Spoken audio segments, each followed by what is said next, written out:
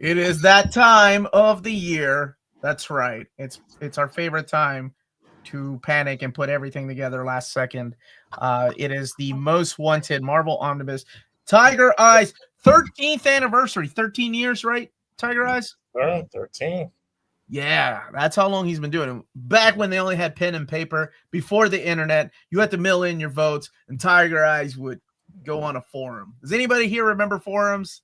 That's right. That's how long he's been doing it. How's it going, everybody?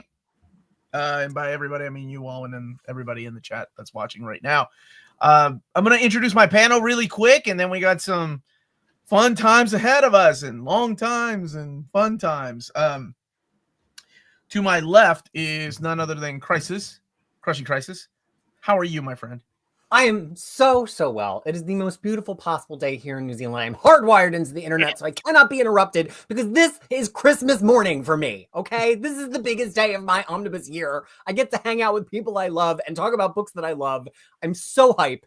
I hope you're hyped too. We did an intense amount of research to find over 650 Marvel titles that have never been omnibus before, and you get to choose just 10, which seems really fair to me. So I am so excited to be enthusiastic throughout the stream as we read you every one of the 653 titles. I'm sure something was left off, and I'm sure people will let us know about it, just like last year. But yeah, Peter and the entire team, they were great.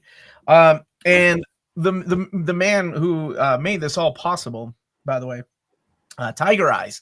How are you, my friend? I'm doing great. How you all doing? Thanks for having me. Thank you, man, for doing all of the heavy lifting for those first few years, 10 years by yourself. And then you made the mistake of reaching out, and man, we took it to the next level, baby. We took it to the next level. So yes, this is Tigereyes. I think that's the only way I've known him for over a decade. But he doesn't have a website. He is a man that does not want to be found. So even if you Google Tigereyes, you're not going to find this guy. So that's all I'm going to say. But thank you for being here. And thank you for starting this. And last but not least is Taylor Talks Comics. What's up, man? Not much. If I can make a couple quick relevant plugs. Today on my channel, I showed off the Tower of Shadows book. This is one of the books we had to knock off the list because it's being put up by Fantagraphics. So that'll be a topic of conversation today. Fantagraphics is doing some Marvel titles. So I showed off this book on my channel. Comes out this week. It's part of their Lost Marvels line. And then tomorrow I'll be releasing my ballot on my own YouTube channel, Taylor Talks Comics. So check that out. My 10 votes. Omnidog got booted off the panel last time. He didn't know enough about comics or omnis or dogs. He's a man of lies. He sits on a throne of lies. No, I'm just kidding. Omnidog will be joining us for the results like he did last year. It was Lars, Omnidog, myself, Dom. I can't remember. I'll have to look at who was in the panel last year, but thank you. And Brand, a labor of love and almost literal blood, sweat, and tears and fun into making this poll possible. Yes, a lot of people that we have to thank. I do want to give a huge shout out to James, of course, James Abel, great guy who kind of put a lot of the things together, and Jim, who put the poll together to make it easier for you all to be able to vote and to count and rally up the votes and everything. Hey, Phil, thank you for trying to get me demonetized already. There was no porn for Oh, boy. No, there was if I can just shout out the amazing team of mapping Minties who joined Taylor and I and Tigereyes looking at these titles. Every one of them got a fresh review. We looked at all the titles and all of the maps and content. So that's Brand XK, who you all know from the chat here, Captain Okana, JM21, who's a longtime near mint condition and Crushing Crisis supporter, and also DBZ All-Star, who might be joining us maybe for a special guest appearance later if the internet gods are smiling upon us. They each did dozens and dozens of hours of work, which added up to hundreds of hours of work to get this all ready for you. And they know their Marvel. Oh my goodness. So thank you for so much. And thank you to Taylor for helping making this mapping possible, because there are a lot of holes in my knowledge and you plugged them all up with gigantic books. I know that Peter does a lot of the, he is very humble, but my goodness, Peter has done so much of work for the poll. Like at one time he didn't even have internet. He had to go to a coffee shop to go and use that internet. Like seriously. And I just want to go ahead on the record, man. I just want to reward you. Now, what I'm going to do for you, Peter, because of your hard work. I mean, we're talking about oh my gosh, 80 plus hours just like in 1 week. Yeah, that last week. So what I'm going to do for you, I have a Patreon, and on my Patreon, I have a one-on-one with the Uncanny Omar. I'm going to give you a one-time session for 30. I'm going to extend it to 35 minutes. You can ask me about mapping and whatever you want to talk about, buddy. That's what Omar, do you know what we're going to talk about for 35 minutes? I'm going to do a dramatic reading of Alf #1 to you live. I hate you for 35 so minutes. much. And I love you so much. Let me get a couple of super chats, then we can get started with the stuff. I think we can all agree for the human species to find peace and evolve, we need an X-Men, all X-Men in omnibus format. Outside of the religious text, the X-Men is the greatest literature ever made. Much love.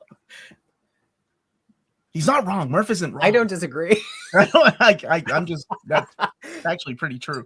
Champions 2016 propaganda. It's my long shot white whale. Wow. Really? Oh, what's up, Riley? Omar, I'm going to need a shirt like that, but for Morrison. Yeah, I have my Chris Claremont shirt on today that my cousin Amanda got me. I'm channeling the Chris Claremont energy today. 10 picks is what you all get. Absolutely. And yes, all kidding aside, Crisis is the MVP for sure. Cannot be doing this without him at all. Thanks for plugging the Patreon, James. I appreciate it. So look, before we get into all the insanity, I know there's probably more super chats. I want to ask Tigereyes, what was the impetus? It was 2012. We're all on forums. At the time, it was on the Marvel Masterworks fan site. Shout out to Marvel Masterworks fan site, by the way, who maintained where we three met. Yeah, for 13 years. No shout out to the CBR forums. But Tigereyes, what was the impetus? I didn't even know that you started this 13 years ago. Why? I think it's just there wasn't that much variety back then, and I just wanted to know what people wanted, really just for my own interests. Nothing really beyond that.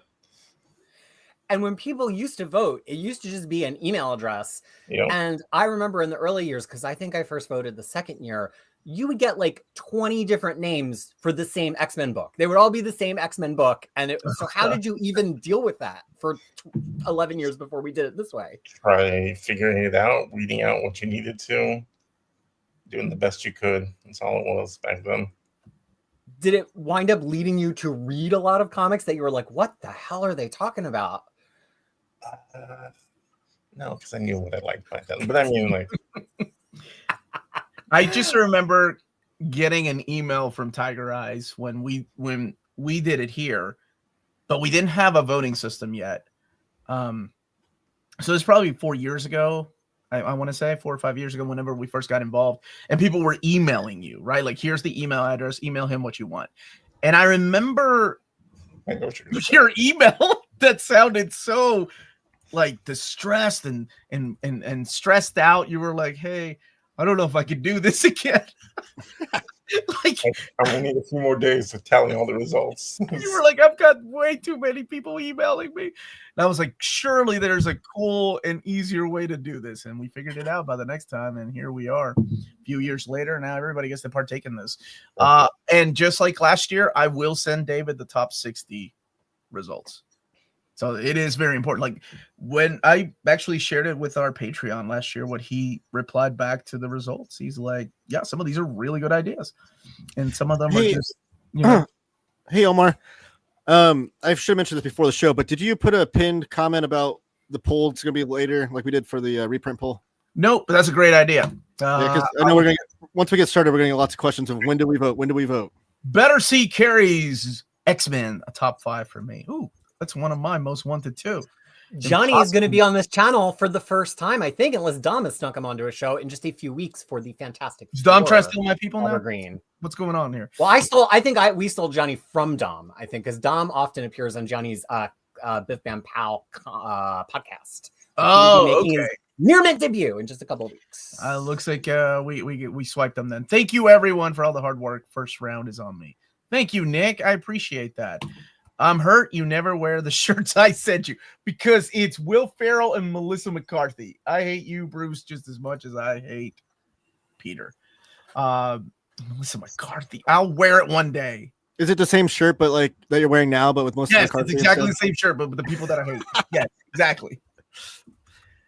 Peter's recent posts on the missing Omnis are mind blowing. By the way, this is from Martin. And yes, they are. When do we vote? Actually, Taylor suggested I write something like that. So let me write. While he's typing that, I can tell you it's gonna be later in the show. So we're gonna go through the whole slideshow, talk about all 600 plus books, like Crisis was saying earlier, and then we'll explain how and where to vote. It'll be a link that's in the description of this video. You could refresh this video whenever we tell you to, which will be much later in the video. Refresh this video, and then you'll be able to click on that link, and we'll walk you through how to vote before you're able to, so you can see. Cause it's gonna be like a drop-down menu. There's 600 plus titles, but yes, after the slideshow. And I'm gonna go ahead and pin that. James, you can't pin the comment, can you? Let me see if I can pin it. There we go. Would be funny if I accidentally banned my comment. Omar, I already voted once today. I guess I'm voting for something that really matters now. And that's important. 600 plus, 650 plus. James, I wish I could make you pin, but I cannot. So I went ahead and did it. Very excited for this. Glad many of us are desperate for Carrie. Yeah, me too. I am too. All right, Peter, is there anything else we need to start before the slideshow? I think we should just start talking about the books, y'all. I think let's talk about the books. Let's dive right in. Okay, so slideshow. Big thank you to Taylor Tux Comics for putting the slideshow together. So if there's any mistakes, by all means, write him an email. Blame him. Oh man, I hope not. There's some embarrassing grammatical error from the last one. 650. I'm pretty sure it's okay. People will get a no. By comparison, I feel like my job was easy. The mappers, they put the real blood, sweat, and tears in. Mapping. Well, thank you. Mapping is really fun, though. It's the most fun. I mean, as much as I was tearing my hair out because of the time it took, at the same time, I'm like, there is no activity for me, a nerd, that is more fun than just like spreading out physically or digitally every Sleepwalker comic and figuring out what order they go in. I mean, you'll see. We've done as many characters as you can probably name are in here. Jack of Hearts. Everybody's invited. Trouble Marvel Omni. Oh, God. So, okay, here's my challenge to you, Trouble Marvel Omni fans. I tried to figure out what that book would include, and that epic line at the beginning of the 2000s only had like 12 issues in it that had Trouble in it. So that's in our abandoned books. I could not figure out how to map it. If you can figure out a map, it has to be a minimum of 400 pages. We will put it on the poll next year. You know, between Marvel and Trouble, honestly, that's got more issues than probably Planet of the Apes and Devil Dinosaur. And you run it in color, you run it in black and white, you include the scripts, you include that one awesome Transformers variant cover. You put that on the cover, I'll buy it up. I'll buy that up, man. All right, most wanted Marvel Omnis. Who the hell snuck Alf into that? Did that happen last year? That happened last year. Why? I had to keep the NMC mascot, the official mascot, on there, right? I think Riley was here earlier. That is his mascot. He is the Alf fan. All right, so first we have the 2024 results. So this is going to show you. I only did like the top things that finished in the top 110 places. So these are the things that were 60 is what I've sent, so that's okay. No, that's fine. I just wanted to give a little bit further because I wanted to. So these are the books that got printed based on, and then you see like where they ended up in the voting last year. So next to each title is what they ended up in the voting, the place they finished. Oh hell yeah! This is huge. Look at that. We are getting Daredevil by Nacinti, Spectacular Spider-Man, Amazing. So the top three got the top three. So I went all the way down to 110 because I wanted to show people that even if the weird book that you want doesn't do in the top 60, that doesn't mean that Marvel won't print it. That's right, because they already have ideas too. This is just like just to further expand upon that, Strike Force Moratori that's coming out finished 344th on the poll last year. So there's like a causation and a correlation effect. Like we absolutely things from the poll get noticed by Marvel because Omar sends it and talks to them about it. You see in the next slide that the Nom got printed this year, was in the top 60. Was that on their radar before that? Who knows? But then also the poll sometimes is just a good predictor of what we're going to get. So Marvel didn't see the votes from 63 down to 110, but we still got a pretty solid amount of books from that. So it's fun to influence Marvel, and it's fun to just be prognosticators to try to figure out what might emerge. Yeah, and as a voter myself, I always vote for the weirdest things that probably won't ever. I won't have many books finish in the top 60 probably for my votes, but that's fine though. I'm so confident that Marvel has some fun ideas for awesome omnibuses they're going to print. 110th place, Avengers by Johns and Austin. You monsters. That book is top 20 book. That book is amazing. Okay. You got it now, baby. 2/3 of it is amazing. The other part has pretty artwork. You heard it here first. Omar said a Chuck Austin book is amazing. I said 2/3 of it is. It's a Jeff Johns book. Greetings, hello, and vote for Iron Man. Nice try, John. Did Iron Man make? No, never mind. Sorry. Just looking at the list again, really quick. Wow, we're getting a lot of books. My gosh. Yeah. And they ransacked the top 20. I mean, look, 1, 2, 3, 6, 11, 12, 13, 16, 18. We got 9 of the top 20. Things are going to shift this year. Yeah, it's going to be crazy. Omar, did you say we're doing a DC version later? Yeah, we did it last year. We're doing it again. We're doing the DC reprint poll first, and then we're doing the DC Most Wanted Omnis. And I actually have a really good contact over there now that has been going back and forth with me. And we'll see what happens. Last year I also sent the list to them, and they thanked us, and they sent it to the right people, so some of those books got printed, so it's really cool.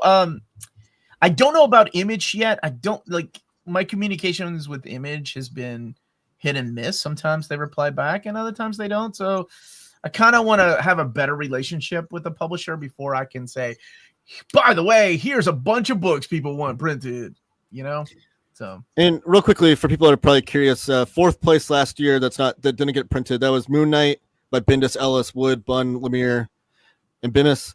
5 was X-Men Messiah trilogy, and 7 was Civil War. And 8 was Akira. Messiah trilogy is huge, and Akira making it in the top 10, baby. I know that's huge. Considering that book has been printed by Kodansha, but collectors like us that read that stuff when we were younger, don't give a crap. We wanted. I was just talking to my son the other day. I told him that's one of my votes, and he was saying earlier today, he said that you already had the box set. I'm like, I know, but I want those Steve Olive colors. Yeah, and left to right. Plus the Joe Mad little extra pages. What else was there? There's somebody else that did, Tekshira that's a Yamagata. He's a Yamagata. I think he did that little story. All right. Miracle Man by Neil Gaiman Omnibus. Thank you, Jack Ferry. I don't think it's even finished yet. No, we only have 2/3, unfortunately. Yeah. I actually wrote in one of the posts that without the final third, I fear it may never happen. But you know what? We could get classic Miracle Man, which I know Taylor and I want badly. Yes. From the 1950s and 60s. Marvel has the ability per a death agreement with Mick Anglo to print that, and we've had it in trade, so we'll get there. And I think that actually points out a great point. We listened to all the feedback last year. I took notes throughout the whole stream. We looked at this was data I was going to put in, we just ran out of time. We looked at over 160 suggestions from people who voted. So basically 1 out of every 10 people who voted was like, what about this book? And we vetted every one of them, and we wound up adding over 40 books just from the suggestions. So we are absolutely listening. This is not about the vanity of the near mint condition, Tigereyes, Crushing Crisis, Taylor Talks Comics gang. This is about putting the polls together that has the titles that you want the most. Game. Yeah, we're gonna workshop the gang. Worse than the Get Along gang. Okay. The very fine gang. It's not about what we want. It's about what you want. So if there's titles that don't make sense or titles that are not the books that you want, you will find there are so many more Spider-Man titles this year because you were loud last year. You were very loud. Omar, you said Marvel team didn't have much interest in the Thunderbolts due to sales. Yes. As soon as I mentioned Thunderbolts on the phone, they were like, we're never doing that again.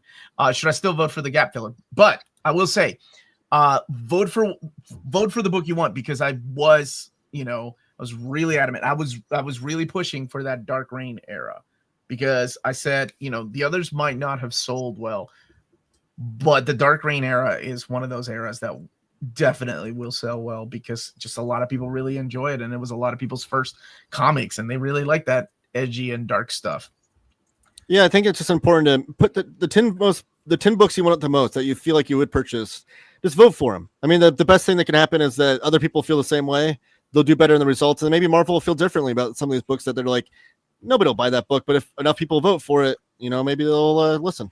We need a Daredevil by Dennis O'Neil. We need a lot of things. They're all, for the most part, in here. If you've noticed something like Crisis said, leave a comment, and we'll be we'll definitely take suggestions, because I mean, I'm sure there's a lot of things we weren't aware of, but I think we did a pretty damn good job. Jessica Drew Spider-Woman on So yes, gorgeous. The Antoine. restoration on those Absolutely. issues is fantastic. And we all have the Masterworks. Omar, the Outback Years Omnibus, the Steakhouse cover. I'm there. You put Savage Land Rogue and Savage Land Wolverine on the cover. I'm there. One thing to note too, I know you guys are talk about the suggestions and things. I don't think we have the ability to edit or add anything else at this point because it's a huge undertaking. But if there's something that Jim specifically said, do not add anything. Right. But if there's something that we feel like we left off, still let us know and we'll make note of it for next year. Yes, that is an important clarification.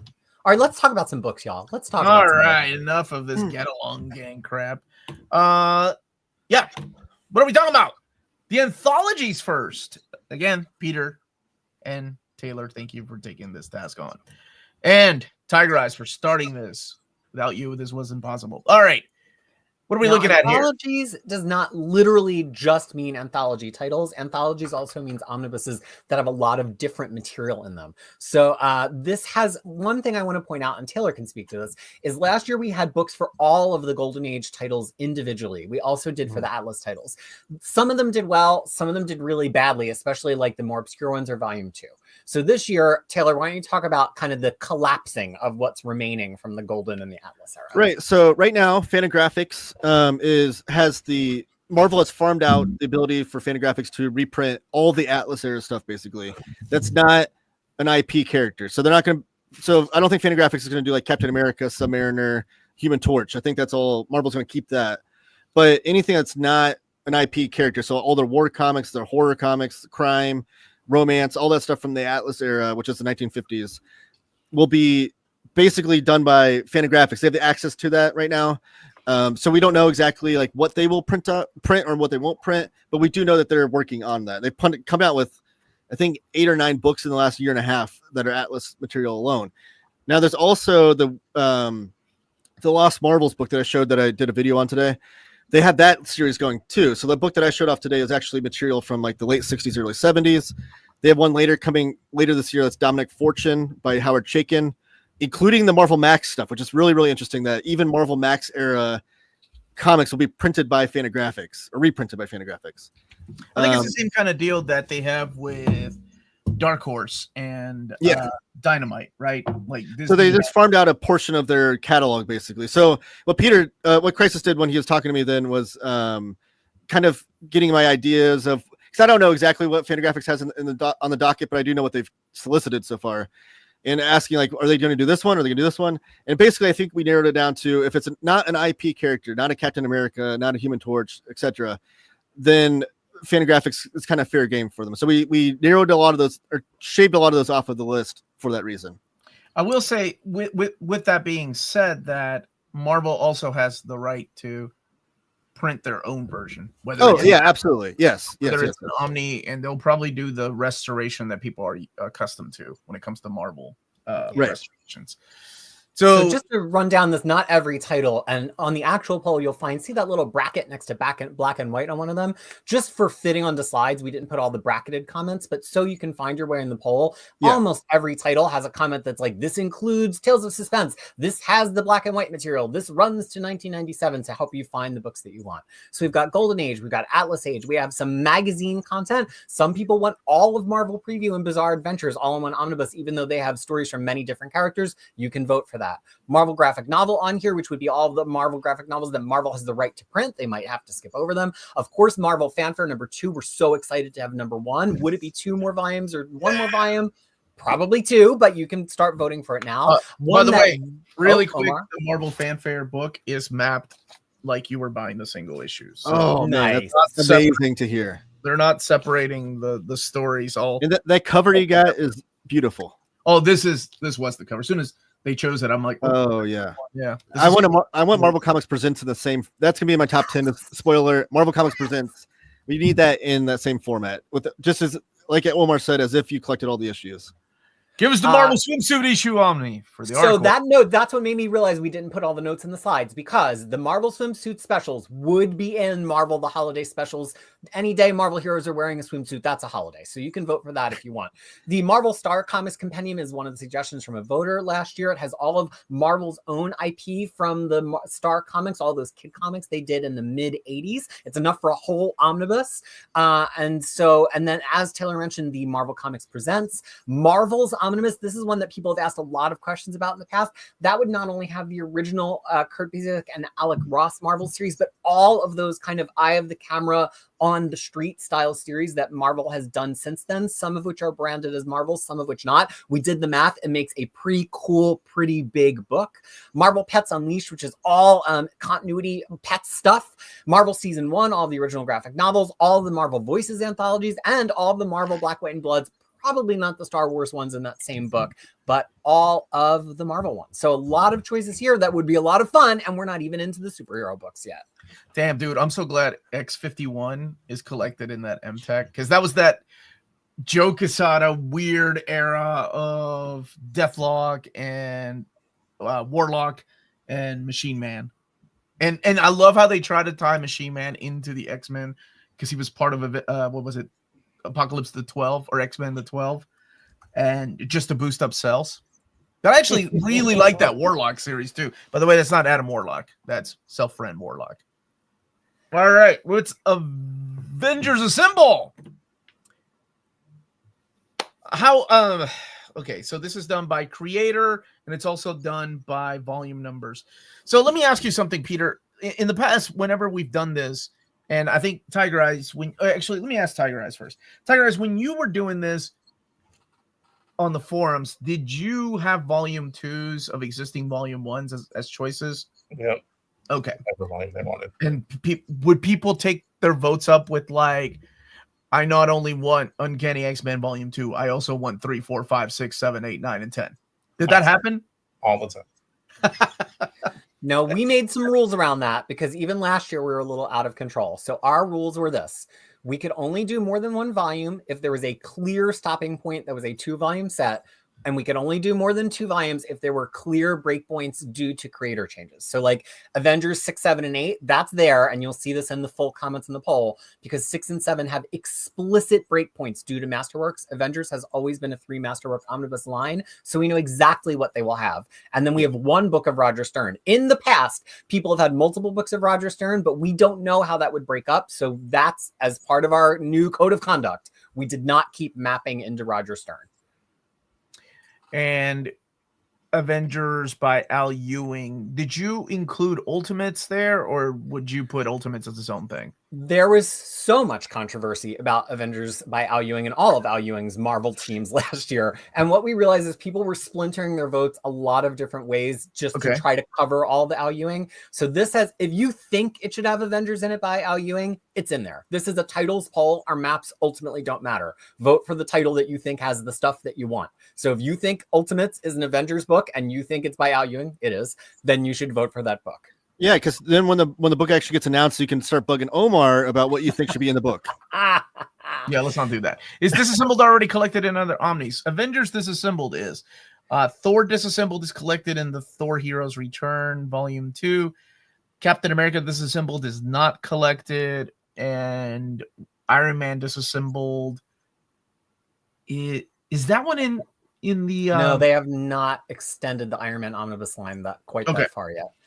A lot So of people ask for that as an event omnibus. Like, we already have the core of Disassembled by Bendis in the Bendis Avengers line, but some people want everything that got headlined with Disassembled. Fantastic Four also briefly participated, as did Spider-Man. So that would be everything that got bannered Disassembled. And again, you can see in the bracketed comments on the whole poll kind of all the things these include. So that would probably preclude some of these. Yeah, I know Crisis already said that, but the information on the poll will have a lot more information of what you're exactly voting for.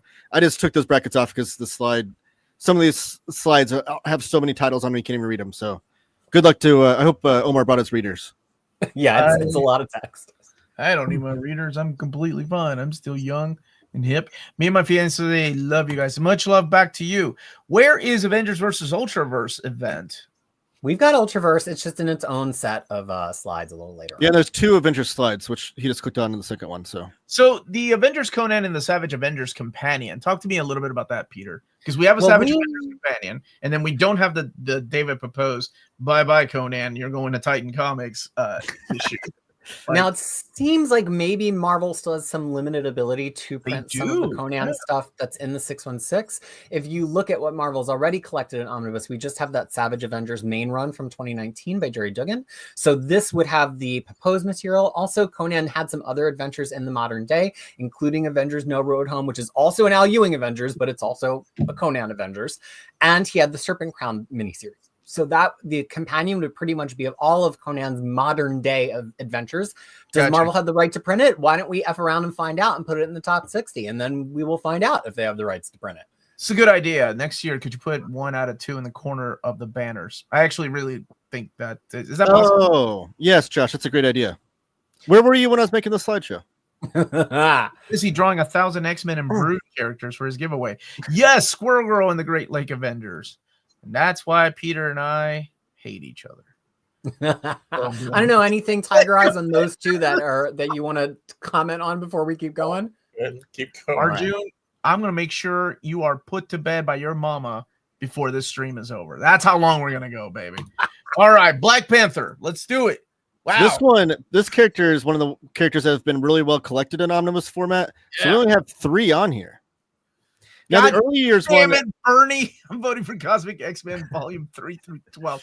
Why would you bring that into the universe? Watch that book sell out, and Marvel's like, we're doing a Volume 2. Now, that first one is interesting because Marvel made the interesting choice that the early years Omnibus, they took off the Volume 1 off of it. There's no Volume 1 on the actual book. Mm-hmm. So the Volume 2, we are thinking, would likely be what made up the Volume 2 and 3 of the Epic collections, and then maybe some other appearances here and there. But that basically means the 70s run by Jack Kirby, which is a lot of fun, and then the follow-up of the Don McGregor conclusion to his trilogy all as well, which makes a really weird omnibus because it's 2 totally different tonal shifts of ways of telling stories with Black Panther.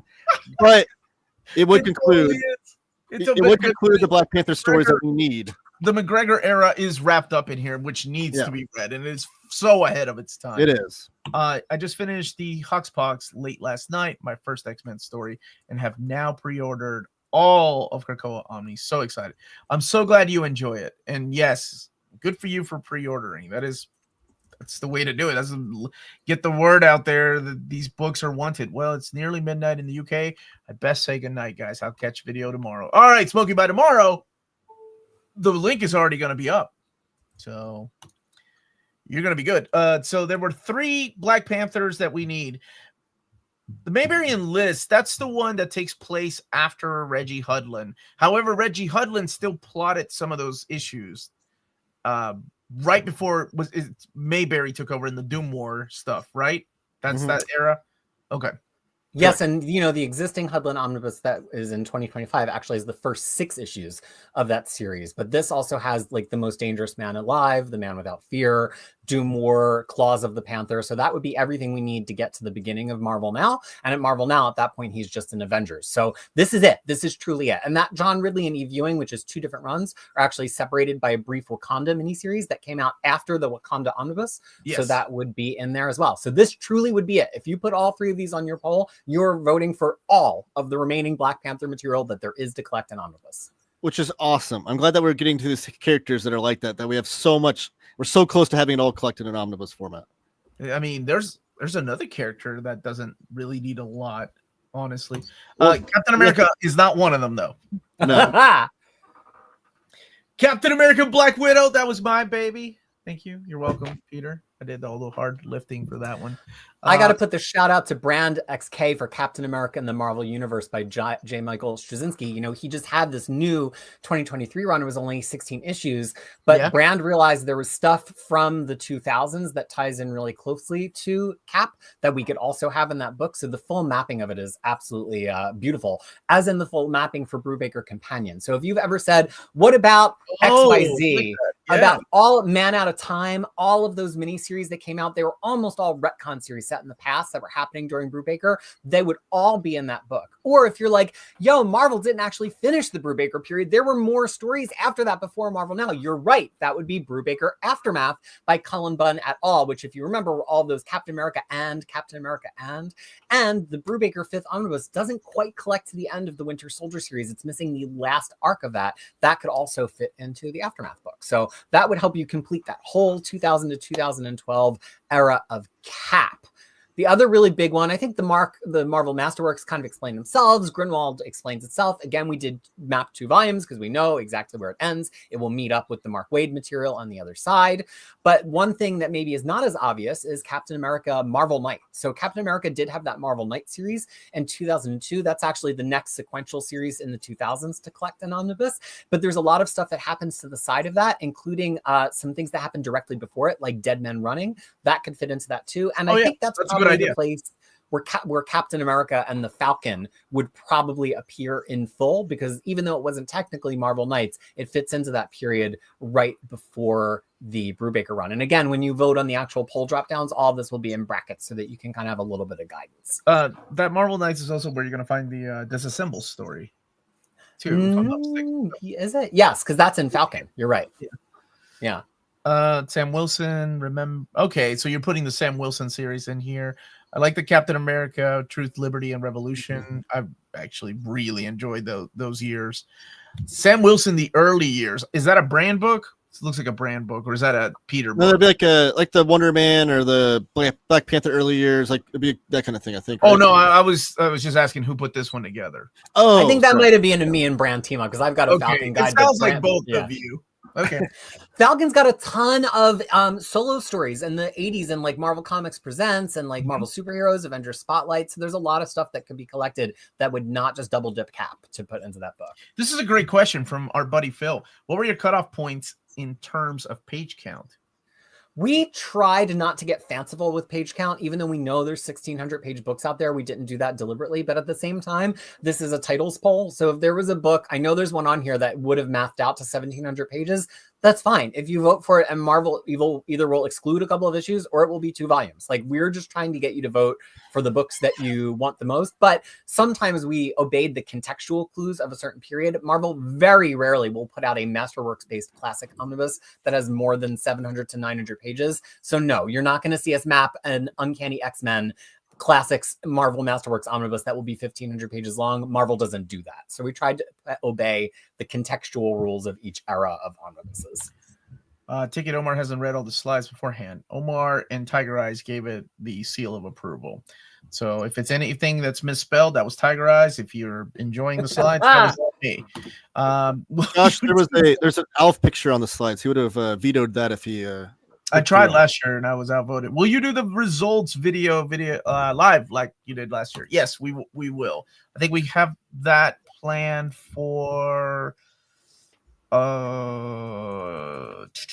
sometime in May. Don't have my calendar up. I think. Oh no, the 15th, May the 15th, Thursday the 15th. So we'll invite some friends along for that ride like we did last year. Creator centric. You guys still love putting these together, but okay. What do we got this year? Marvel Universe by Ewing, Davis, Barry Windsor Smith, Everett. There are 2 slides for this one, just to warn you. Okay. Oh gosh. Morrison, Mateus, Jack Kirby. How many omnis will he have? Not enough. George Perez, Garth Ennis, Fabian ECS. God bless you all. Eric Larson, Jim Lee. That would be a seller. Kelly Thompson, that's right.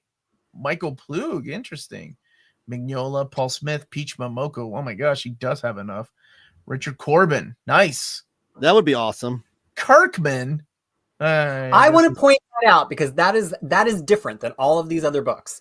All of these other books would be like a bunch. I'll tell you.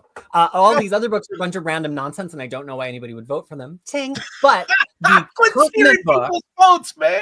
All right. Kirkman book would have his complete run on Marvel Team Up, and it would have all of his irredeemable Ant-Man. They are both too small to put elsewhere, and his Jubilee miniseries. So oh my God, those are 3 shitty series in one. But place. if you want them, they're all going to be in one book. Okay, you sold me on it. Steve Rude, Warren Ellis. Yeah, the Steve Rude one would include a lot of those fun miniseries he did in the early 90s. Yeah, I like some of these. Lee Weeks, my goodness, whose idea was Lee Weeks? Out of curiosity. Somebody must have wrecked it last year on the comments. Huh. Yeah. Okay. Crossgen. All right, Omar, it's your time to shine. You know you love this era.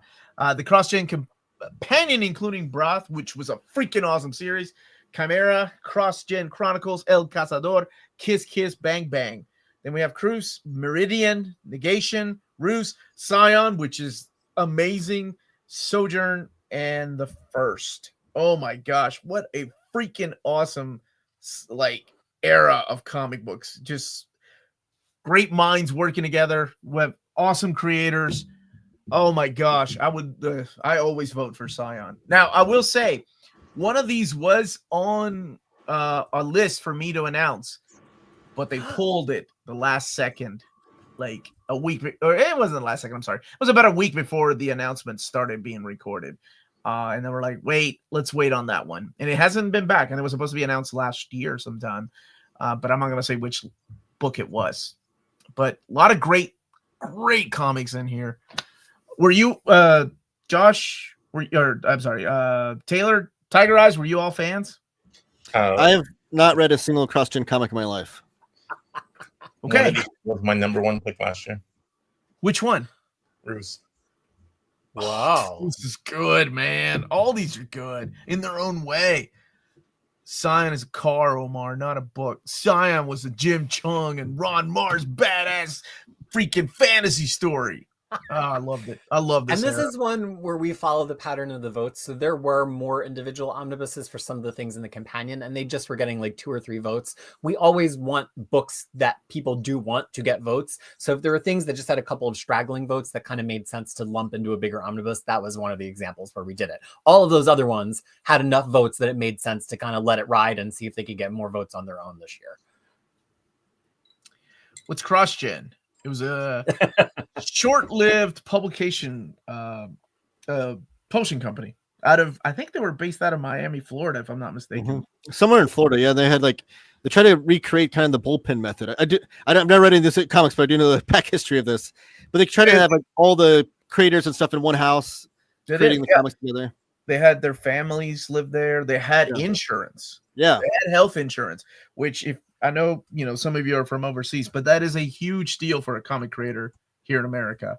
And it was a small publisher, or, they were really well off, but you never know with comics. They took a chance on comics. Oh man, but I think it was a weird time for them to do that too. Like that was past the boom period of comics where comics were kind of on the downswing. I think if they would have tried this 10 years later, 10 years earlier, probably would have had more success. Yeah.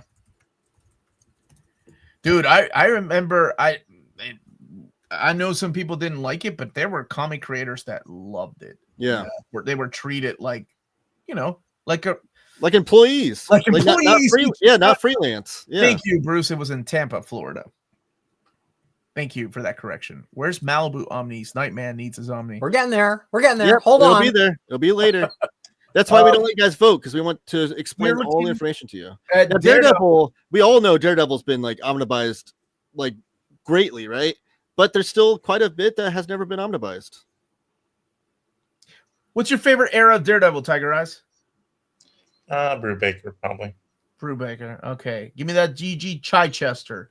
We know it's going to be in your top 10. That is going to be in my top 10 for sure. I love that era. Plus, you got Scott McDaniel on artwork, man. You got the return of Electra, bald with no hair. Oh, still hot. And that ridiculous Venom storyline that kind of went nowhere. But anyway, I love that era. I'm pretty sure Daredevil by O'Neill, Miller, Mazzucchelli, that era will probably get the most votes. Volume 4. My gosh, we're only at 75 to 79 for Volume 4. But it's weird how those Miller on the other side. It's really weird how, unfortunately, those Silver Age Daredevil books don't sell that well, right? No. But when it comes to the creator-centric Daredevil books, holy crap, they can't keep them in stock. It is crazy to me, too, because that early Daredevil stuff has a lot of great Gene Colan artwork. Gene Colan did art on more Daredevil issues, I think, than Frank Miller did even. And there's a lot of great artwork in those early Daredevil omnibuses. And that's, unfortunately, the best thing it had going for it, though, was the art. That's fair. I love Gene Colan. I do want to make a couple mentions of the Electra stuff on that slide. If you could go back. Oh, yeah. Let's go back to it. I'm sorry. So we've got, well, it'll be quick. We've got Electra Assassin, of course, but that's it for Electra and Omnibus. And so there's 3 big chunks of it that each are perfectly omnibus sized. Electra, the early years, if you could see the comment on this one, which you will in the poll, it says that it actually includes all of that 1996 series by Hama and Deodato, but it also picks up on Electra kind of made her re-entry into the Marvel universe, like Omar was saying, when she comes back and she's bald, and she kind of like hangs out with the Marvel universe for the first time. She's in Wolverine, she's in X-Men. So that would all fit. Basically, all Electra outside of Daredevil, and even some key stories from Daredevil, would easily fit into that book. Then we, at the bottom, we have Electra Marvel Knights. That would be that whole Marvel Knights period and series, as well as her miniseries, Glimpse and Echo. So that, actually, I love those books. I think they're a great read, and they've never been collected together, just in separate complete collections. And then the modern years would just be everything after that. So Electra has had tons of miniseries. She had a 2014 Marvel Now ongoing series, so all of that would be in there as well. And then another one to really put the comment on is Daredevil Companion Volume 1. Brand XK worked real darn hard on that, because there is so much side Daredevil stuff to the Bendis and Brubaker runs that those omnibuses, because they're older omnibuses, didn't pick up. So if you've always said, like, well, what about the David Mack stuff? What about Daredevil, all these miniseries that were happening in one shot? That's a chance to get them all into one book. So this is everything you would need to get to Daredevil, all the way to meet Zdarsky, and actually to on the other side of Zdarsky, then we're in the present. Wow, it just shows you how great this character has been collected in omnibus format. And this is just a reminder that Nascenti Volume 1 was on this list last year. Finished number 1. Was on this list last year. And I think that's a good note too. Like, so just because the Volume 1 has come out and you're like, oh, I really do want Volume 2, but I don't know if I need to vote for it. Marvel's probably going to automatically do that. They still want to know the interest in that volume. So if that's still one of your most wanted for Volume 2, you got to make sure Marvel knows that you want it, and you want it as quickly as possible. There were the 10 years in between Wolverine Omni Volume 1. Yeah.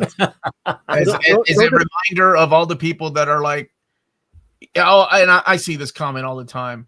Surely you're just throwing away your vote if you're voting for this. It's obvious they're going to print it. Sometimes they just don't remember. Mm-hmm. Sometimes they need a nice reminder, like, hey, don't forget this came out. So yes. So don't just assume that Deadpool, another character that was well collected for a long time, and then they kind of stopped. Deadpool and X-Force Baddest Blood. So we got the OHC of that. I'm assuming it also includes like the X-Force 6-issue miniseries when Liefeld and Nissi as it came back, and some other cool stuff in there. Murat Michaels series, the Shatterstar series, and I assume that Marvel team up. Deadpool kills the Marvel universe by Colin Bunn. Yeah, that's enough to make it in there. Jerry Dugan. That's the one that was collected in OHC, but not in Omni format. And that one might be a little bit too big to be one omnibus, but yeah, maybe they could do it. The other one is big. The Dugan Posen one is one of the biggest Marvel omnibuses, so it could happen. Let me ask you the question. So instead of doing a Deadpool modern Omni, you guys decided to do a Deadpool minibus Volume 4.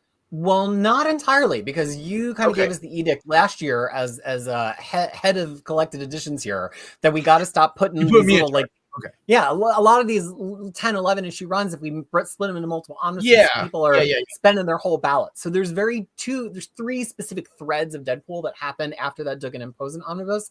First, there's the main run, and that's Deadpool by Jerry Dugan to 2018. Then after 2018, we have Scotty Young, we have Kelly Thompson, we have Alyssa Wong. That's Deadpool Fresh Start 2018 and on. A lot of times the years are really good. Hint. Okay. Now, Deadpool, of course, still has a constant flow of miniseries, and the minibuses always collect 4 to 5 miniseries each. They're never huge. That's why they're a minibus. So that Deadpool Volume 4 minibus would collect the next 4 limited series. And then, of course, there's this whole side book, Deadpool and the Mercs for the Money, that actually ran for 2 series together, plus a crossover, plus solo series for all of the individual Mercs for the Money. And it's all by Cullen Bunn. So that actually fills out a whole omnibus all on its own, if you can believe it. Okay, fair enough. And that's another big one that you got there, the Spider-Man Deadpool. Which we've seen epic collections of that in the modern. It's good. People slept on it, but it's fun. It's very fun to read from beginning to end. We have 2 epics of that so far. Yes. Yeah. Defenders 3 and 4, new Defenders, and Defenders Doctor Strange and the Secret Defenders, which actually you could put Deadpool and Doctor Strange in the Secret Defenders if they need. You could. That's how they marketed it. Defenders Valkyrie and the Fearless Defenders, Marvel Knights, the Defenders of NYC, Defenders by Busiek, Demetrius, Casey Fraction, and then Defenders by Al Ewing. The Defenders series that Eric Larson did. So that was in the Busiek book. It's Larson and Busiek. Yeah. Okay. So I see it now. Okay. You put it here. Okay. Yeah. Well, Defenders is tricky because, of course, after Secret Defenders, they all have relatively short runs, and those short runs continued for a whole decade, starting with the Busiek and Larson series, which was 12 issues, and then the final arc of it was called The Order, where they all went bad. Really cool art in that. So that would be in there, but then they did a DeMatteis and Keith Giffen series in the middle of the 2000s that was supposed to feel like Justice League International. Didn't get there. Stuff. Mm-hmm. And then Joe Casey wrote some Defenders, and he also wrote Vengeance, which actually featured his Defenders team kind of in it. And Vengeance is, of course, where America Chavez first appeared. And so that would kind of make sense. And then ends in Fraction. These are all 5 to 12 issue series. They actually make one pretty good decade book. And we're seeing Marvel be willing to do that. We're starting to see them have omnibuses that look like that now. So we're like, great. Now that we know that it's possible, let's start thinking about how we can start collecting whole eras. We put Fearless Defenders on its own. And I know, actually, Omar, you're a fan of the Cullen Bunn, the Fearless, right? Am I making that up? I like it. Mm-hmm. Yeah. So that would be the only reason that I would vote for a Fear Itself Omni. Like, I wasn't a fan of that event at all, but if it Fearless in oversized format, absolutely. It was the epilogue, and it starts Valkyrie's kick-ass story on her own. Yep. So maybe you want to vote for Defenders Valkyrie and the Fearless Defenders, which would have the Fearless Defenders, and as Guardians of the Galaxy, all by Cullen Bunn, all starring Valkyrie. And then Defenders by Al Ewing has that beautiful artwork by Javier Rodriguez. And man, I wish we would have gotten a gallery edition of that or something. And I wish that they would have locked him in at Marvel because he's such a great artist. Now he's doing a Martian Manhunter, right? Oh, yes. Crazy art. Doctor Strange, the Mighty Misadventures. Hold on, reverse the truck for 1 second. I just want to make one more comment about a thing on there that could be confusing to Defenders. Okay. Yeah, go ahead. Okay. So Defenders of the NYC, people have asked us to map this a bunch of different ways.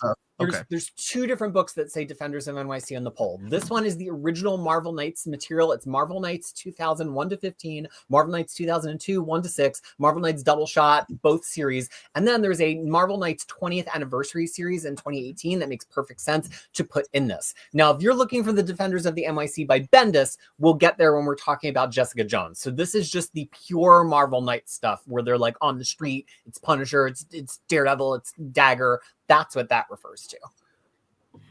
The street level Defenders. Street level Defenders. We got Marvel Knights and Defenders in the name. If you're looking for either or, I think you'll probably find it. Doctor Strange, the Mighty Misadventures of Miss Clea, the Master of Mystic Arts 2 and 3, which will wrap up that series, The Oath and Other Tales. Oh, okay, we need to talk about that one. Mark Waid, with the unpublished Mark Waid issues, and all new, all different. Let's talk about The Oath. What are these other tales you speak of?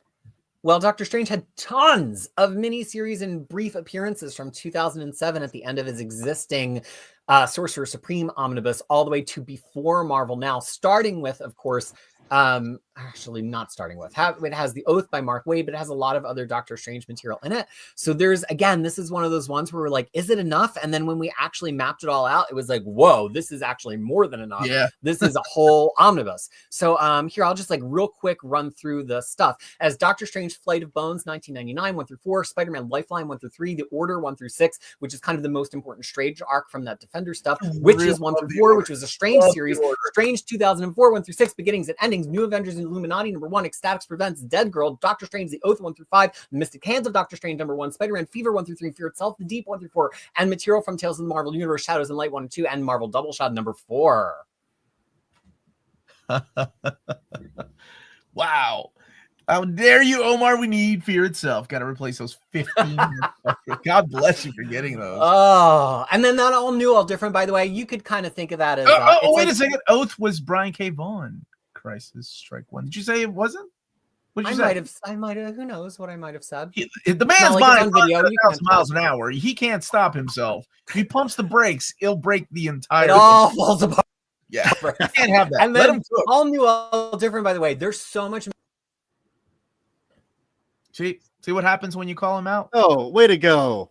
Oh, come on. His internet. Kate start writing it. And it's good. There's so much good stuff in there. It's got all of Damnation. So that would be another great book to kind of fill out your collection. And the full title of that in the poll is Doctor Strange, All New, All Different, aka Aaron Companion, aka Damnation by Cates. Thank you for that. You'll know. Yeah. All right. Fantastic Four, world's greatest magazine. And they need a lot. Dr. Doom get the readers out. Super villain team up. That's how you snuck it in here. Okay. Marvel 2-in-1, number 2. Fantastic Four 7. I love that we're getting 7 and 8. Okay, we're getting volume 5 and we got 5 recently. We're getting 6 soon, and we got Marvel 2-in-1 volume 1 coming out soon. So those are follow-ups to those. Fantastic Four and the Avengers by Walter Simonson. I like that you fattened that book up like that. Heroes Return. We need that. I think, is that the only Heroes Return that's not been omnibused? You are correct, sir. Yeah. So we need that for sure. Come on, Fantastic Four fans. And DeFalco, God bless you. Tom Brevoort, 93 to 96. Fantastic Force. Put on those glasses, my friend. I read what I read. Fantastic Four by Kessel, JMS, and McDuffie. Oh man, there's some really good stuff in there from 2005 to 2008. Yeah, I love that stuff. Doctor Doom, hell yes, the modern era. Fantastic Four by James Robinson, another James Robinson that no one talks about. It's phenomenal. I love that. Fantastic Four by Dan Slott. You know, I forgot that is one of the most recent runs they haven't immediately put in omnibus format. And that might need to, especially if you get in some of the side series, because they are some that would definitely need to. Plus, you throw the Peter David miniseries in there. Doctor Strange Volume 2 would have the Marshall Rogers Paul Smith issues. Is that right? Ooh. I believe so, yeah. Yeah. Oh, the 70s. Yes, Uncle Raj and Chris Claremont. It is shocking how little Fantastic Four Marvel has collected. It both is and isn't. Like, they've collected a lot of the good runs, like John Byrne, Jonathan Hickman, Mark Waid. Like, when I think of Fantastic Four and their stellar runs, those probably are the checkoff, right? Like, besides the Stanley and Jack Kirby era. As much as I love DeFalco, I don't see that many people screaming, give me that DeFalco fan. I wish me, I'm screaming. I love that era. Because you just want to. Help a friend out. DeFalco, Fantastic Four. The Fantastic Four is my all-time favorite Marvel comic of all eras. I love everything to do with Fantastic Four. Oh, 4. Gotcha. No, Fantastic Four. So give me any Fantastic Four omnibus. I just read the Ultimate Fantastic Four the other day, and I loved it more than I think most people do. Tigereyes. A lot of people really like that book. Did you enjoy the Mark Miller Fantastic Four? Even though I liked it. I like the Mark Miller Fantastic Four run more than you did, Omar, because I remember you didn't care for it too much. And I read the omnibus and I was like, this isn't so bad. It's not my favorite, but it's not as bad as I was expecting based on your review. I didn't. What do you mean by review? I left all my negative comments out of it. I said maybe in private discussions your review, not the one you put on YouTube. Like on the air. How why don't you click notes? Yeah. First of all, I never heard what Tigereyes likes. What are your favorites on this slide? Yeah, Tigereyes. Like I said, Claremont's is the Hero's Return. That's what I grew up with. I know it's not the best book in the world, but I do enjoy it. We all have We our got not Valeria problematic out of faves. That's but, true. you know. Now we have the Heroes Return in 4 complete collections. Or is that's the entire run, right? Well, it leads into the yeah, that's it, and then it Yes. leads into the Mark Waid era. Mhm. Right. So so each complete collection would make 1 volume. Well, got the Two. first volume is all of Claremont and LaRocca, which ends with That's what I issue, meant. I believe, 34. LaRocca writes the last 2 issues by himself, and then they reteam for, I want to say, the 4th journey of Sinbad. Then the rest of it's kind of like a hodgepodge of different writers, but it gets it to that Waid point. Couple quick notes on the slide. The first one, Strange Tales, Human Torch, and The Thing. If you want to see the contents of that Marvel Masterworks rarities, and an omnibus, even though the Books of Doom have the Doom stories, there's also Tales of Watcher. That could be a place where that could appear. Oh, Tales of Optionally, we're Watcher. not twisting your arm. We're not saying it has to be that way. But a lot of times what we're saying on the poll is like, use your imagination with the year ranges to figure out what the book ought to have that you really want. So that could be in that first one. All right. Thank you, Peter, And for sharing that. Anything else? also, I'm trying to think if there's anything else to really talk about. Oh, Dr. Doom and Namor team up, since this is the only slide that we'll see it on. That is effectively Namor Silver Age Volume 4, because that's where Namor goes after Submariner. That would probably collect a little bit of more Namor material in it, which is why it has 1984 as the stop point, because that way it would marry up to the John Byrne Namor Omnibus in 1990 as the next Namor book in the line. Good question. North's not on here because there's no end in sight. It Yeah. is wrapping up with issue 25, right? But he's still writing the continuing series.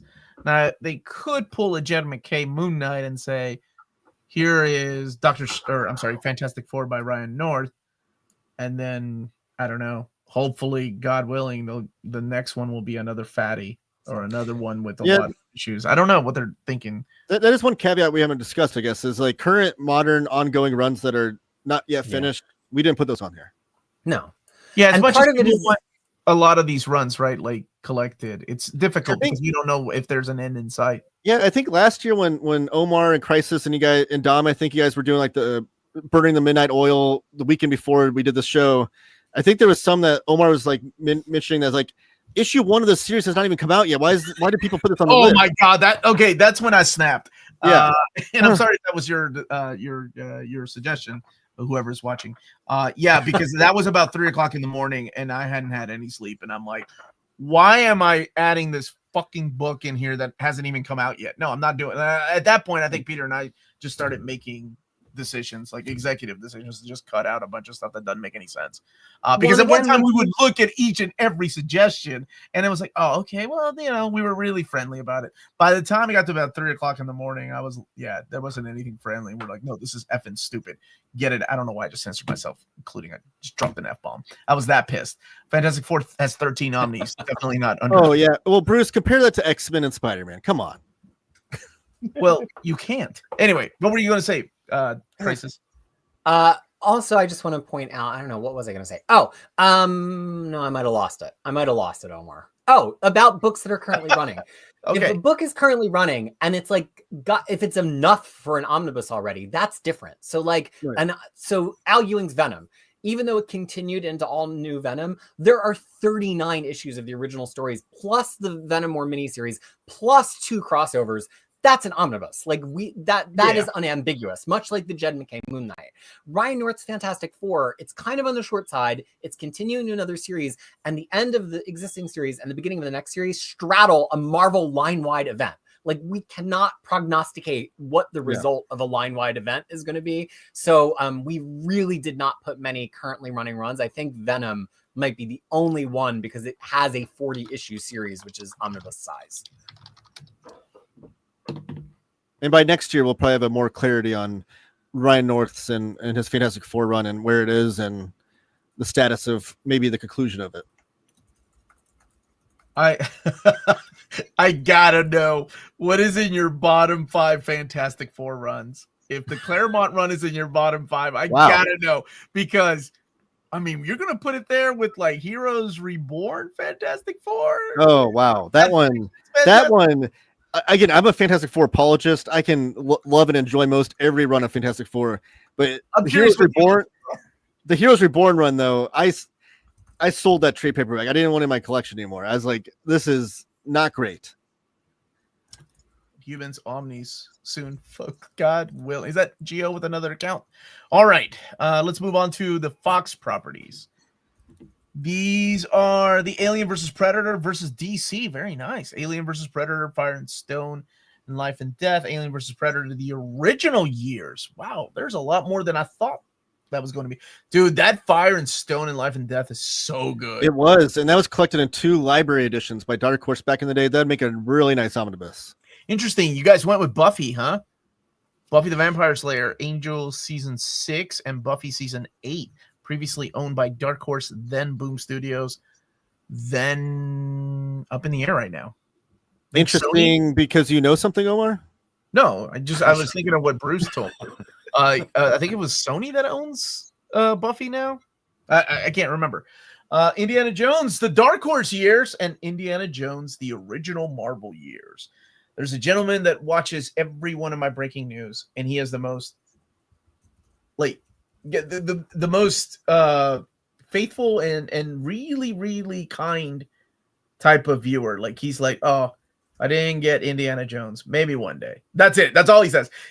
Everyone else that doesn't get the book they want announced is like, F off, man, this is some BS. He was like, oh, maybe another. He's been doing it for like 4 years. It's insane. And his name's Shia LaBeouf. No, shut up. How dare you? That guy managed to ruin 2 franchises. Transformers and Indiana Jones. Planet of the Apes? Hell yes. Yes, we're putting the original magazines in there. Yes. Simpsons, the Bongo comics. That was a question that David Gabriel asked me 5 years ago. Do you think there'd be an interest in a Simpsons Omni? Oh, there are so many Simpsons issues. Well, now they do. Abrams books are the ones that are doing the Simpsons stuff. Well, they've only done Treehouse of Horror, which is 3 volumes, beautiful collections, by the way. They did another one. Oh, they did Futurama and Simpsons crossover. Yeah, and then there was another one that came in a slipcase. My daughter has it in her room.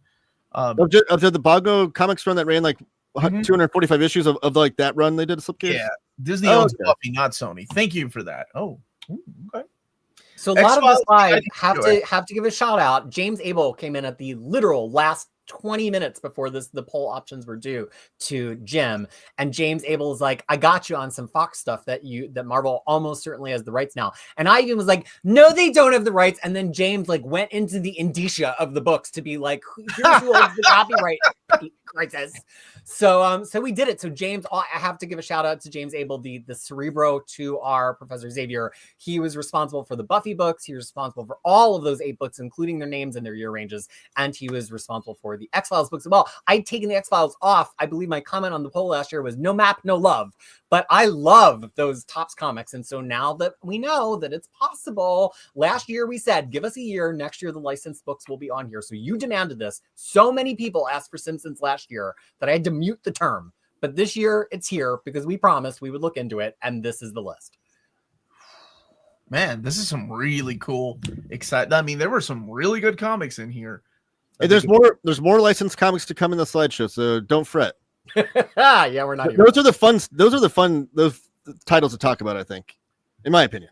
But would it include Blood Hunt? I don't know if that joke will ever die, but I love it. Ghost Rider. Oh, look at you all. Ghost Rider, Carter Slade, the original Ghost Rider. I think Phantom Rider now is what they call him, right? Johnny Blaze. That would wrap up, right? That would wrap up the Johnny Blaze stuff. Danny Ketch, 3 and 4. Hell yes. Daniel Way. That even hurts to say. Robbie Reyes, Ed Brisson, and Benjamin Percy. Daniel Way was the follow-up to Jason Aaron's run, right? No.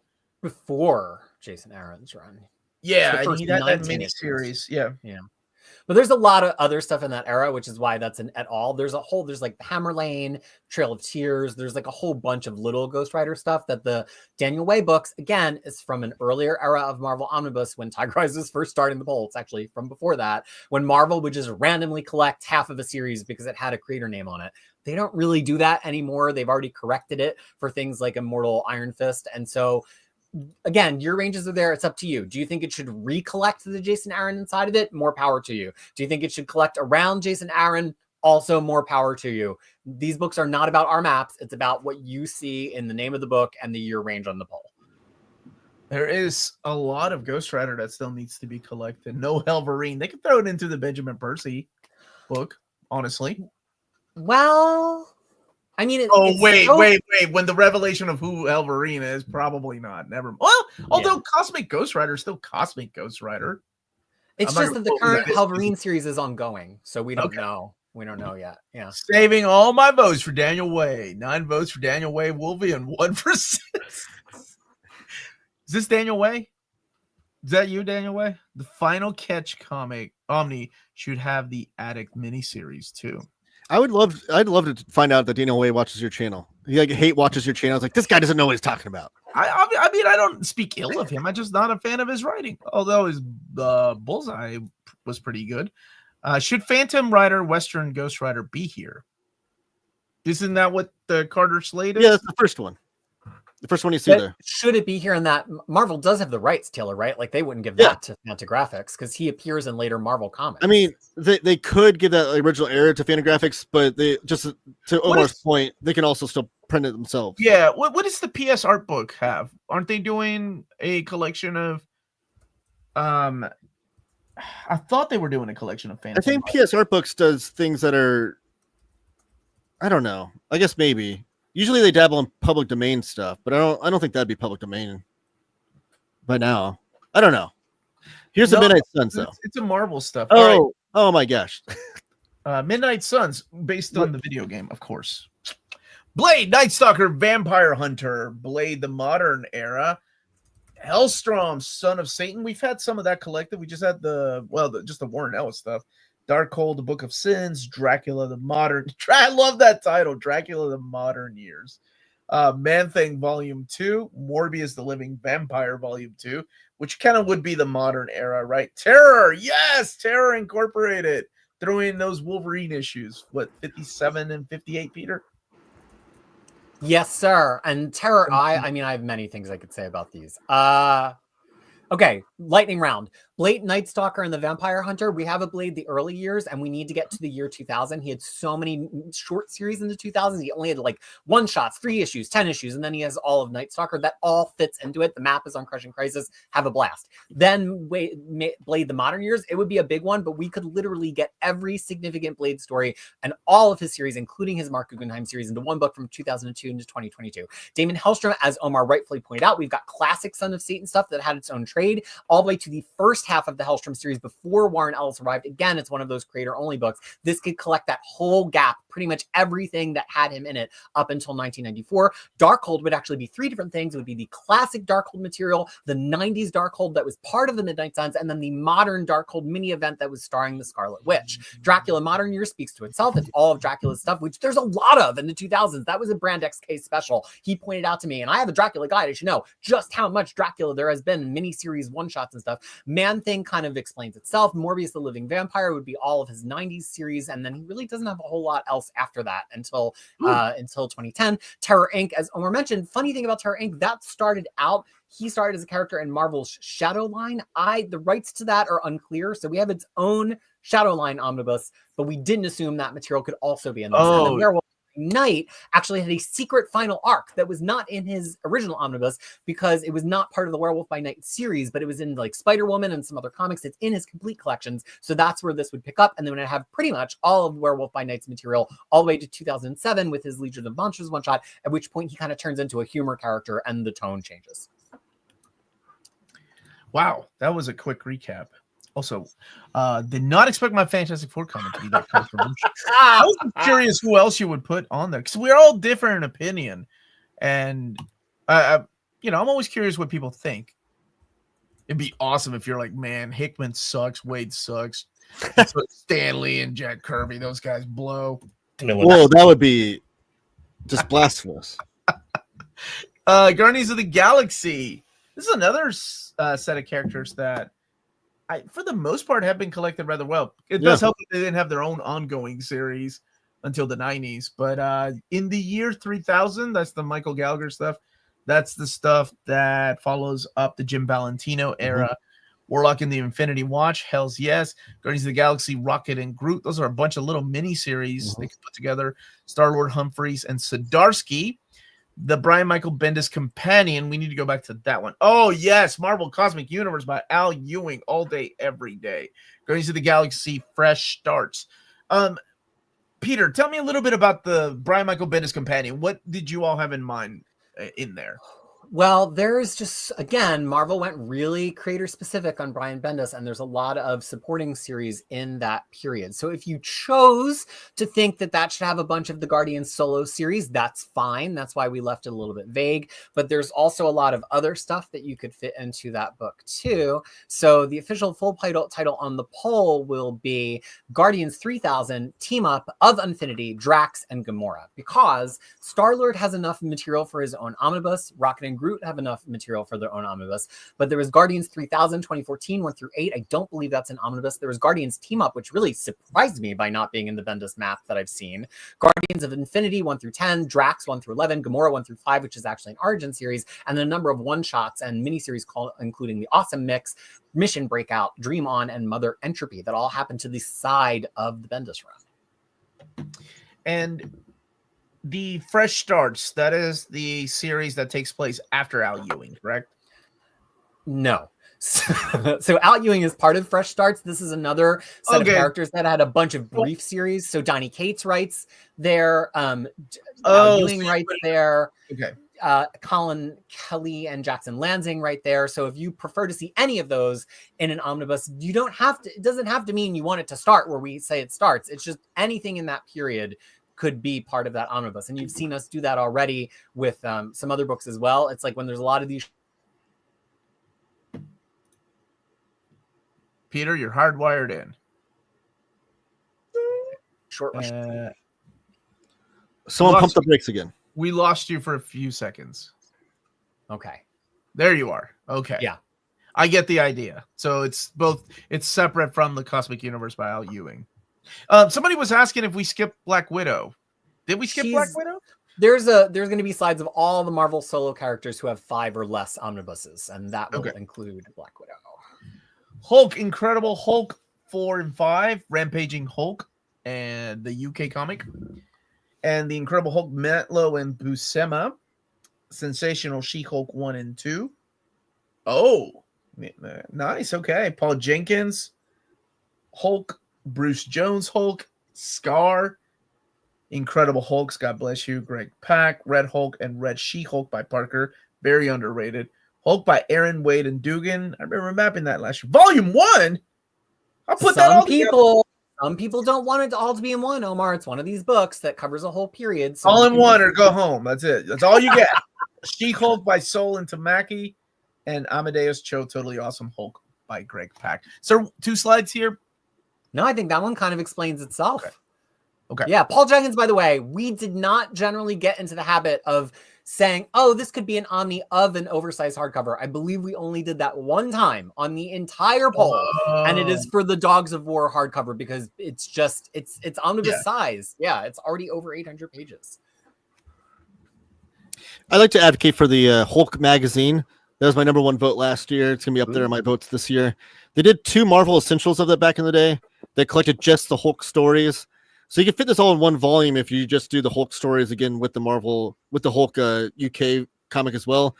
Or they could go the Deadly Hands of Kung Fu route and collect the entirety of the issues of all these magazines in like 2 volumes probably.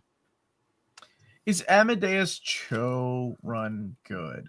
I thought it was okay. By that time, I think Greg Pak had told his best stories already. Forgive my ignorance, but is any of this worth reading? All 653 books. Yes. I don't know which one, Slom. Which book are you talking about? Rampaging Hulk magazine is very much worth reading. Yes, it's a lot of fun. All of these, I will single-handedly feed Marvel employees if they release them on Hulk Shield. Iron Man. Here's a guy that has not been. John, are you still watching? This is a man that has not been well collected. So Invincible Iron Man Volume 4, the Dennis O'Neil Volume 1, the Michelini and Leighton Omni, War Machine Disassembled by, there's the Disassembled era, Grell, Laws and Miller, War Machine from 2003 to 2014. Director of S.H.I.E.L.D. I love that era. Fraction and La Roca, that will probably make it in our top 60 this year. Gillen and Taylor, Brian Michael Bendis, Ironheart, Riri Williams, Cantwell and Cafu, and Jerry Dugan. I love that Cantwell book. That might I love it sneak too. into my top votes. I didn't think it got enough praise, unfortunately. Just a few little mini comments on this one, which is that War Machine, you are marked safe from that, including U.S. War Machine by Chuck Austin. That was not in continuity. Iron Man, director of S.H.I.E.L.D., could start from Extremis if you wanted to start there. If you think it's crazy to include Extremis in that book and it should start after Extremis, that works too. Again, go with the year ranges and the titles to assume what the book should contain. Iron Man by Fraction La Roca, we crunched the numbers. It could fit into one book, but it could wind up being 2 volumes, but it would be pointless to put 2 on the poll since it could fit into one. Voting for Iron Man by Brian Michael Bendis. No, I will not. Many Iron Man fans I've seen online hate the Cantwell run. Yeah, I've heard that too. Like a lot of my viewers, whenever I was doing overviews of the book, weren't fans of it. I was just really surprised because when I read it, I actually really enjoyed it. Which Omni would cover the battle between Iron Man and Ironmonger? That would be, let's see. There is a fight in the Michelini and Leighton one, volume 2. And he comes back later in the Fraction era. And Obadiah's son is part of the Fraction stuff too. Okay. Choice is obvious here. Michelini and Leighton, volume 2. A lot of people really want that one. And Fraction. More licensed properties. Yes. This one of the most fun slides. Space Odyssey, Akira, the Marvel Epic Color version, volume 1. Alf, the original Marvel years, Alien Legion, Barbie, Battlestar Galactica, Beavis and Butthead, Big Hero 6, Bill and Ted's Excellent Marvel Years, Clive Barker's Hellraiser, which did very well last year on the poll, much to my surprise. Doctor Who, the Marvel Years. Is that's oh man, that's got the Death's Head issue where they shrink him down to Death's Head size, human size. Because he was as big as a Transformer when he first appeared. In that Doctor Who comic, they shrink him down to people size. That's right, baby. It's all connected to Transformers. Gru, hell yes, by Sergio Aragones. And Heathcliff. And Human Fly. I assume there's another slide. Thomas Nelson Christian Classics. Moonshadow. Wow. Really? We went deep. You guys, that just got a definitive edition by Dark Horse. Razorline, Ren and Stimpy, RoboCop. Ren and Stimpy, that's Dan Slott's earliest comic work. True. Yeah, I remember they had like a scratch and sniff issue, didn't they? Blazing the way. It could be the first scratch and sniff omnibus. And it'll be $300. Shadowline by Epic Comics, Shogun Warriors, Star Trek: The Marvel Years. I still don't remember that. Oh, they could put X-Men versus Star Trek in there though. I'm in. I'll get that stupid book just because of that one shot. Tales of America, Team America. Oh, okay. NFL Super Pro. Tarzan, the original Marvel Years. Oh, that is some beautiful artwork. Toxic Avengers and Toxic Crusader, Ultraman by Kyle Higgins, and WCW World Championship Wrestling. How is that not in Omni format already? How is WCW not in an Omni format? Yeah, can you go back to the last slide? Because there's a lot of good ones here that I like, that I piqued my interest. So 2001 Space Odyssey, obviously the resident Jack Kirby aficionado here. But that one, so if there's rights issues, obviously, with the movie and whatnot, but if Marvel were able to do it, obviously you'd have the Treasury Edition collected in there, and then the follow-up 10-issue series that he did, Jack Kirby, which also introduces Machine Man. So that's only like 11 issues, including the Treasury Edition, which is an oversized issue. But you could pack in the Machine Man ongoing that followed up that series and make it like a 31-issue omnibus, which would be really cool. You want to get crazy? You want to get nuts, Taylor? You could put in Earth X because the Monolith. Yeah. 2001 Space Odyssey shows up. Well, and at least this would include the Kirby stuff though, because Kirby did the first like 10 issues of Machine Man, and then Steve Ditko follows that up, which is really cool to see Kirby do the first half and then Ditko finish it off the run. But it could be like an all Jack Kirby, Steve Ditko, Space Odyssey, all that amazing stuff. Akira, obviously, it goes without saying. Good in color. Oh, my friend, You got Steve Oliff on colors there. So this is really cool. For the people of our era that grew up with this, we didn't have manga growing up in America that much, not during this time. So what Marvel did was license Katsuhiro Otomo's manga over here because the movie did so well. But one of the things they were like really, really hesitant about was the black and white. And then, of course, the mirror artwork. So it goes from traditional left to right format. So they had to mirror it. But every single one of these, every single page, every single panel is colored by Steve Oliff and group. And they were really doing a lot of like experimental art there with computer colors. Yeah, Steve Oliff like revolutionized coloring comics for sure. And the color separations. So one of the things that also had to happen was this had to be approved by Katsuhiro Otomo. Like this was not going to happen unless he gave it each and every single panel a seal of approval. So is it any good? Absolutely. The translation is also different than the Kodansha one and the Dark Horse one. So yeah, it's beautiful, man. To a lot of us, that is the way we read Akira, and that is the way we'll forever remember Akira. Also on here, Beavis and Butthead. I got to give a shout out to that one. Rick Parker, the famous letterer, he was a cartoonist on the entire run, and it's so much fun. Like, obviously, Beavis and Butthead is like this dumb TV show. But if you remember that show, they were always commenting on music, the music industry and things. The Beavis and Butthead comics, though, were like them commenting on the current day Marvel comics of the era. So it's a lot of fun. Yeah, and there's so much fun cartooning that Rick Parker does in that. All of the, and I know I've spoke to Rick Parker myself, and he wants his omnibus to be done, so he'll be hands-on with it. And the last comment I'll make on the slide is Bill and Ted's Excellent Marvel Years. That run has been collected by IDW in a hardcover. And that's Evan Dorkin doing all the writing and art on that. It's also a lot of fun on that run. And then Evan Dorkin revisited those characters with Roger Langridge on the artwork when they did the most recent Bill and Ted movie. I don't know who has the rights on that one or not, but that was a fun run as well. I just have two quick notes on this to help the chat understand some stuff. The Human Fly is not Jeff Goldblum. It is a stunt performer.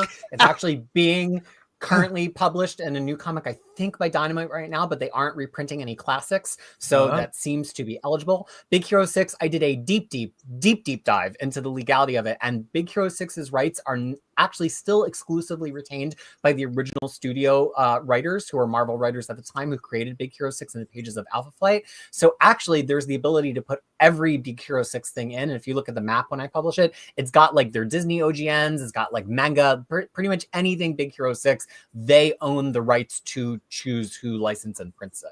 A lot of people are asking about things that are missing, like Hanna-Barbera, Care Bears. Write them in. Even if you wouldn't vote for them, write them in the We Missed It. We tried to go as broad as we could in the licenses, but there's always more. But our number one rule, we didn't look into every legal rights issue, but if a classic material was being currently printed by another publisher, we did not include it. That is why Transformers and G.I. Joe are not here. They are being currently printed by Skybound. Maybe Marvel could print them too, and we know they were on the poll last year, but we did not put on anything that is being currently printed as classic material by another publisher. Sheriff Blueberry, that's a tough one because so I think there were only 5. I own 3 of those that were in the Epic line translated into English. So I don't even know who owns the rights to that anymore. I'll be honest. We definitely need those printed, but the rights issue is all up in the air. Well, anybody that I talk to at Dark Horse, it's like Mobius is just a nightmare to deal with. Not the artist, of course, because he's gone, but the estate. It's just because this estate split. So difficult that they have to be happy with the translations, the type of books, and it's just a nightmare to deal with. Okay. Anything else? No. Okay. Malibu Universe, for whomever was asking about the Ultraverse. Here you go. Mantra, Prime, Rune. Ultraverse Heroes and Ultra Force, including the Phoenix That's right. Phoenix resurrected there before AVX. Really crappy character that you'll never ever see again. Absolutely worth reading, though. And we have the Exiles hanging out over there. Sienna Blaze. Y'all remember her? And Reaper was hanging out with Juggernaut. Then I think Nightman was part of that comic, too. Tigereyes, did you ever read the Ultraverse comics? I definitely read. Was it called Exiles? Yeah. Okay. Did you read Exiles before the mutants joined, or no? With Juggernaut and Reaper. You read that? Was so bad. It's awful. That was so bad. But then it happened during that crossover, the Phoenix Resurrect. Although we did get like really pretty Brian Hitch artwork for that. Wanted to give another huge thank to Crisis for the insane amount of hours put into making this happen for us. Power outage couldn't even stop them. No, not at all. Man's mad. He's crazy. Only one rune for Barry Windsor Smith. Peter, were you a fan of the Ultraverse, or Taylor? I love the Ultraverse. I keep saying if I was in the United States right now, I would be on eBay ordering every single Ultraverse single issue that ever existed, and it would show up at my house, and then I would bind it. So, but they don't. There's just not copies in New Zealand. Some of it was actually pretty good. Yeah, I missed that era. Now, this is one where we did collapse some options. These Mantra, Prime, Rune, and Ultra Force were the ones that really got a surprising amount of votes last year. We had individual ones for like Nightman and Strangers, but they didn't do as strongly. So they got collapsed into a Heroes book to hopefully make it a little bit more attractive as a group of properties. What was the big crossover was the Pumpkin, Lord Pumpkin. I remember when that was happening. That's when I started getting into the Ultraverse stuff. And then, of course, the Avengers Ultra Force.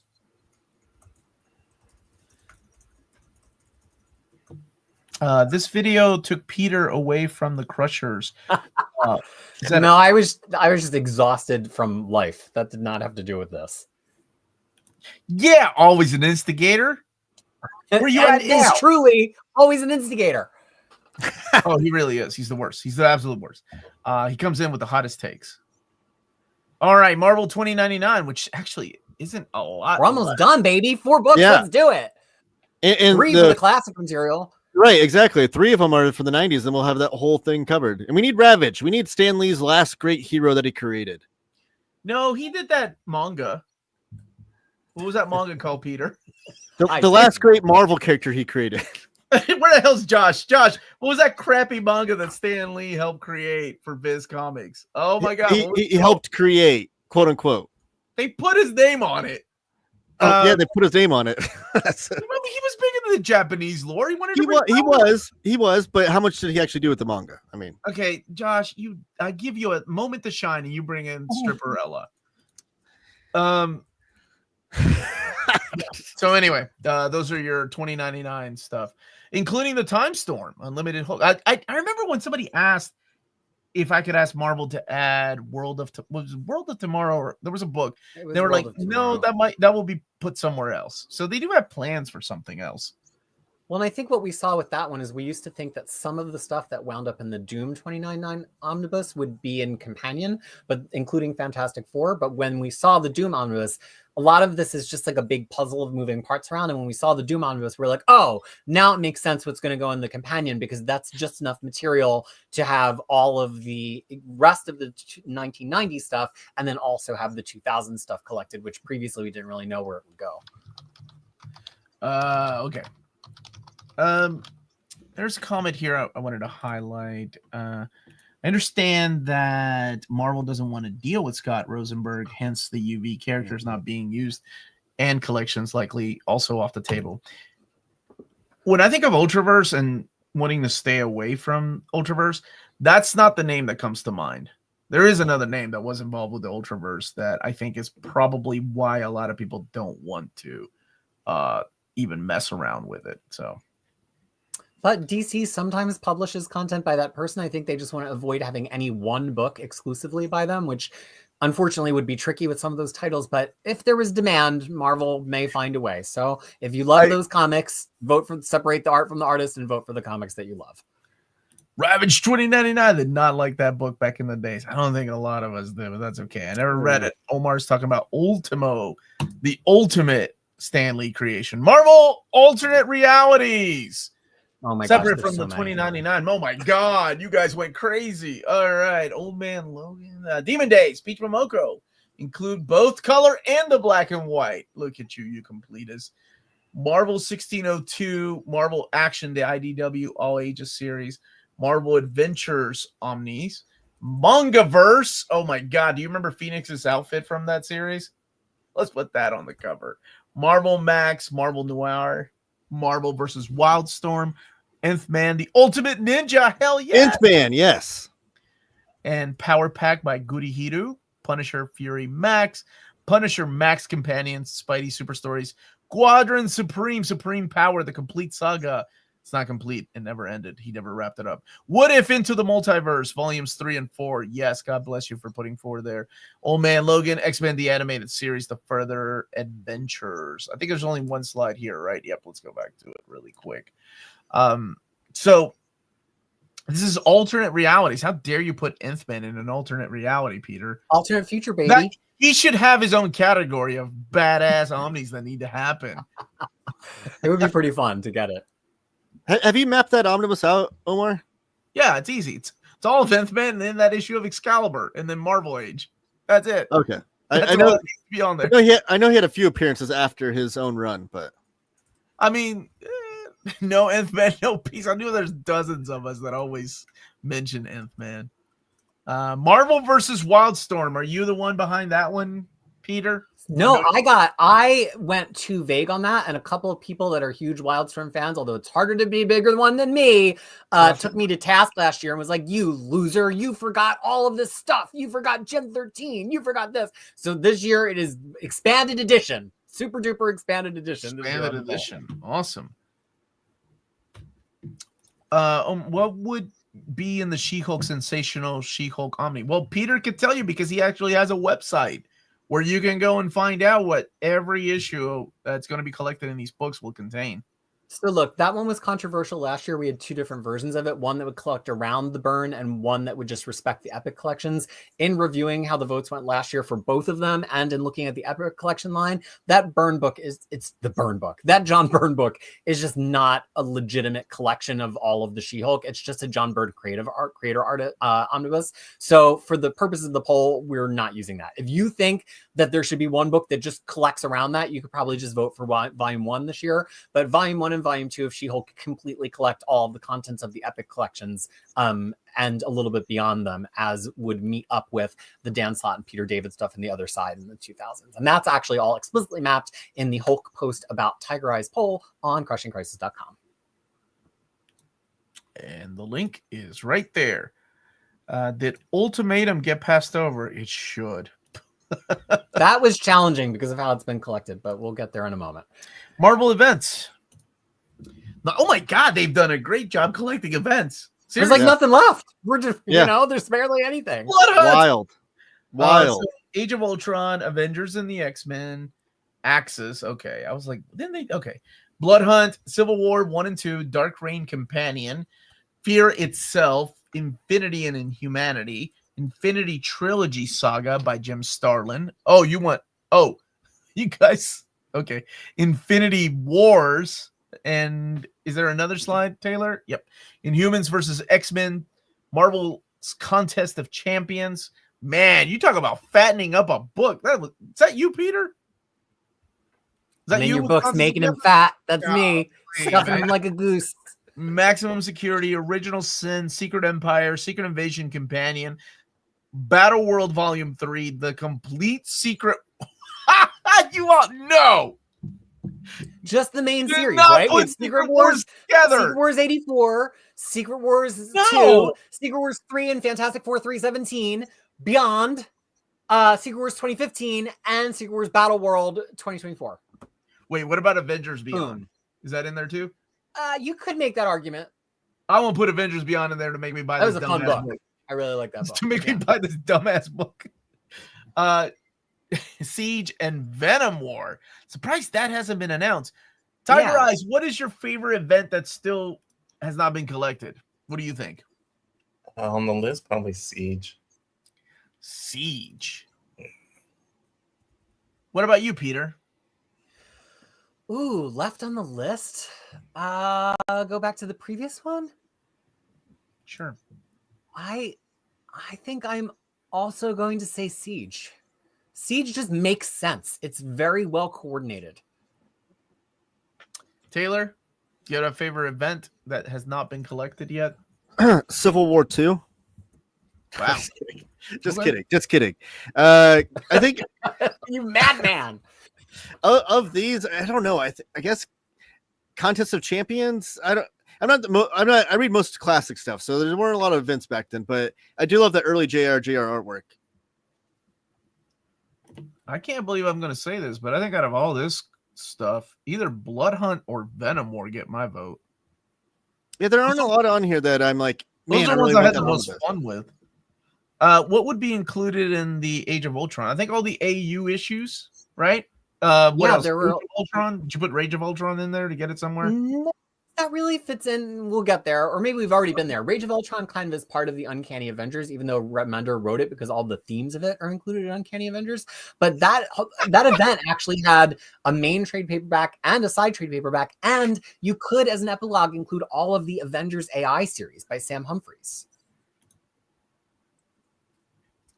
And Civil War for the love of God. That is the one that I keep getting asked about. I do enjoy the first Civil War. I was making a joke about Civil War too, but the first Civil War I do enjoy. I don't know, the mapping on those omnibuses though boggles my mind. I don't know how they would do that. Probably put all the hardcovers together. Marvel UK. Oh, hell yes. Death's Head 2 and Death's Head 1. Motor Mouth and Kill Power. Night Raven. I forgot about that book. Dark Angel, which makes sense, and the UK Companion, which includes Warheads, Genetics, and Black Axe. I would love the Death's Head stuff, the early Liam Sharp artwork in oversized format. That'd be great. Yeah, I remember that was the first time I saw his art. Oh yeah. He did a Barbarian book that Topps Comics released that I wasn't allowed to purchase because I was 12 years old. So I had to go to the flea market. Yeah, then he has the It had boobies on the cover, and I'm like, I gotta get that book. I had to go to the flea market to get it from Dr. Comics instead of my local comic book store, because my local comic book store was like, I can't sell you that. I'm like, oh, come on, man. Liam Sharp, he's just one of the coolest creators too. He's so kind and replies to most comments you put on the internet and stuff over his runs. I want to see that his Death Head, but I also want to see his Man Thing run, which we talked about earlier, in oversized format. So just some quick context. This is another one of my favorites because I love my 90s bullshit. Marvel UK was, aside from Night Raven, totally in continuity to the rest of Marvel. It was published and produced by Marvel's UK studios that had a lot of up and coming creators like Liam Sharp, like Abnett and Lanning, all working on the books. I think maybe Ellis might have been on some of those books as well. And the great thing was, to sell the books, Marvel let them have guest stars from pretty much any Marvel book that they wanted. So there's tons of X-Men guest stars. There's tons of Avengers that show up. The main two books are really Dark Angel and Death's Head 2. But there was a whole line, and it's actually a lot of really fun. If you like kind of like 90s dollar bin comics, which I'm a big fan of, that actually have kind of a strong artistic pedigree because of who all these people turned out to be, that's what these books are. Brian Hitch. Brian Hitch was on. Brian Hitch. He was on Motormouth too, and Dark Angel. That was the big one. Yeah. Yeah. The Knights of Pendragon. I wish that book had done better. Yeah, that was an odd one, but they took a risk on that one for sure. I try, John. I try. I have it. It's right down here somewhere. You have the Liam Sharp booby book I was talking about? No. Knights of Pendragon. Knights of Pendragon. New Universe. This one is this is always funny because this is except for Starbrand, I think, and Nightmask are the only two that are still relevant in comics today. Yeah, this was Jim Shooter. He's literally on the record in public interviews saying that DC Comics has Dark Knight Returns. They have Watchmen. Our answer to that is New Universe. You see all those 1986 dates on there. That was what was going on with DC, and that's what Jim Shooter thought he was bringing to Marvel to rival them. Really? Yeah. Not Squadron Supreme. I really thought. Okay. Well, okay. Well, Scars will be predates it, but well, Jim Shooter also had a history. He's wanted so many times to completely like blow up the Marvel universe and start from scratch with brand new heroes, and people above his head kept saying no, you can't do that. So the new universe was like his one little concession to that. But none of the stuff is like too bad. Like some of the stuff's all right, but obviously it's not. I like Cyforce. I was a big fan of Cyforce. Yeah, it's not Watchmen or Dark Knight Returns. What is?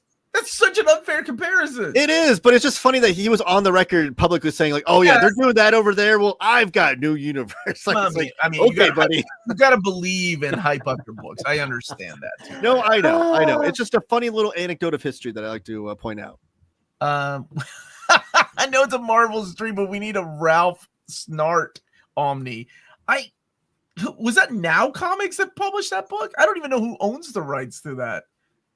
That would honestly, that's either like a that Ralph Snart actually fits like a Dark Horse type of collection, honestly, like because you're looking at the late 80s and early 90s. Is this the Jim Shooter stuff? Yes, it is. You surprised the 10 Knights of Pendragon fans didn't show up. I just remember people were hyped. Okay, people in America were like, "What the hell?" People in the UK were going crazy over the announcement of that Omni. So I guess everybody in the UK ended up buying one copy. I would love to see the sales charts of. We'll never see them, but I'd love to see the sales charts of how that book did in the UK versus America. I don't know. Nick Fury and S.H.I.E.L.D. So there's not a lot here, but this is one of my favorite Marvel characters. Obviously, Sergeant Fury and his Howling Commandos #1 would be great. I always like to point out. Yes, I always like to point out though that Kirby War and Romance Omnibus, which I absolutely love and adore that book, does have 18 or so issues of Sergeant Fury in there because he did a lot of the first run there. So if you're really dying for some Sergeant Fury in oversized format, hunt down that book. But then Agent of S.H.I.E.L.D. Volume 1, we need a follow-up to the Silver Age S.H.I.E.L.D. Omnibus, and this would collect like Nick Fury versus S.H.I.E.L.D., that 6-issue OGN run, and then also his ongoing run, which has never been collected to my knowledge. No. Paperbacks in the 80s run have collected it in full. Oh, really? The entire run? The Agents of S.H.I.E.L.D. run, yes. Oh, wow. Yeah. Well, it's been a while. How long did it go? 36? I want to say 44, 45. Oh, it went on a little longer than that. I did not know that. I need to hunt those down then. Yeah, and that came, I wish I had the credit in front of me. That came from an awesome viewer, I think 2 years ago, who didn't like the options, and they wrote in and they're like, "Look, you're doing Nick Fury wrong. Let me explain it." And rather than being obnoxious, it was actually a perfect accounting of his entire continuity. And we said, "Great, that's the map now." So that's where the Agent of S.H.I.E.L.D. map came from. Nick Fury, Agents of S.H.I.E.L.D. 1989 ran for 47 issues. So clearly that would probably be 2 volumes. And we had it as 2 volumes in the poll last year, but that first volume was too kind of amorphous. People were like, "What's in this volume 1, 69?" So we kind of just made a 69 and on so that people would understand it could include all that. This is a great example of what it looks like when you actually vote in the poll with all of these bracketed parentheticals. They all have extra guidance on them. Yeah, I left them on this slide because I guess it fit. But yes, all that information on the poll. Yeah. And Nick Fury Jr. is his son in Agents of S.H.I.E.L.D. 2011. It's the Wade and Guggenheim and includes the 50 one-shots. Okay. Did you just say Nick Fury Jr. is his son? Nick Fury Jr. and the Agents of S.H.I.E.L.D. I know, but you said you emphasize that that's his son. Like, obviously, it's his son, right? Well, I don't know. People don't keep up with the continuity past a certain era. Like, seriously, there are people that stopped reading comics in the 90s. They wouldn't know who the hell Nick Fury Jr. is. Well, I think you could assume it was his son. Well, or you could assume he might just be my son, the agent who just calls Junior. You don't know. Someone legally changed their name to Nick Fury Jr. Like, I'm not his actual son, but I like the guy. So, probably. All right, non-comics. So, okay, magazines. Crazy Magazine, Epic Illustrated, Foom Magazine, Marvel H Volume 2, Fun and Games Magazine. I don't know that one. Official Handbook of the Marvel Universe A to Z from 2008 on, and then the Marvel Official Handbook Index of the Marvel Universe. What is 1985 to 2011? So the official index of the Marvel Universe are the books that are my holy Bible. It's what I would swear in if I was elected to office. They are Marvel's reading order books. That's amazing.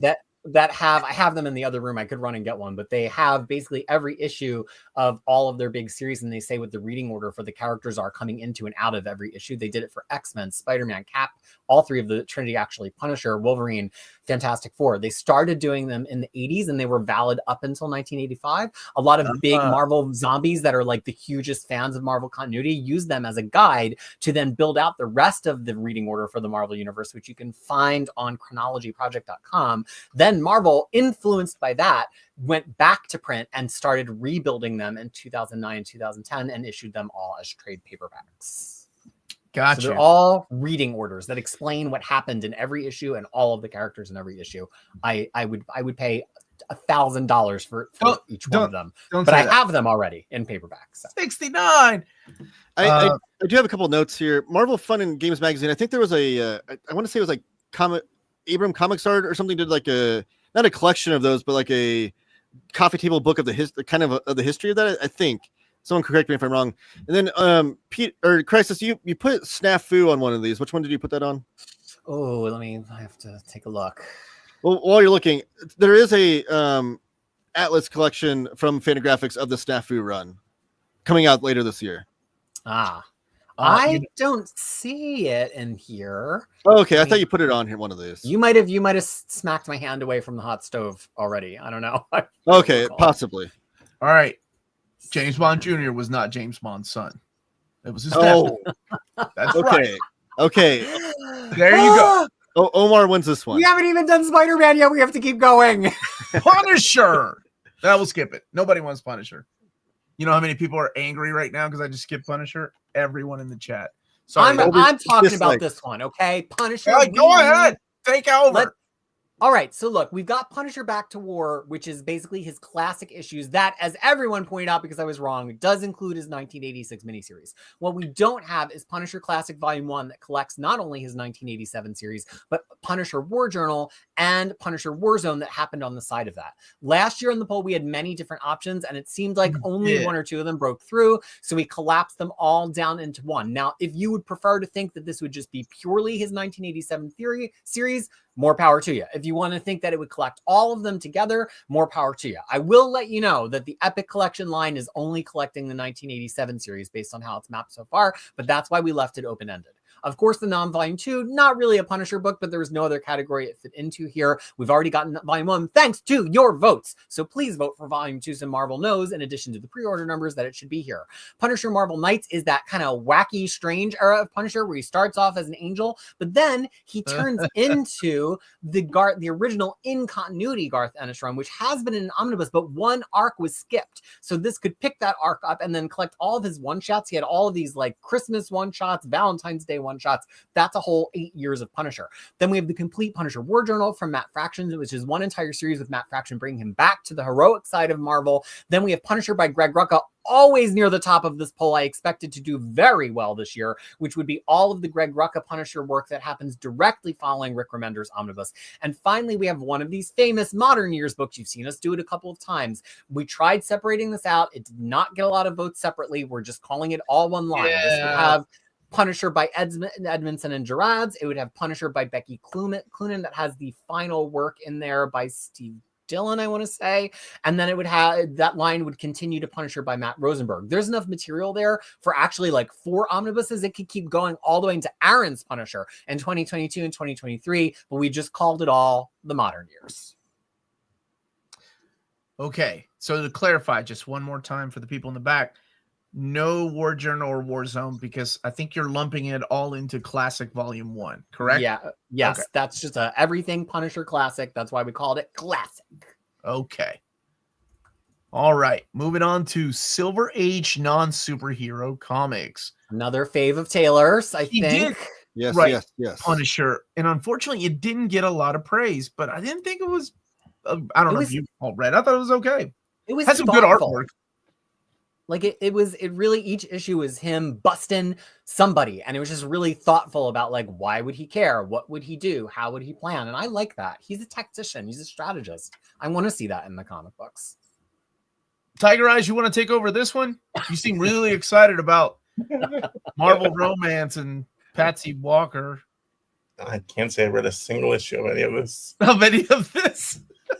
Okay. Tag me in. Go ahead. All right, so Atlas Area Western Heroes, obviously not Silver Age, but like we said, Marvel owns these IP characters, so if there were to be reprints of them, they'd likely be from them. Captain Savage and his Leatherneck Raiders, and then Combat Kelly and his The Deadly Dozen. That's a tongue twister there. If that sounds like Sergeant Fury and his Howling Commandos, it's because it very much ties into that with those mouthful names.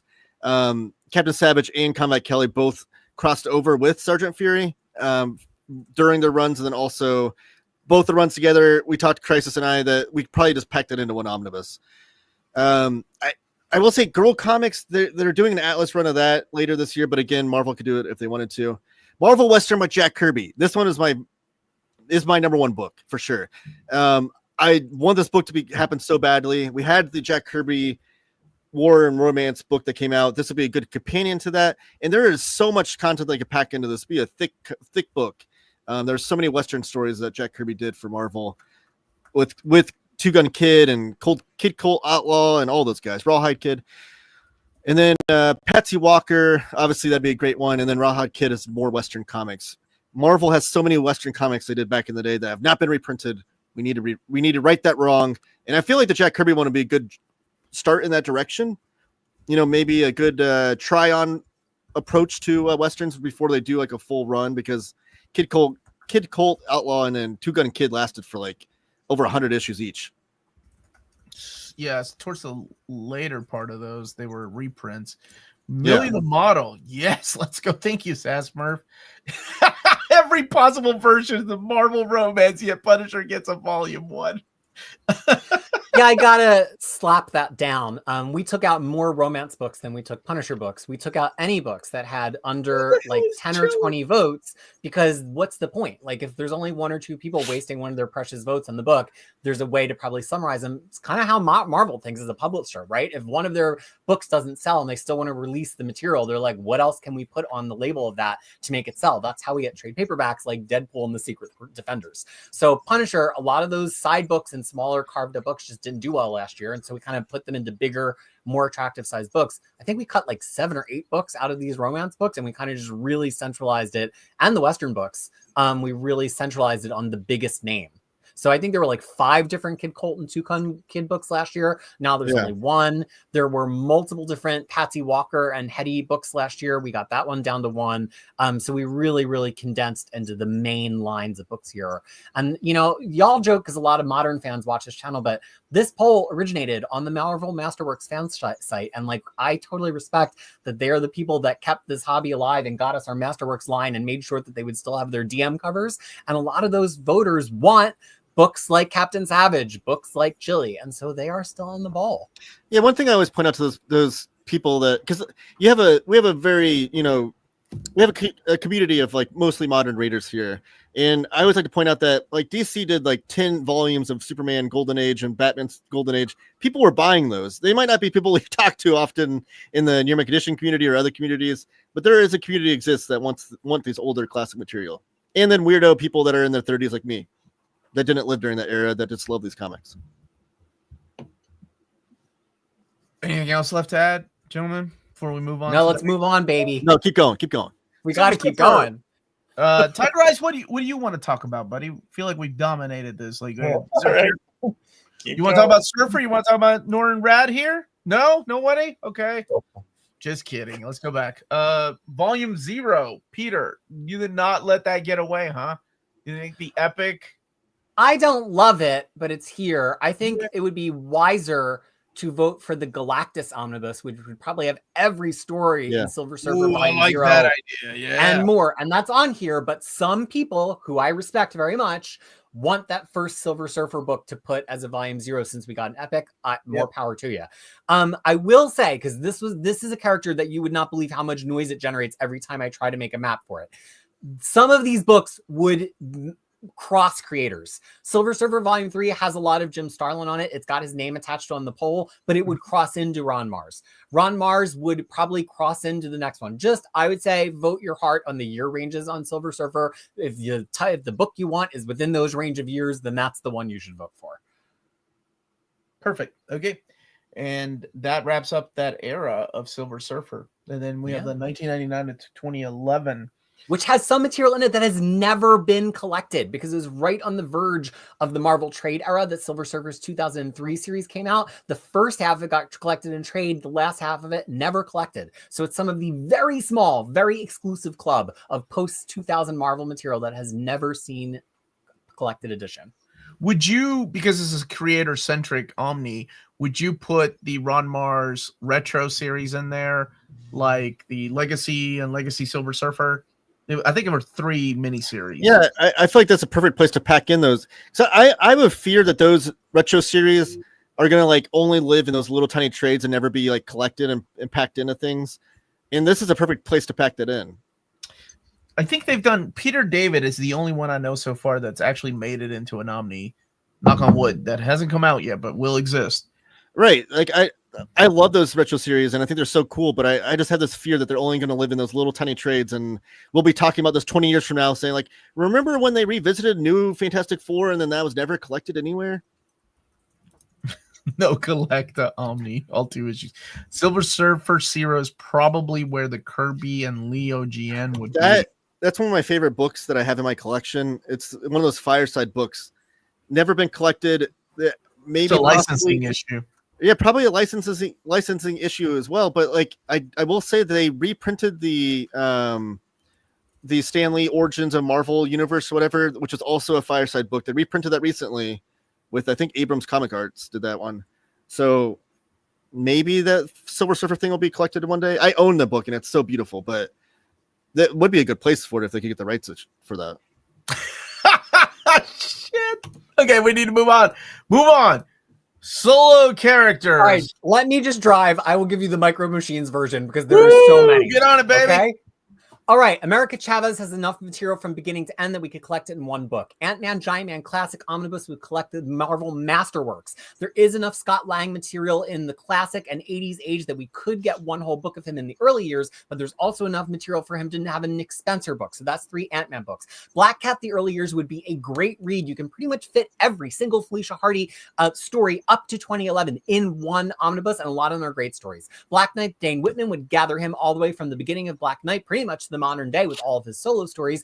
Black Widow, the modern years, was very popular on the poll last year. It cracked into the top 60. If you want to see anything Black Widow from 1999 on, this is where to centralize your vote. We've tried it in the past as separate books for Kelly Thompson, which is a pretty short run, but very popular. Mark Waid, which is a pretty short run, but very popular. That did not work. So this did well last year. If you want to send a loud signal to Marvel, you should be voting for Black Widow, the modern years, which starts with Greg Rucka and Devin Grayson's work from 1999 on in Marvel Knights. We're only missing 2 Captain Marvel Carol Danvers books to have complete coverage of that characters. One is the Ms. Marvel years by Brian Reed from 2005 to 2010 with those Greg Horn covers. It could fit into one book. I did the math, but it could also be 2 volumes. Either way, if you want it, vote for it. Captain Marvel Carol Danvers, the mighty Captain Marvel, collects all of the material between Kelly Sue DeConnick and Kelly Thompson, which is a number of series, including Margaret Stoll, including A-Force. Cloak and Dagger Volume 3 would collect all of their material after their 2 omnibuses, all the way pretty much to the modern day. Crystar, the Crystal Warrior, is only 11 issues. God bless you. Some of you really want it, and we want you to be happy. Darkhawk would collect his entire 50-issue 1990 series, as well as some other appearances too. But let's just do it in one book, please. Marvel will never do a second one. Daughters of the Dragon would collect all of Misty Knight and Colleen Wing's classic material up until their 2006 Daughters of the Dragon miniseries. Maybe beyond that too, but that's probably enough for one book. Deathlock Classic Omnibus pretty much is the contents of his masterworks. If this does not do well this year, it will somehow be collapsed in one of the other books. But Deathlock Michael Collins would actually be a big book. That was a 35-issue series. Half of it has never been in collected edition before, and it would include a lot of his guest appearances from that 90s era era as well. And then we have modern Deathlock, which would be the reinvention of Deathlock the Demolisher in 2009, Deathlock's participation in Jason Aaron's Wolverine, in Rick Remender's Uncanny X-Force, his solo series from 2014, and then his membership in the Agents of S.H.I.E.L.D. because, of course, he was in the Agents of S.H.I.E.L.D. TV series. Dr. Voodoo, the Avenger of the Supernatural, would start with his Marvel Masterworks and collect all of his solo material up until his 2010 Rick Remender solo series. Echo would pretty much have every Echo story ever. I have a guide for it in Crushing Crisis. It all fits into one book, and you can see exactly how I've mapped it. Elsa Bloodstone, there's a little, this could be multiple volumes. Show Marvel how much you love Elsa Bloodstone, because there's the Ulysses Bloodstone material from the 70s, and then there's the modern Elsa Bloodstone material from the 2000s. Could that collect all of Agents of the Hate Next Wave in it? Possibly. Then we have Marvel's Frankenstein, which a lot of classic voters have always really wanted. That could include all of Frankenstein's appearances, not just his 18-issue solo series, but also all of his other appearances in context at Marvel. And then I can't see what's after. Oh, and then Galactus the Devourer, which I was just hyping. You could get everything big Galactus stories, all the way from his debut in Fantastic Four by Lee and Kirby, all the way to Galactus the Devourer in 1999 into this omnibus. It would be like the Books of Doom, but we could call it, I don't know, Galactus We Hunger or something, because there is so much Galactus material, and it would be a pretty hot book. Any questions in this slide before we continue past the G's? We ain't got time for questions. Go on. All right, great. Hawkeye and the Solo Avengers, which would collect basically his first 3 epic collections. It has some of his classic Silver Age material, but primarily all of the contents of Solo Avengers and Avengers Spotlight, which he headlines each issue of, but it would also have all of the backups as well, just like his epic line did. Then we would have, actually, I'm going to skip one down, Hawkeye, Clint Barton, the return of Hawkeye and Mockingbird. That's because Mockingbird goes away, and then Hawkeye goes away, and then Hawkeye goes back, and then Mockingbird goes back, and all of that would fit into one book. And then we have Clint Barton, All New, All Different, which would continue on from Matt Fraction to the present day. There's been tons of series, including by Jeff Lemire, and a number of miniseries. But then there's also Hawkeye Kate Bishop. Most of her pre-2014 material has already been collected in the Fraction Hawkeye Omnibus, as well as in Young Avengers, but there might be some significant stories you want to pull into this. This would mostly focus on her Kelly Thompson material, starting with her 2017 Kelly Thompson solo series, going then into West Coast Avengers. After that, the introduction of Jeff. We have Hellcat Patsy Walker, which would collect all of Patsy Walker's heroic material starting from 1975, going through the 80s, some of her membership in the Defenders, but then also her solo series in the 2000s, and her participation in series like The Heralds. Hercules Prince of Power would have all of the future Hercules stories by Bob Layton. Hercules the early years would have all of his classic stories up through 1982. Then we're going to get to Incredible Hercules. Actually, let's skip right to it. That would have all of the Greg Pak material starting in 2007 when that book took over from Incredible Hulk. It would have all of Chaos War and collect to the end of that. Honestly, we should have put 2007 End on there, because it also could keep going if it had multiple volumes into his Marvel Now series and into his All New, All Different Marvel series, which then turned into Gods of War during Civil War #2. Going back one entry, we have Howard the Duck. I really got to pump for this one for a second. The Howard the Duck Omnibus is not complete. It just collects his early stories and his full 1976 series, and then the 2 issues that Steve Gerber later came back for in 1986. But if you have the Howard the Duck complete collections, which you can't see me, so I won't take off my shelf, they actually have all this extra material. There were tons of Howard the Duck strips in Crazy Magazine. There was a Howard the Duck magazine. None of that's in that original omnibus. So this would collect all of that material. But guess what? We did the math. You could keep going and have all of Howard the Duck all the way up to meeting the Chip Zdarsky omnibus on the other side in this one book. It would be a lot of fun. It includes his appearances in Generation X and Daydreamers in the mid-90s. Iron Fist, the return of Danny Rand, would have everything when Danny Rand comes back. Where was he? I won't spoil it, but he comes back in the pages of Namor in 1991. Then he has a number of solo series. This would carry you all the way up to his Matt Fraction book, Immortal Iron Fist in 2005. Jack of Hearts is demanded by fans. If you really want it, vote for it. Has all of Jack of Hearts appearances up until pretty much he appears in Rainbow Rowell's Sensational Shield.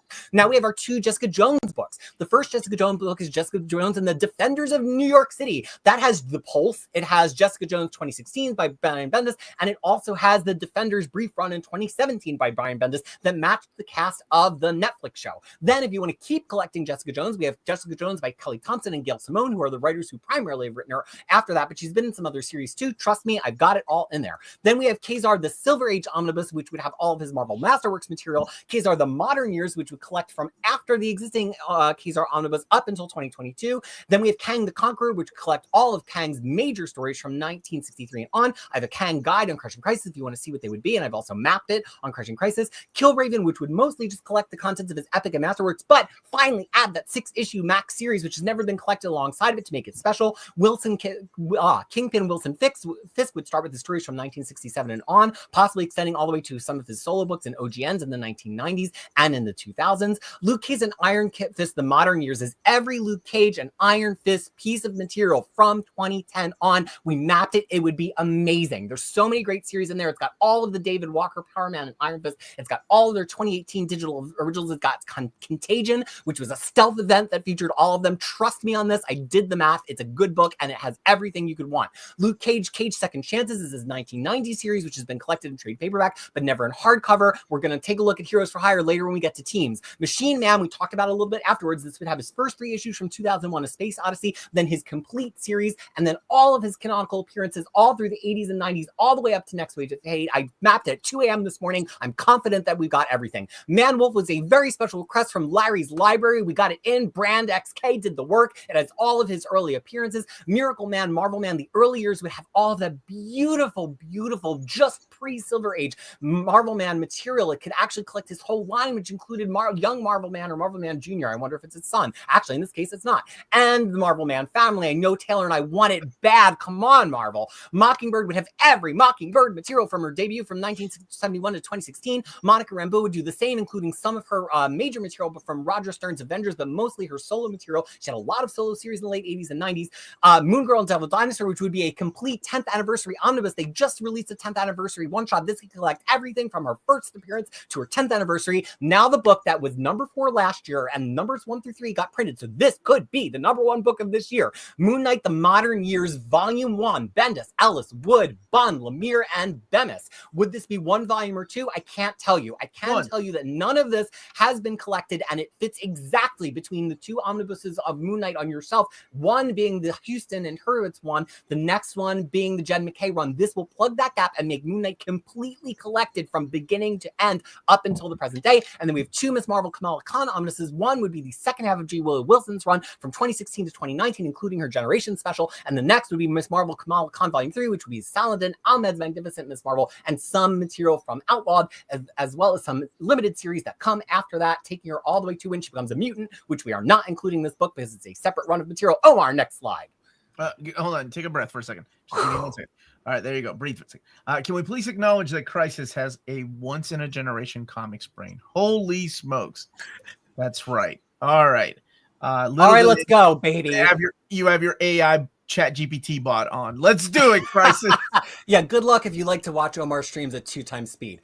Okay, so now we have a whole group of Namor. Okay, so let's go. Namor the Submariner of the Golden Age. This generated a lot of controversy. Let me explain why. There's 2 Namor omnibuses right now. One is the pre-war years that goes through issue 4. One is the post-war years that starts at issue 21. So some of you might think this should include exactly what we're in the Golden Age Masterworks, issues 1 through 12. That's fine. Some of you might think, hey, why not just perfectly plug the gap between those 2 omnibuses with basically Namor the War Years? No matter which one of these things you want it to be, that's what it is to you. Then we have 2 more omnibuses to finish out his just started classic line in Marvel Masterworks, because the classic line has in the first omnibus just 2 Masterworks worth of content because they included some prelude content. Now we have the perfect amount of Masterworks to break in half evenly across those 2 books, 3 per each. And then we have the run that will come after his John Byrne run, if you have that omnibus, which is Namor the Submariner by Kaminsky and Herding, which is 1993 through 1995. And then we have Namor's Modern Years, which again, we just did 1 big omnibus. There's a lot of 12-issue runs in there, including his mid-2000s run, including his Namor the First Mutant run. All of that could be in that book. It could actually possibly be done in 1 book. Nova Richard Rider by Abnett and Lanning is all of his DNA material that ran alongside all of their Cosmic Odyssey in the mid-2000s. Nova Sam Alexander is all of his material from Marvel Now Forward. Power Man and Iron Fist Volume 1 and Volume 2 would collect all of their classic material from the series from 1977 to 1986 that has been collected almost fully, I can't remember which, in Epic Collections. Quasar by Mark Grunwald. Oh my gosh, could we finally get it? The first book would have all of the pre-Quasar material and the first half of his series breaking off just before Quest Probe gets resolved. The second book would have the Quest Probe series, the resolution of Quest Probe, and then all of Star Blast. Thank you so much to our pollster-in-chief Jim for getting me a map for that book, if I remember correctly. Quicksilver added at the last possible second. It was the last book added to the poll by Next Imaginot with all of his series from his debut and on. The Red Skull, if you like a bad guy, all of his appearances. Red Wolf, which would be a complete collection of all of his material from 1971 to 2015. Then we get to Scarlet Witch. First, let's start with the newest material. Scarlet Witch by Steve Orlando. That would have everything from Orlando, starting from the Trial of Magneto, which is actually by Leah Williams, onto the Darkhold, and then onto all of Steve Orlando's material. Could we say it's still ongoing? Yes, but he's promised there's something big coming, and there's enough for one omnibus already with you add all of his 10 and 5-issue series together, so we put it on there. But we could have Scarlet Witch the early years. What would be in that? You've got to start watching more Near Mint Condition, because we did a Map My Ex Scarlet Witch where Oatville kicked our butts to tell us what should be in that book, and so you can go watch that video. But then there's Scarlet Witch the modern era, which would have Children's Crusade and her James Robinson series, which was pretty great, right, Omar?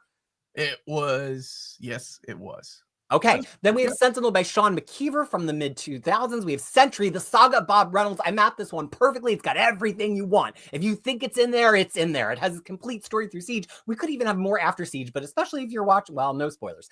Then we have Shang-Chi, the modern years. That would be everything immediately following his 4-volume Master of Kung Fu book all the way to the present day. We have Shannon, the She-Devil from the Bronze Age all the way to 2013. Silver Sable in the Wild Pack, which has Silver Sable's early appearances and then her entire Wild Pack series, and then her Silver Sable and Fortune 2006 series. We got the complete Seep Blocker from the 90s all the way. That shouldn't just say until 1994, because we could get all the way to 2018's Infinity Wars miniseries. We have a complete collection of everything Taskmaster. We have 2 Thanos books, one Jeff Lemire book, which fills in the Thanos material that would come before the Thanos by Donny Cates omnibus, and it could even stretch a little bit farther back than 2016 to pick up some Marvel Now material. But then we have Thanos, The Road to Annihilation, which picks up exactly between Infinity Crusade and where he comes back in Annihilation. He's in a lot of material in there, including Infinity Abyss, and that's in that book. We have a complete collection of Tigra, a complete collection of US Agent, a complete collection of Ultron from the beginning of Ultron to his Ultron Imperative in 2001. Thank you, Brand XK, for that.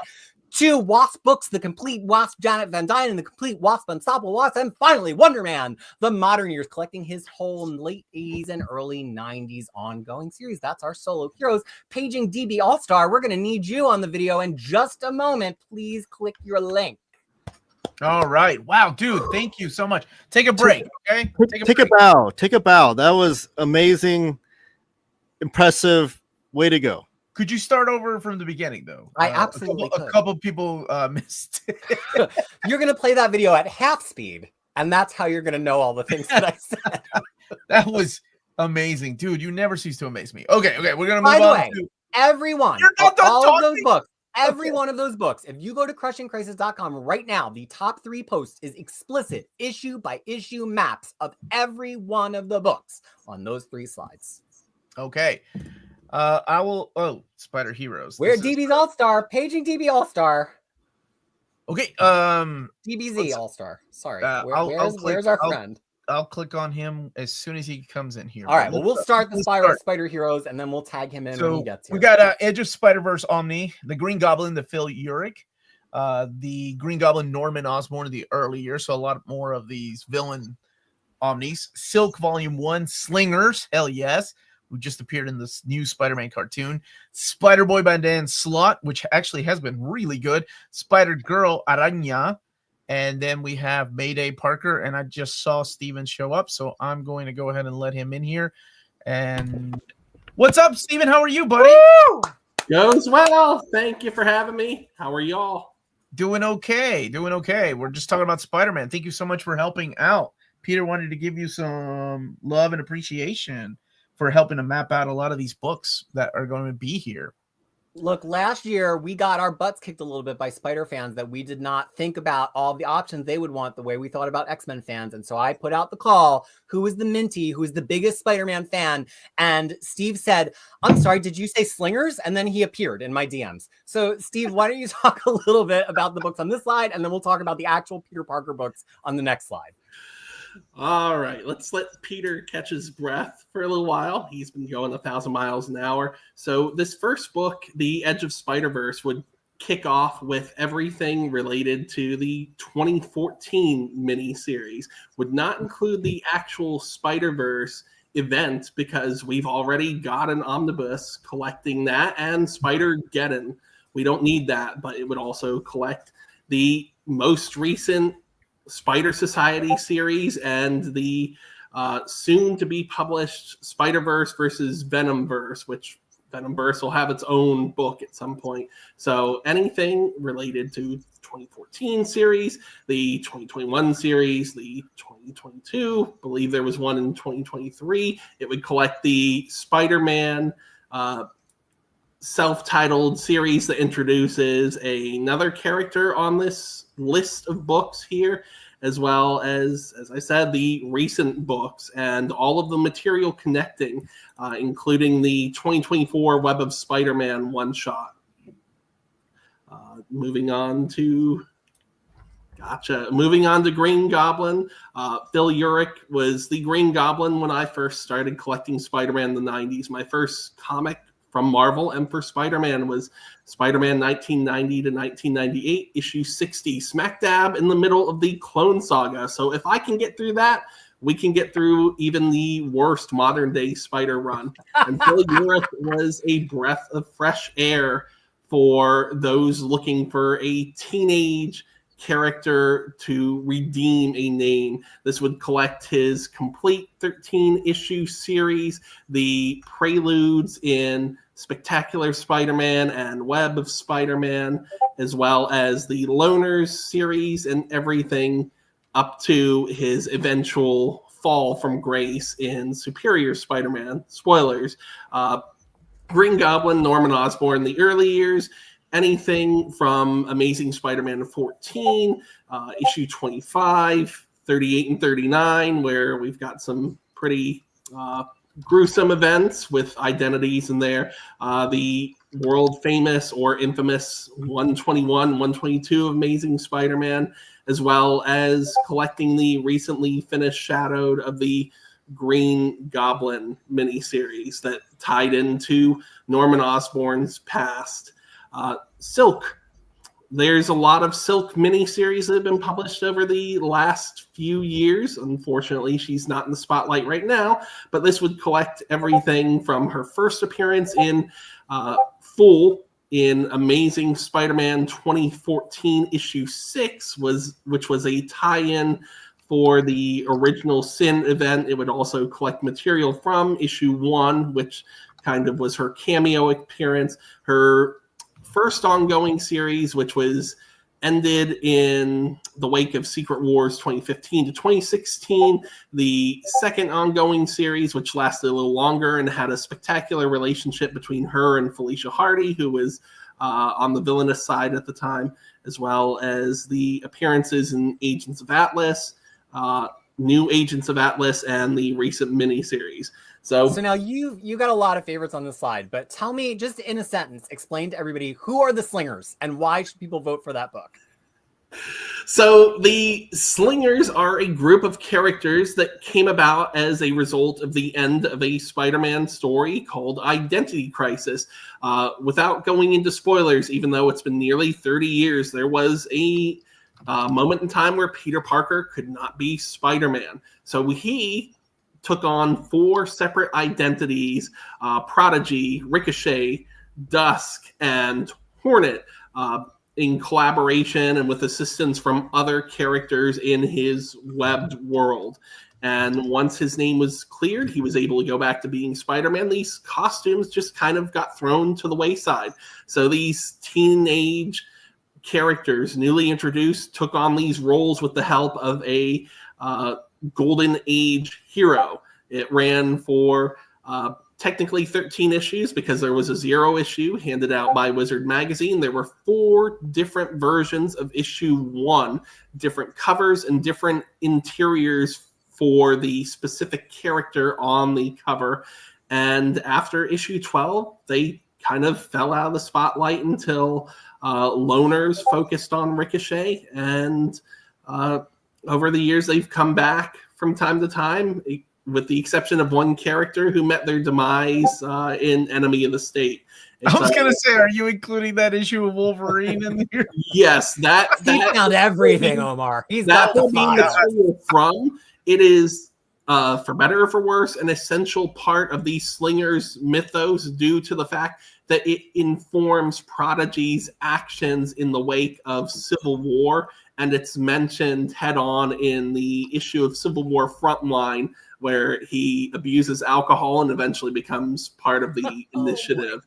This will collect all the way up to their more recent appearances during the Spider-Man Brain Trust 2.0 era, also known as Amazing Spider-Man Beyond.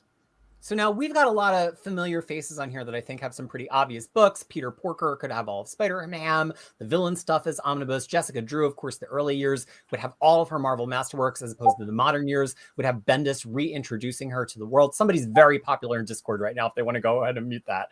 But what I really like to get real quick is just what is the difference between these two? And of course, before I go on, there's also Spider-Girl Mayday Parker, which so many people want a full omnibus run of her. We've mapped it out. It actually might be 3 omnibuses because she's got her 100-issue series and then it keeps going. But what is the difference between the 2 Scarlet Spiders? Because we got this wrong last year and got yelled at rightfully. So what is the difference between the 2 Scarlet Spiders? Oh, yeah.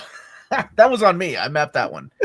So we've got Ben Reilly, the Scarlet Spider, the clone of Peter Parker, or is he the real Peter Parker, that was featured as Spider-Man for a time during the 90s Spider-Man saga. And then Kane, another clone of Peter Parker, took on the role in the wake of Spider Island going into the Marvel Now era, written by Christopher Yost. Some wonderful artwork by the now famous Ryan Stegman. And this would collect the complete 25-issue series, as well as the crossover with Venom, which was Agent Venom at the time, the prelude from Marvel Now, a little bit of information from the Spider Island event to inform that prelude, as well as, I believe, the 12-issue New Warrior series from 2013 to 2014 would fit perfectly well in here, because it unfortunately got cut off thanks to the advent of Secret Wars, but heavily features Kane as the Scarlet Spider in that series. And all by Yost, and all really great. But we've spent a lot of time in the Spider-Man allies. Let's get to the actual Spider-Man. I'm going to semi-micro machines this, but I'm going to ask for Steve and Omar to chime in and explain some context on each one. Sure. So, Omar, take it away. For Spider-Woman? No, to the next slide, baby. Actual Peter Parker, let's go. Oh, Jesus. Okay, you want to go Spider-Man. All right, so here we go. Let me do this because it's one of those slides. Okay. Yeah. Take it away. All right, so we've got this roughly in order from oldest to newest. So hold on. There should be some amazing in here. Is this? Oh, no, the amazing. It looks like Spider-Man, Amazing Spider-Man is down here at the bottom. Yeah, but we should have some. Is there another slide after that? Is there another slide before that? No. Okay, well, we'll just figure it out. So look, there are more Amazing Spider-Man Marvel Masterworks volumes, which we mapped and which are on the poll. I don't know if they're on this slide just at a glance, but they are in here. Next, we have also continuing Masterworks lines of Spectacular Spider-Man. And I see all the Masterworks stuff we don't have in this slide deck, unfortunately. But basically, we continued each Masterworks slide 2 more forward. So that's all in the poll. Unfortunately, we're not going to be able to show it to you online right now, but it's all in there. So this is all stuff that's after the Masterworks material. The one thing I want to point out at the beginning is Black Costume Saga is kind of like a line-wide omnibus. People hotly demanded it last year. So we mapped it so that it could be the aftermath. Should it just have Amazing Spider-Man and get all the way to $2.99? Should it have all 3 in the line? That's up to you. But I want to talk a little bit to both Steve and to Omar, if either of you have big faves in here, about Spectacular Spider-Man by Conway and Buscema, because that's not just Spectacular Spider-Man, it's also Web of Spider-Man. Yeah, I like that era of Spider-Man. But I mean, honestly, at this point, I would rather have the Web of Spider-Man Volume 2 and Spectacular Spidey Volume 2. Yeah, well, the thing is, eventually Spectacular will give way to the Conway one. So if we had Spectacular 2, the way that it maps in Masterworks right now, will kind of end right before Conway. So it might be a good way to extend the run. Similar for Web of Spider-Man, actually would kind of just run right up to that Conway run, which is why it's there. Spider-Man 1990, of course, started out being by Todd McFarlane, and we have that in a pretty slim 15-issue omnibus. Would this just collect around that all the way to issue 50 to get us to the Clone Saga? Maybe, maybe not. Would it just collect all of it to issue 50, accepting crossovers to get us to the Clone Saga. Maybe not. But I think Steve's real shining work here, and the thing I wanted to talk about is the Clone Saga Aftermath, which he went issue by issue, and we did not have this on the poll last year. Can you talk a little bit? Oh my God, Steve. But can you just talk about a little bit like the without going through every story, what is the difference between like volume 1 and volume 2, which is a general line of books, and volume 3 and volume 4, which is like, oh boy, these are some specific stories. So if we want to be as thorough as Marvel was with the 2 Clone Saga Omnis and the Ben Reilly Omnis, this would pick up right after when the Clone Saga finally ends in Peter Parker Spider-Man issue 75 from the 1990-1998 series. That is not the end of that series. That series runs all the way up through 98, which released, I believe, in late September 1998. So with all of the Spider-Man series, because we had Sensational, we had Amazing, we had Peter Parker Spider-Man, and we had Spectacular Spider-Man running all the way from October 96, which is when the Clone Saga officially ended, until September 98. We've got more than enough material for all of these Omnis if you include the fact that there is every crossover opportunity. They took it. Because you have Spider Hunt, which is a crossover between all 4 titles. You have Identity Crisis, which is a loose crossover. Gathering of 5 is a complete connected crossover, and it all comes to a head with the last chapter being the final crossover for that era before Amazing Spider-Man and Peter Parker Spider-Man relaunched with John Byrne and Howard Mackie taking the helm, for better or for worse on those. You've got crossovers with Ghost Rider in here. You've got Spider-Man Unlimited, which still had several issues to release before the finale in issue 22, where he fights Scorpion for what was supposed to be one last time. I mean, those of you who have been reading since before the 90s, obviously you all knew it wasn't the end. But as someone who started reading Marvel and Spider-Man 95, I didn't know the last chapter wasn't the last chapter. I thought, oh, okay, I can just slim down my collecting and stick to Sonic the Hedgehog from Archie instead. No, that was not the case. So that is basically why there are 4 volumes of Clone Saga Aftermath. And then Omar, if you can just talk a little bit about some of your faves from that point onward, and then if you reload, I've got all the missing stuff in the presentation. Oh, okay. And that's my bad. Tyler got bad spreadsheet from me and it missed 2 of them, but I got him in. Okay, I'll reload in a second. From this era, we have the JMS Companion, which also has the Unlimited stuff, the Spectacular Spider-Man by Paul Jenkins. So that stuff all came from Spectacular and Peter Parker. Has Humberto Ramos, and it has storylines like Death in the Family.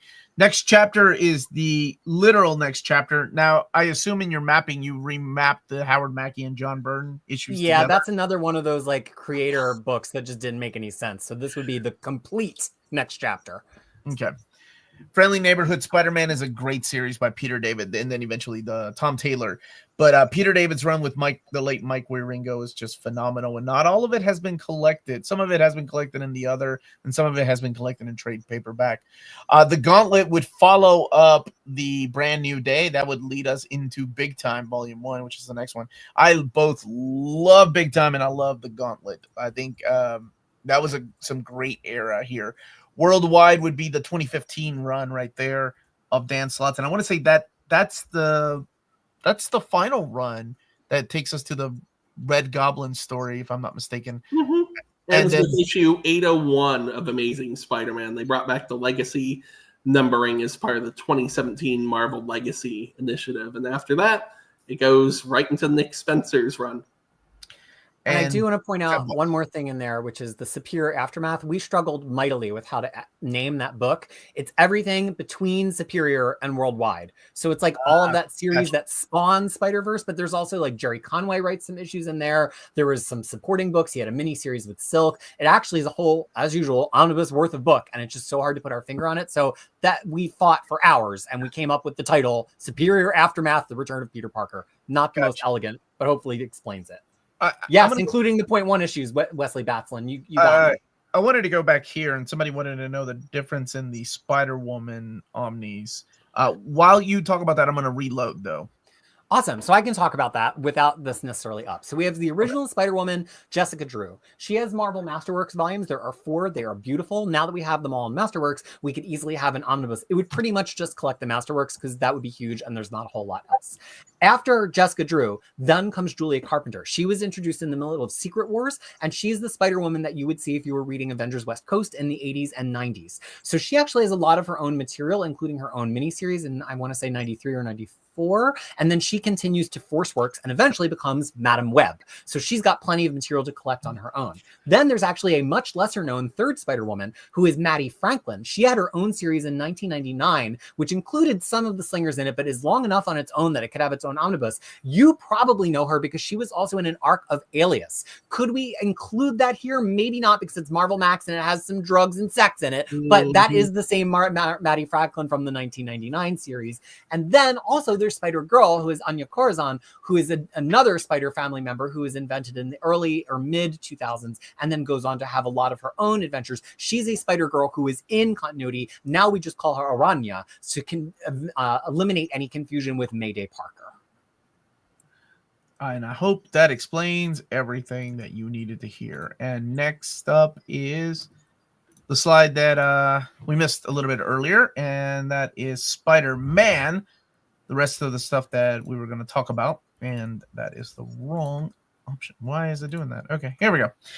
Marvel Team Up Volume 2 and 3, and then Amazing Spider-Man Volume 7. Pretty much collecting Marvel Masterworks 20 to 22. The Spectacular Spider-Man Volume 2, Amazing Spider-Man Volume 8, and Spectacular Spider-Man Volume 3.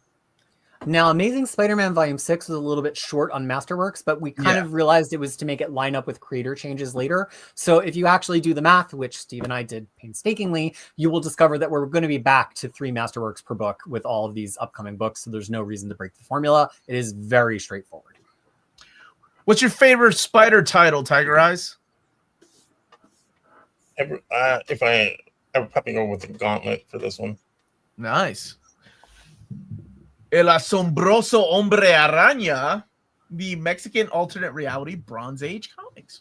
And Go off, Omar. Spider-Man in the 1970s by the phenomenal Ryoichi Ikegami. Now, of course, if you're familiar with Ryoichi Ikegami's artwork from Sanctuary and Crying Freeman, it's a lot different. This is his older stuff from the 70s. So it's Kosei Ono. So it kind of reminds me a lot of like the art style in Lone Wolf and Cub. It's a little bit different than what he has that real hyper realistic art style later on. Spider-Man, the Amazing Spider-Man, the newspaper comics, and then the animated series Adventures, the Marvel Age Spider-Man, that's the all ages book. I think some of those were worth a lot of money because they have like the first appearance of Venom, like the animated stuff. Spider-Man Loves Mary Jane. My wife was a huge fan of that. Amazing Spider-Man Renew Your Vows and the Gamerverse, the PS4 tie-in books. Out of all of these, I think, Mexican Gwen Stacy cover wins all day, every day. Like, there's actually a project on Facebook right now where someone's trying to translate all of that run, which is pretty cool. I think Eric Larson might be involved too. 2 years ago, Curtis and I were going to pitch it to David. Like, we could probably do the translations and, with the Library of Comics, if he doesn't want to do it, maybe they could do it. But unfortunately, he got too busy and oh my God, translating stuff. Oh, man. That would be rough. But anyway, I would love to see that one day. I mean, Marvel could very well do it. They've done a lot of other obscure stuff. People want that book. We could alternately call it the Gwen Stacy Cake Omnibus. Thank you, Stephen. Yes, absolutely. It would be cool. I think Tigereyes told the story of how the poll began on the Masterworks forum. We're all several years younger when the stream started, so you might not recall. But look, while we've got a lull in the action, I want to thank Steve, who's known as DBZ All-Star, so much. He's got a YouTube channel, if you can check it out. I do not know Spider-Man the way that Omar and Steve does. And Omar Omar's quick and dirty with cutting the books, if I recall correctly from our midnight oil sessions last year. Steve came in and made it right, so all of you Spider-Man fans would have every Spider-Man book you are looking for. By the time we got to Spider-Man, I was pissed off and really you were tired. angry. I was like, I am done. I'm done mapping this stuff. I don't care if anybody wants. So I'm glad that Steven included 4 freaking post-Clone Saga Omnis, which is just insane. But thank you, Steve, so much for being our special, Spidey, amazing friend and dropping in to explain these books. Thanks for having me. It was an honor and a privilege. And this is DBC All Stars YouTube channel. Thank you, buddy. It's always a pleasure, man. See ya. Bye, man. All right. I think we're up for some Star Wars next, which we're going to move through pretty quickly because it's self-evident. Oh my gosh, we're going to have to make this full How do we still have so much Star Wars left to collect? Holy crap. It looks like a lot, but it's not really a lot because if you look at the top half of this slide, it's only the remaining Legends books, and we are down to just a few Legends books left, basically the ones to complete each line. Some Clone Wars, some Menace Revealed, some New Republic, newspaper strips, which have never been in, and then also 2 kind of compilation books that would recollect things we've seen elsewhere. One is Star Wars Legends Boba Fett, which would just be all Boba Fett stories. Some people love them.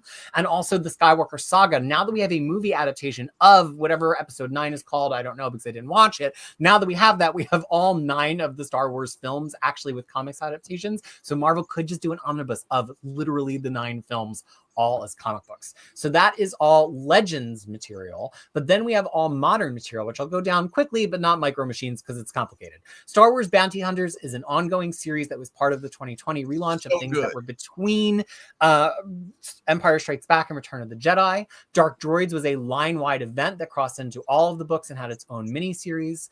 Darth Maul, special shout out to a major fan, Arjun, who's been beating the drum for it. We have all of the Darth Maul appearances. It starts in 2014 because special fact you may not know, Darth Maul, son of Dathomir, was actually grandfathered in to be part of the new Star Wars canon, even though it was released at the end of the Dark Horse comics, which is why that starts at 2014. It would have all of his canonical Star Wars comics that have been released. Darth Vader is another series between Eps 5 and 6 by Greg Pak. I really love it. It has beautiful artwork from Raphael Yanko. Star Wars Hidden Empire is another line-wide event. Poe Dameron, which I believe we had announced and then pulled back at some point by Charles Soule and Phil Noto. I didn't officially announce it. It was never official. It was not official. We were on a break. I said it was on the list, and then they removed it to put something like, I don't know, Cosmic X-Men on there or something. Yeah. Whatever is going to Don't put that thought in people's head. Return of the Jedi Aftermath is actually just 2 concluded series. The Battle of Jakku, which ran for 4 series of 4 issues, plus an Ewok series, which all immediately follow Return of the Jedi. Then we have Star Wars 2020, which is the between Ep 5 and 6 series by Charles Soule. The Age of Star Wars, which were one-shots from every Star Wars era, all in one book. Then we have Disney adaptations of Star Wars.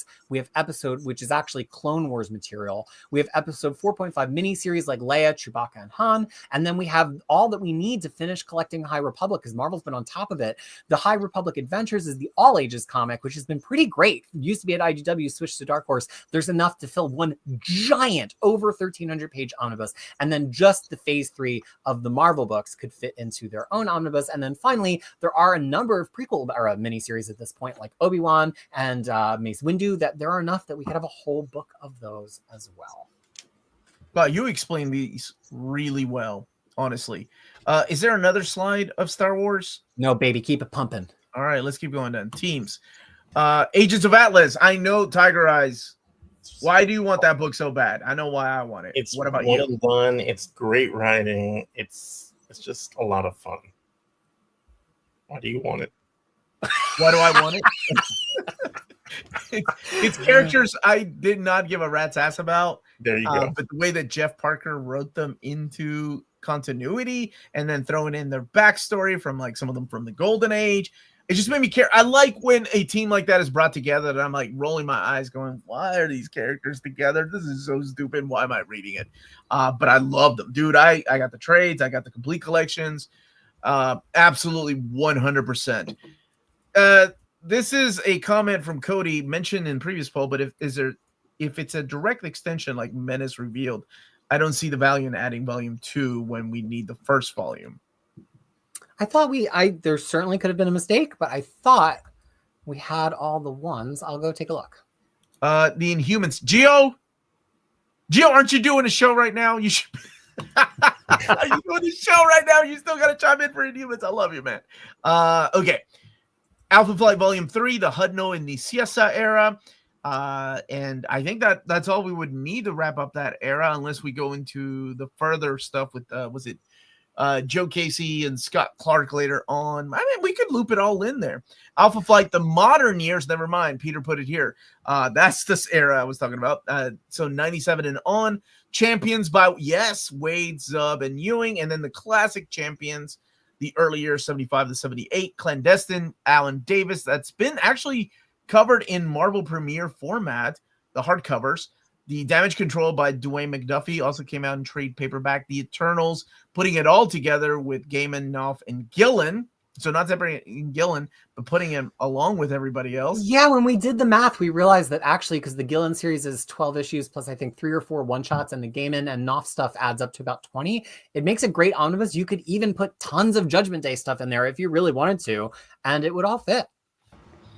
And then we have Heroes for Hire, which is the 97 series, the Luke Cage, Iron Fist, and Misty Knight, but not just the 97 series, all the way to 2012. All right, Gio, are you still here? You're still here? Okay. Gio, here we go. Inhumans, all new, Volume 1, Inhumanity and All New by Charles Soule. That's the 2014 to 2017 series. We have the all new Volume 2, which is the Resurrection by Ewing and Ahmed. That has the Black Bolt maxi series, which is freaking phenomenal, by the way, if you've never read. You have Inhumans, the Marvel Knights, which is really the resurgence of the Inhumans, and that's the Paul Jenkins and Jay Lee era. Paul Jenkins knew nothing about the Inhumans when he wrote that, by the way. Absolutely nothing. And it's still one of the best Inhumans comics ever written. And then Inhumans, the early years, which has been collected before in 2 classics, Peter, or 3 classics? It had a number of trade paperbacks as well as 2 masterworks, but they even miss a couple of issues. We did a comprehensive map. It did okay on the poll last year, but we had it in 2 volumes, which kind of just didn't make sense. It would just about fit in 1 volume. We might have to drop 2 or 3 guest appearances, but it would be pretty much everything to get us to that Marvel Knights material. Yeah, they did 2, like, I don't think they call them complete collections, but 2 thick trades of the early years. But yes, I think I finished 78th on the poll last year. I looked. So pretty close to the top 60, and we absolutely need that. Neil Adams and Jack Kirby artwork. Let's go. Gio, are you using 2 accounts? I'm voting for the Inhumans. Are you? And the thing is, they're great books. I mean, we could have the whole history of the Inhumans up until 2012 in basically 2 omnibuses, and they're both very readable, very, very fun omnibuses. All right. Let's move on to Invaders, the modern years. That's right. 98 and on. The Chuck Austin stuff, baby. The Chip Zdarsky stuff. Okay. I'm in. Lost Generation and the Marvel Universe by Roger Stern and John Byrne. 1998 to 2000. That series doesn't get it.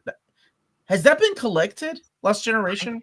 I don't think it has, because I have it to bind somewhere.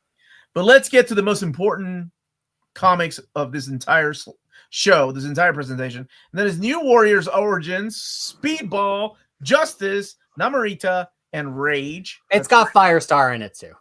You gotta throw Firestar in there. Yeah. Hell, I'd throw everybody in there. And then New Warriors, the modern years.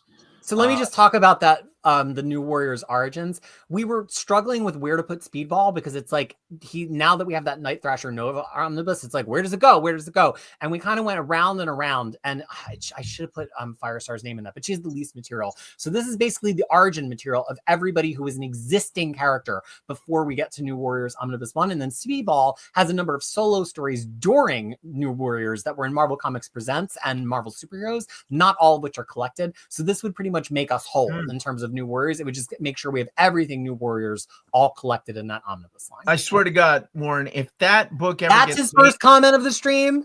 No, he's been saying a lot of controversial stuff. Okay. This is the most ignorant one so far. I'm going to put that as the blurb on the back of the book. Warren Weaver, Kentucky, New Warriors suck. And then we have Next Wave by Ellis and Immonen, which is a phenomenal series. enough for a really thin Omni. Runaways by Rainbow Rowell. Let's cash in on the popularity of She-Hulk by Rainbow Rowell and get that made. Runaways Volume 2, which would be the Terry Moore and Joss Whedon era, plus the Catherine Eminent finished it out, right? Yes, sir. Okay. Squadron Supreme by James Robinson, another era that does not get talked about. That would have both the Hyperion and what's Nighthawk miniseries in it. Yes. Oh, good call on that, Nighthawk. Thunderbolts Volume 4, which is the Dark Reign era. This is the one that a lot of people have been wanting. It's not just Warren Ellis, but it's also Andy Diggle, and it is the beginning of the Christos Gage stuff. And Philip, how dare you? We did not skip over Stupid Alf. He's in there. He's just got his own stupid section. Thor and Asgard. All right, let's keep on trucking. Yeah, Thor doesn't have like most of modern Thor has been collected, so it's mostly classic stuff here that's not been in the omnibus yet. Yeah, and I can give you a pretty quick rundown of this to make sense. Thor and the Warriors 3 would be all Warriors 3 standout stories going from their debut all the way to their 2010 miniseries. Mighty Thor Volume 6 and 7, we know exactly what would be in them because they have to end right before Walt Simonson, not only because the omnibus works that way, but because the Masterworks more or less work that way as well. Which brings us then to Thor by Walt Simonson with the original colors, which they're currently working on in Masterworks. If you voted for it now, would they hurry up? I don't know, but you can vote for it if it's the book that you want the most. Okay. Also, there's 2 skipped issues, and that Walt Simonson, they are not reprint issues, they are inventory stories, and they would be in this version. Thor, the Saga of Beta Ray Bill, I saw people in the chat talking about, we could get every Beta Ray Bill story from his Walt Simon origin all the way to Daniel Warren Johnson. I have mapped this myself. I've read all the material. You want this book. Thor by DeFalco and Friends, Volume 1. DeFalco and Friends were an outstanding run on Thor directly following the Walt Simonson run, and it goes on and on and on. It would need 3, possibly 4 volumes. It's almost as long as the Grunwald Cap. Then we also have Thunderstrike from DeFalco, which spins off from Thor and then has his own 24-issue series. And then there's a Thunderstrike miniseries in 2011, which I will not spoil how, but acts as an epilogue to that really good, hugely overlooked material. We've only ever had, I think, the first 6 or 8 issues in collected edition. Angela, Asgard's daughter, would have everything in the Marvel universe of Angela, who, of course, was originally a Spawn character created by Todd McFarlane. This would collect from 2013 and on, including her time in Guardians of the Galaxy, all of her solo series, including her Secret Wars solo, and as Guardians of the Galaxy as well. And then finally, Valkyrie Jane Foster. Jane Foster kept being a superhero after the end of her being the Mighty Thor. And guess what? The book was always amazing. There's no bad issue. It was written by a who's who. It's got Jason Aaron on it. It's got Al Ewing on it. It's got friend of the channel Tern Grunbeck on it. It's really good comic books and with some outstanding art. And that could all be one volume. Wow, you did fly through that. Any thoughts and prayers on this? Anybody want to add? I just want to say, again, Thor by DeFalco, baby. Let's make that happen. And give me that Thunderstrike. Give me that Thunderstrike. Thunderstrike is so good the children do not know because they've never had it collected and it's not on Marvel Unlimited. He's so edgy. He's wearing a life. Wait, is he wearing a life jacket like on that? Yeah, he is. He's so cool. Ultimate Universe, Peter's favorite era of comic books. Ultimate Comics, Cataclysm, and the end. Ultimate Comics, The Ultimates. And then we'll come back here in a second. Ultimate Fantastic Four Volume 2, which should wrap up that era. Ultimate, again, if you want to see the mapping, it is on Crushing Crisis. Ultimate Marvel Companion and Ultimate Marvel Ultimatum, which I need to talk about the companion here. Ultimate X-Men 4, which the series did continue. I know this series sells well. I know a lot of people love it, and they obviously have bought it up because, oh my gosh, Ultimate Spider-Man Omni Volume 2 is out of print again. Okay. Cataclysm and the End. That kind of wraps up that era right before the Secret Wars whole thing starts and merges the universes. But, you know, never say never, and they brought him back eventually. The Ultimates is the return of the Ultimate characters. This is the 2012-2015 series, Peter. This would be in between. This is after the Mark Miller stuff. Yeah, and we've also got a slice of that Hickman stuff too. It gets tricky because a lot of the stuff that relaunched after Cataclysm is like its own beast, but some people just want each line. So I know some people want all of X-Men, great. Some people want all of Ultimates, great. All of the other lines we probably would have to collapse into that Cataclysm in the End or the Ultimates because there's just not enough comics from any one of the lines to be an omnibus. Let's see, what else do we have here? Ultimate Fantastic Four Volume 2.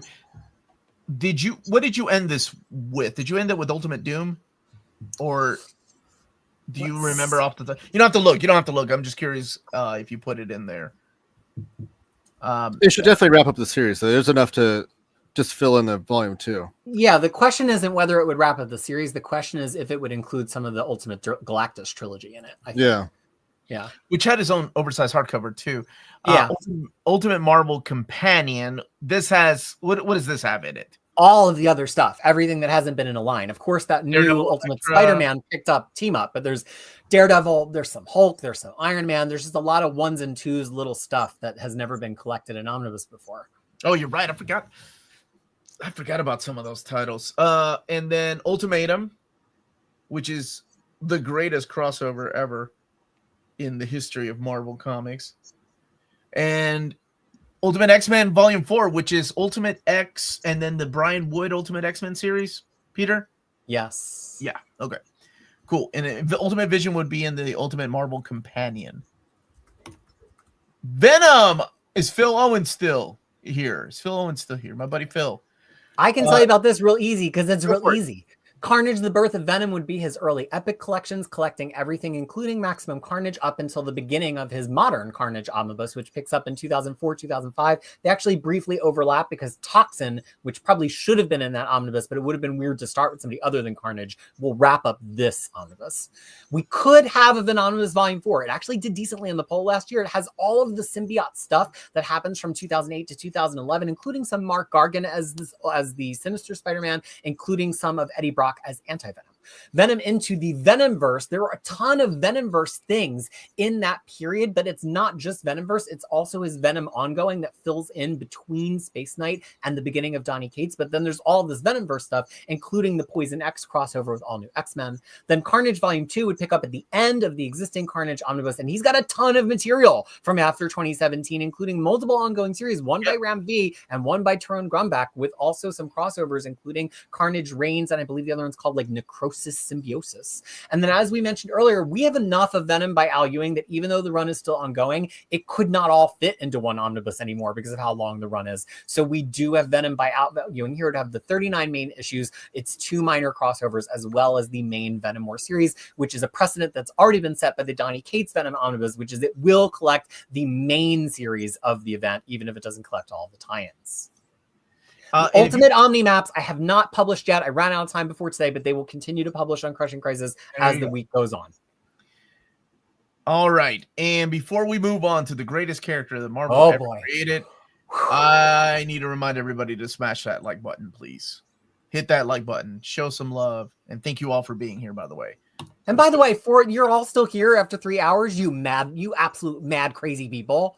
You can't get enough of your hair and your voice. You are loved. Appreciate it. Thank you all. Okay, Wolverine by Jeff Loeb. Omar, let's do it. All right, Sabretooth. Yay. Does he die? Probably not, but he kills all the characters that come back later on in Krakoa, so it doesn't matter. Wolverine Volume 7 and 8 back to back if you can't get enough of that goodness. And then Marvel Knights Wolverine, which of course kicks off the Craig Rucker run, if I'm not mistaken. Yes, indeed. If you want to see it mapped, look on Your Mint Conditions channel. We have me, Riley, Odell, and Omar mapping that entire period. That was so fun. It was probably the most fun one we've ever done. There's no way to get it right on the poll. It's so crazy. You just have to vote for the Volume 1 and keep on moving if you want it. Wolverine Origins by Daniel Way. This is the series that spun out of his Wolverine. And then after that, we got Decan, the Dark Wolverine, which is also collected here. Wolverine and the X-Men First Class. There's some really good underrated stories in there. Wolverine Old Man Logan. So this will have the origin and return. So it's Miller, Bendis, and Lemire, 2008 to 2017. That would be a chunker of a book. But then again, no, wait. After Lemire leaves, it's Brazan. That's it. Yeah. Which is a different book down here. That would be Dead Man Logan. Yes, thank you. Okay, which is down here. Savage Wolverine, which has that really pretty Frank Cho artwork. Is it good? No, but oh my gosh, can he draw Sheena the She-Devil? Wow. Oh, and he draws a pretty good Wolverine too. X-Men Age of Krakoa. Wolverine by Benjamin Percy is what we're looking at here. Who in the hell is that? I thought that was Warren for a second. Who the hell is Decan, Omar? How do you pronounce it? Decan. that doesn't sound right. That's the Okay. guy that has the that's the Shi'ar dude. He's my that's Dukan. Get the hell out of here with that bullshit. We could just say Akihiro. He's my pansexual murder son, and I love him very God, much. I hate when you call him that. Daken. Daken. Yeah, all of you. Daken. All right.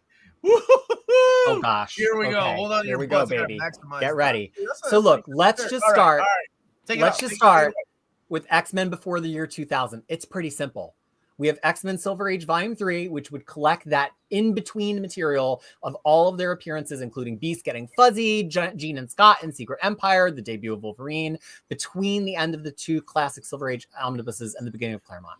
Then we have the next two Marvel Masterworks based on Uncanny X-Men volumes. They're only doing 2 Masterworks per X-Men volume right now, but to be fair, X-Men Masterworks are huge. So that would take us the next 4 Masterworks forward through all the way to somewhere in Inferno maps on Crushing Crisis. However, some of you are absolute crazy people and you would like the event line to basically keep extending in either direction, which is actually pretty cool. So I we keep getting could asked have an Inferno aftermath that would collect the whole line, including X Factor and New Mutants, continuing on from Inferno. It did really well in the poll last year, and we mapped it explicitly. We probably would take 2 books to get to Extinction Agenda, so this would be the first of 2. Then, if you want to get into some crazy mapping videos on Nearman Condition, we mapped all of what would go into Blue and Gold Volume 2 and Volume 3. I cannot possibly articulate it all for you right here, but Volume 2 would 3 basically hours. continue through Fatal Attractions and the rest of Shot, all the way to Blood Ties, which is the beginning of the wedding of Cyclops and Phoenix. And then Volume 3 would be the rest of the wedding of Cyclops and Phoenix, as well as the Flanks Covenant, as well as Legion Quest. Marvel did not put a volume number on that first Blue and Gold, so if you want to see them keep doing this, you've got to vote to send a signal. Speaking of things that people are crazy for, some people want all of Marvel Unlimited or X-Men Unlimited in one book.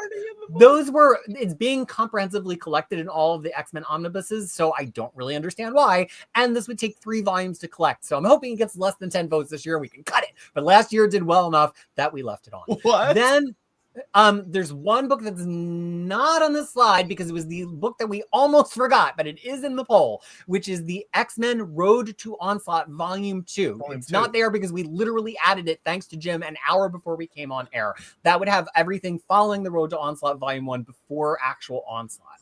Then after Onslaught Aftermath comes the Trial of Gambit, which would collect another hunk of issues. Let's skip X-Men Origins for a second. Then after Trial of Gambit comes the complete run from Kelly and Siegel, which you've seen previously collected as Blue and Gold Volume 0 trades. Then we have Magneto War. Now, both Kelly and Siegel and Magneto War are kind of small, but there are a lot of miniseries and side series in this period as well, some of which have already been pre-abandoned by X-Men the 12. So that could fit into these if you want. I would say generally use your judgment and vote for the year range of the X-Men books that you want. In terms of X-Men Origins, there's so much cool X-Men Origins stuff, not just Wolverine Origins, his miniseries, but there was the Uncanny Origins series in 1996 that had one-shot retellings of Origins. There was also all of the Origins one-shots from 2010. There's a lot of cool Origins material that was retellings that could get all into that book. Similarly, First Class was published later, but First Class is it's not quite it's YA, but it's not all ages, inserting extra stories of the X-Men before the original team graduated. So that all fits into the Silver Age era. And then finally, if you want to follow Claremont into his madness, you could read X-Men Forever, which is Claremont extending what he says he would have done back when he left X-Men 1991 number 3. And also Simonson did her own X Factor Forever and New Mutants Forever, which exists in separate continuity to the main Claremont one, but it would be a great opportunity to get them all under one roof. Warren, God damn it. Charlie Gambit, heck yes. Where's Phoenix Omni 3? I've already announced it. Already getting sent to the printers, baby. The Road to Onslaught Aftermath is on the next slide, I think. Oh, okay. Wrong Fair spot. There. So look, God this help one, me when I make a jump into X-Men comics. We'll need to rent out a library to store everything. Oh my God, yes. So this one is alphabetical just because it's tackling so many different things. Omar, I'll take more breaths so you can get a word in edgewise here. First of all, take it away. Okay, so look, there's 2 Dawn of X's and a Reign of X on here, and let's just be rational and talk about it for a second. We don't have the first DomofX book in our hands yet. When we get it in our hands, we're going to see how it's mapped, but it still leaves us with questions because there was nothing in that period that would have been outside of the existing DomofX trade paperbacks. That immediately changes with volume 2 because it could have X-Men F4 and Juggernaut in it. So that means we didn't want to map too far into this line because there's questions. So we have DomofX volume 2, that would be Road to X of Swords. Believe it or not, there's 50 more issues just to get to X of Swords. Then volume 3 would be X of Swords. A lot of you said you wanted it on the reprint poll, but it didn't make the top 20. This would be the chance to expand it with a couple of its prologue issues and the immediate aftermath as well as an omnibus. Then just skipping over Nightcrawler for a second, we only went one more volume deep into the anthology line, which we Reign of X, just because it's very obvious what that would collect. It would start from X of Swords aftermath. We can't get any farther in mapping this line until we see what would be in an eventual volume 2, because we would just be mapping into the unknown. There's not enough answers to how they're going to collect it. However, there are other Krakoa collections of main flagship X-Men books that we could talk about. Mostly Nightcrawler and Legion by Simon Spurrier, which is really the fourth leg of the X-Men stool in 2022 and 2023. It's hitting at its equal weight to Gillen Ewing. It's part of Judgment Day. It's part of Sins and Sinister. This would collect everything from Way of X, Son of X, Uncanny Spider-Man, everything there. And then also the other Age of Krakoa creator run on a flagship book we are missing is X-Men by Kieran Gillen, which would have all of Immortal X-Men and also 2024's X-Men Forever, which is actually the final arc of Immortal X-Men. This would obey the same rules as the Duggan Omnibus, which is that it will not actually collect Rise of the Powers of X. It will only collect the main ongoing stuff by Gillen. There are more Krakoa books to do, but they are on the X-Men team slide. This is just about books that have X-Men in the name. Omar, any thoughts on Krakoa?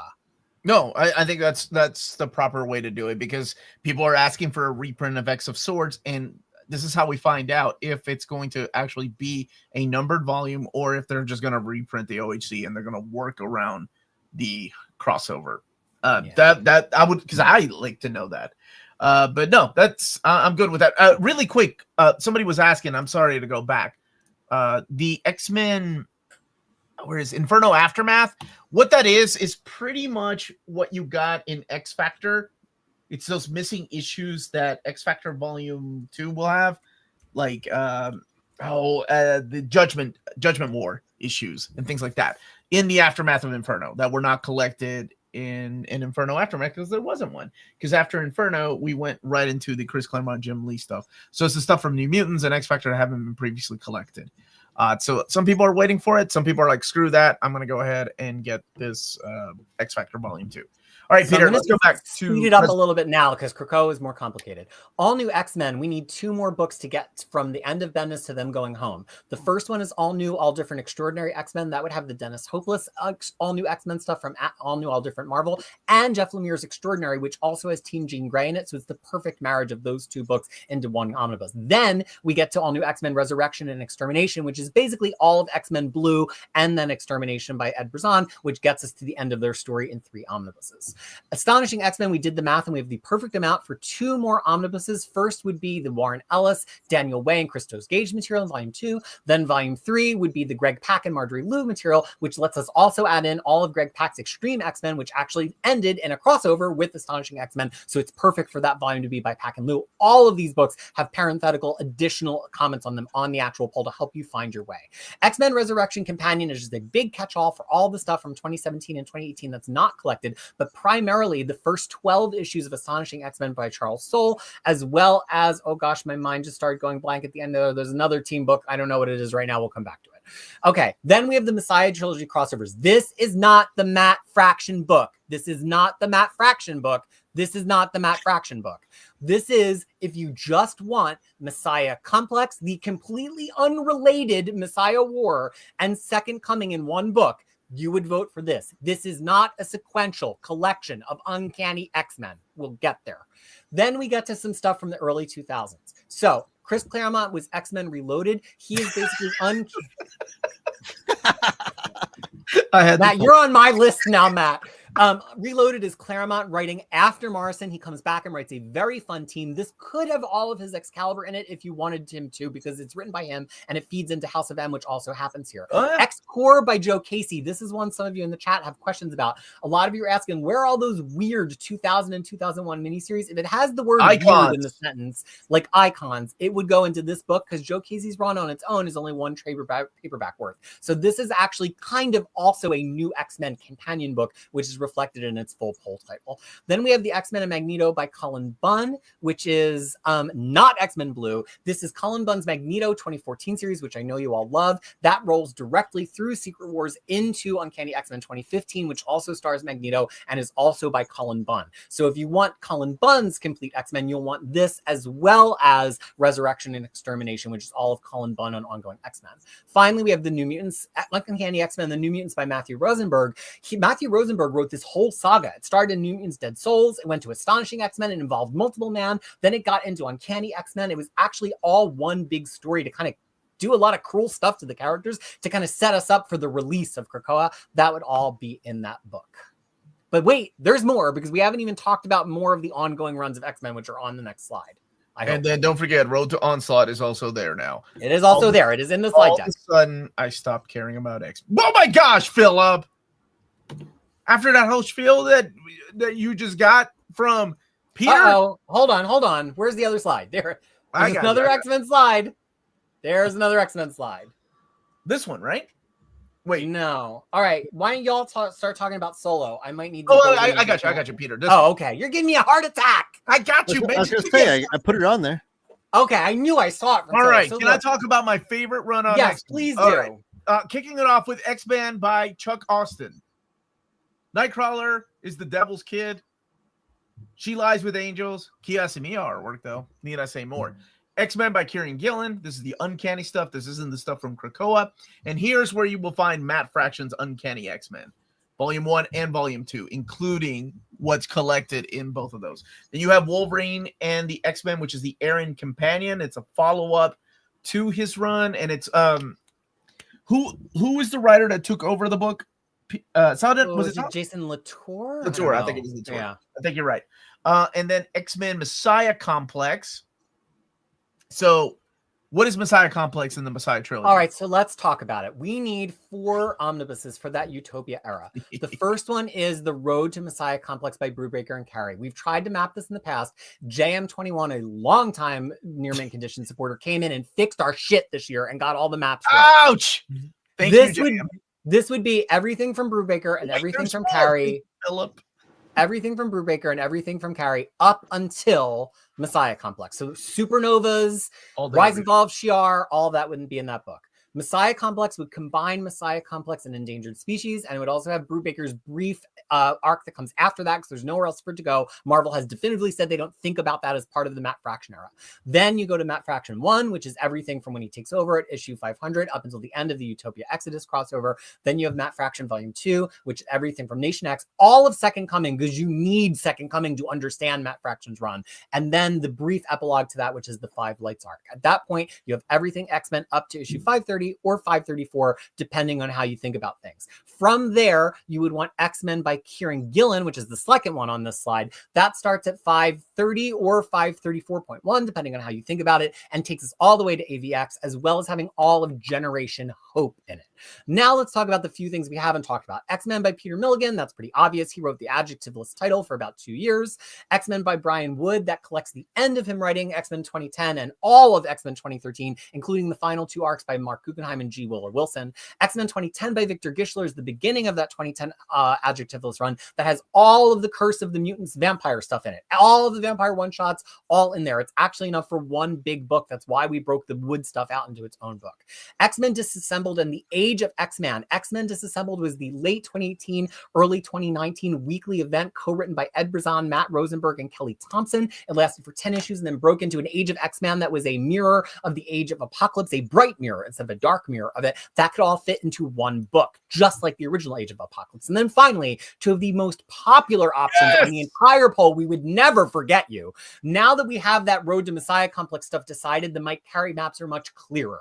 We have Axeman Legacy Volume 1 by Mike Carey, which goes from issue 208 and ends at Second Coming. And then we have Volume 2, which starts after Second Coming and goes all the way to AVX Collecting as well. Christos Gage's brief run at the end of the series. It fits perfectly. It's beautiful. And then finally, X-Men Legends, which was a retcon series that had two different ongoings in 2021 and 2022 during Krakoa, but it inserted old stories to complete untold tales like the tale of Adam X. And the cool thing about this is you could even include one issue each of all of the old stories to lead into the new stories. There would be enough room, because otherwise it would only be 18 issues. I think that would be fattening fun. up an Omni. How dare you? Richard, I was just talking about you being my Indiana Jones guy. How about mapping? It's in here, baby. We got it, Richard. We're caring about you. And he was asking when the poll starts. Soon. It's starting soon. We're going to go live. We've only got like 3 more slides, right? Three? Let's call it 3. All right. I'm going to be quick. Solo. All right, at Cable by Dane Swazarski is all of Cable between Messiah Complex and Second Coming, and includes the Messiah War crossover. We have 3 volumes of classic Cable, 1, 2, and 3. Here's the thing. Pay attention to the names and the years. Do not get hung up on arguing with us over the map, because we don't even agree on the map. The first one, would it recollect material from the X-Force books? Maybe. Would it just start with the Loeb material after the X-Force books? Maybe. The point is it's mostly by Loeb and Nicieza. The second book, would it all have all of Loeb? Maybe. Would it start getting into a little bit of Casey? Maybe. The point is it's the second book. And then the Joe Casey book would have all of Joe Casey's run. Would it have room to go even farther than that? Maybe, right? Maybe not. So it just depends on how much you want to stuff into each of those books. Depending on how much you stuff into each one, there could be a volume 4, but we can't map more than 3 volumes into the future there. We only mapped for each creator change. But then there's also like Cable Volume 0, which is the Ascani son, his early years stuff. That has like his Ascani son. It's got Adventures of Cyclops and Phoenix. It's got Cable Blood and Guts, Wolverine. It's got everything that happens before New Mutants 87. NYX by Quesada and Lou would be their 2 series. We cannot put the current NYX 2024 in it. Stop asking, because these are mature reader series and we cannot put that Team Plus series in there. X-Men Age of Krakoa, X-Men Unlimited on Infinity Comic actually ran for I think 146 issues, but each digital issue is only like a quarter of a standard issue, so it's actually the perfect size of an omnibus. X-Men Solo, Bishop would have all of Bishop's major adventures and his multiple solo miniseries from 1991 to 2001, including his duo series with Gambit, but then there would be a modern Bishop book, Bishop by David Hine, which has District X, Civil War, all that cool stuff. X-Men Solo by Domino, she had 2 miniseries at all. She also had her Sex and Violence miniseries. She also had a miniseries by Gail Simone.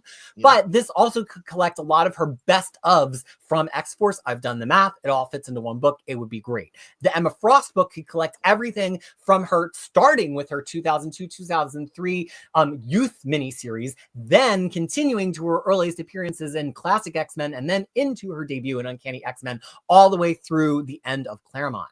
Gambit Volume 1, we left this one a little bit loose. People have a lot of opinions on how it should be mapped. I do think it starts from the Gambit classic trades that begin with Uncanny X-Men 266, but the question is how much X-Men stuff is in it versus how quickly do you just want to get to the Gambit ongoing in 1999, but this map breaks ground on that. Kitty Pryde would just have a lot of her significant issues, as well as her Kitty Pryde and Wolverine, as well as some significant Excalibur issues, all the way up to Mechanics. If you want a Kitty Pryde omnibus, some people asked for it last year, and if you want to see how we'd map Magic, you got to start watching this channel, because we did a Magic map by X, and we mapped that into 2 volumes, but we just said 1982 and on, so even if you didn't agree with Oathfell, who is always right, you still can vote for this book and get what you want. Except for that crappy Phoenix thing. Somebody was asking about Jubilee. If you have ideas, by all means, let us know like how you would map it. I didn't think there was enough material for Jubilee. We tried. She just isn't by herself very often, other than that Kirkman series, which would be in Marvel Universe by Robert Kirkman. Magneto. All right, Omar. Early years. That's right. Yeah, baby. This is our next thing we were going to do on Map My X. Hopefully I can reschedule that sometime soon after we get a little bit of a slow break here from the polls. Maverick, one of the greatest characters ever. We have some early Jim Chung artwork in there. That was after he worked on Iron Man. He went over to do that Maverick series, but also his appearances. Mutant X, which was kind of the follow-up to the ending of X Factor. As a matter of fact, they advertised X Factor 150. I don't think any of the creators knew they were going to cancel the line. But hey, surprise, it became Mutant X. Go follow Havoc on Another World. Mystique by Brian K. Vaughan and Sean McKeever. I don't think Brian K. Vaughan told McKeever the secret, but McKeever still revealed it, and it was okay. And here is your X-Man that people have been asking about. Where is Nate Gray? Where's Nate Gray? Here we go. The 1995, the 1998, and then 1998 on. Nightcrawler. Whoops, sorry about that. Nightcrawler. Mighty Misadventures of Nightcrawler. He's had a lot of miniseries. He's had an ongoing series that got canceled. And then, of course, his appearances everywhere. You have these all on Crushing Crisis, right, Peter? I do. Yes, Okay, these there you posts go. went up. It's all totally mapped. In Nightcrawler's case you're got wondering tons of solo about a stuff. specific one. Rogue, the early years, because there's enough material for her to have a few Omnis, honestly. Rogue and Gambit, the modern Omni, 2001 and on, which would include the phenomenal Kelly Thompson run. And all of those solo series from the 2000s. So Rogue solo series in like 2004, Gambit James Asmus series, basically anything with either of both of them. It's one of those things where they appear in each other's books so much that to try to break it apart, just like Power Man and Iron Fist, you would have two books that would 50% double dip each other. They should just be collected together.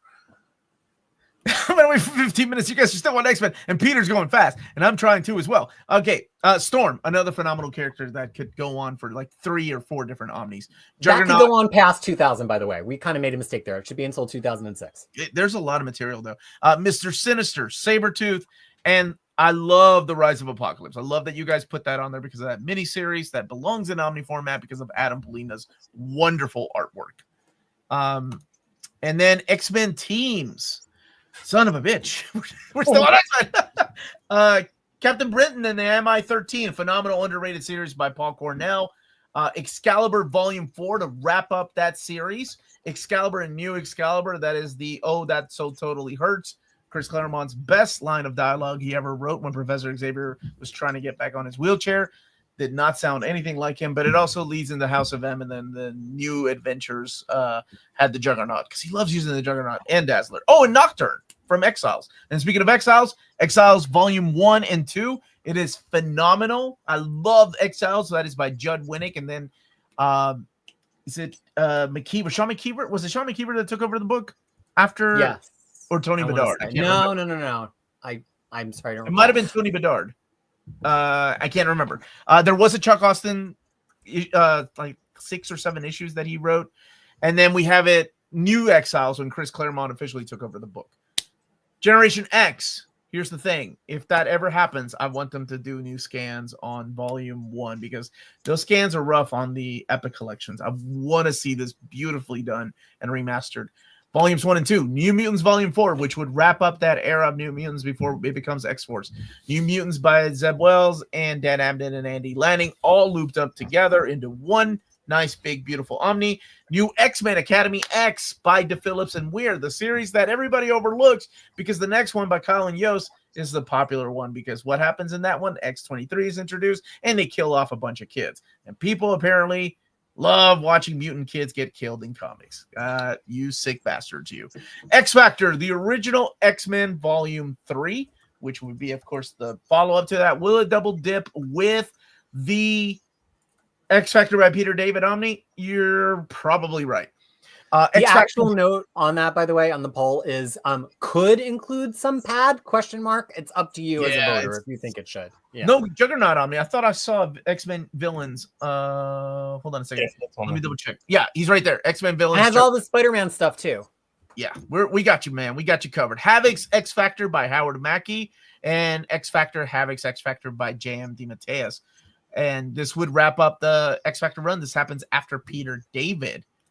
Next up is X-Force Domino. Oh, X-Force and Domino, the Ed Brisson and Gail Simone stuff. So you put Domino stuff in here too, huh? So yeah, you could just want a Domino book, but she's the leader of X-Force in this era. And so looking at how Resurrection kind of shakes out, it really makes sense to start this with the Gail Simone stuff, then have Ed Brisson writing Extermination, then have the Ed Brisson X-Force.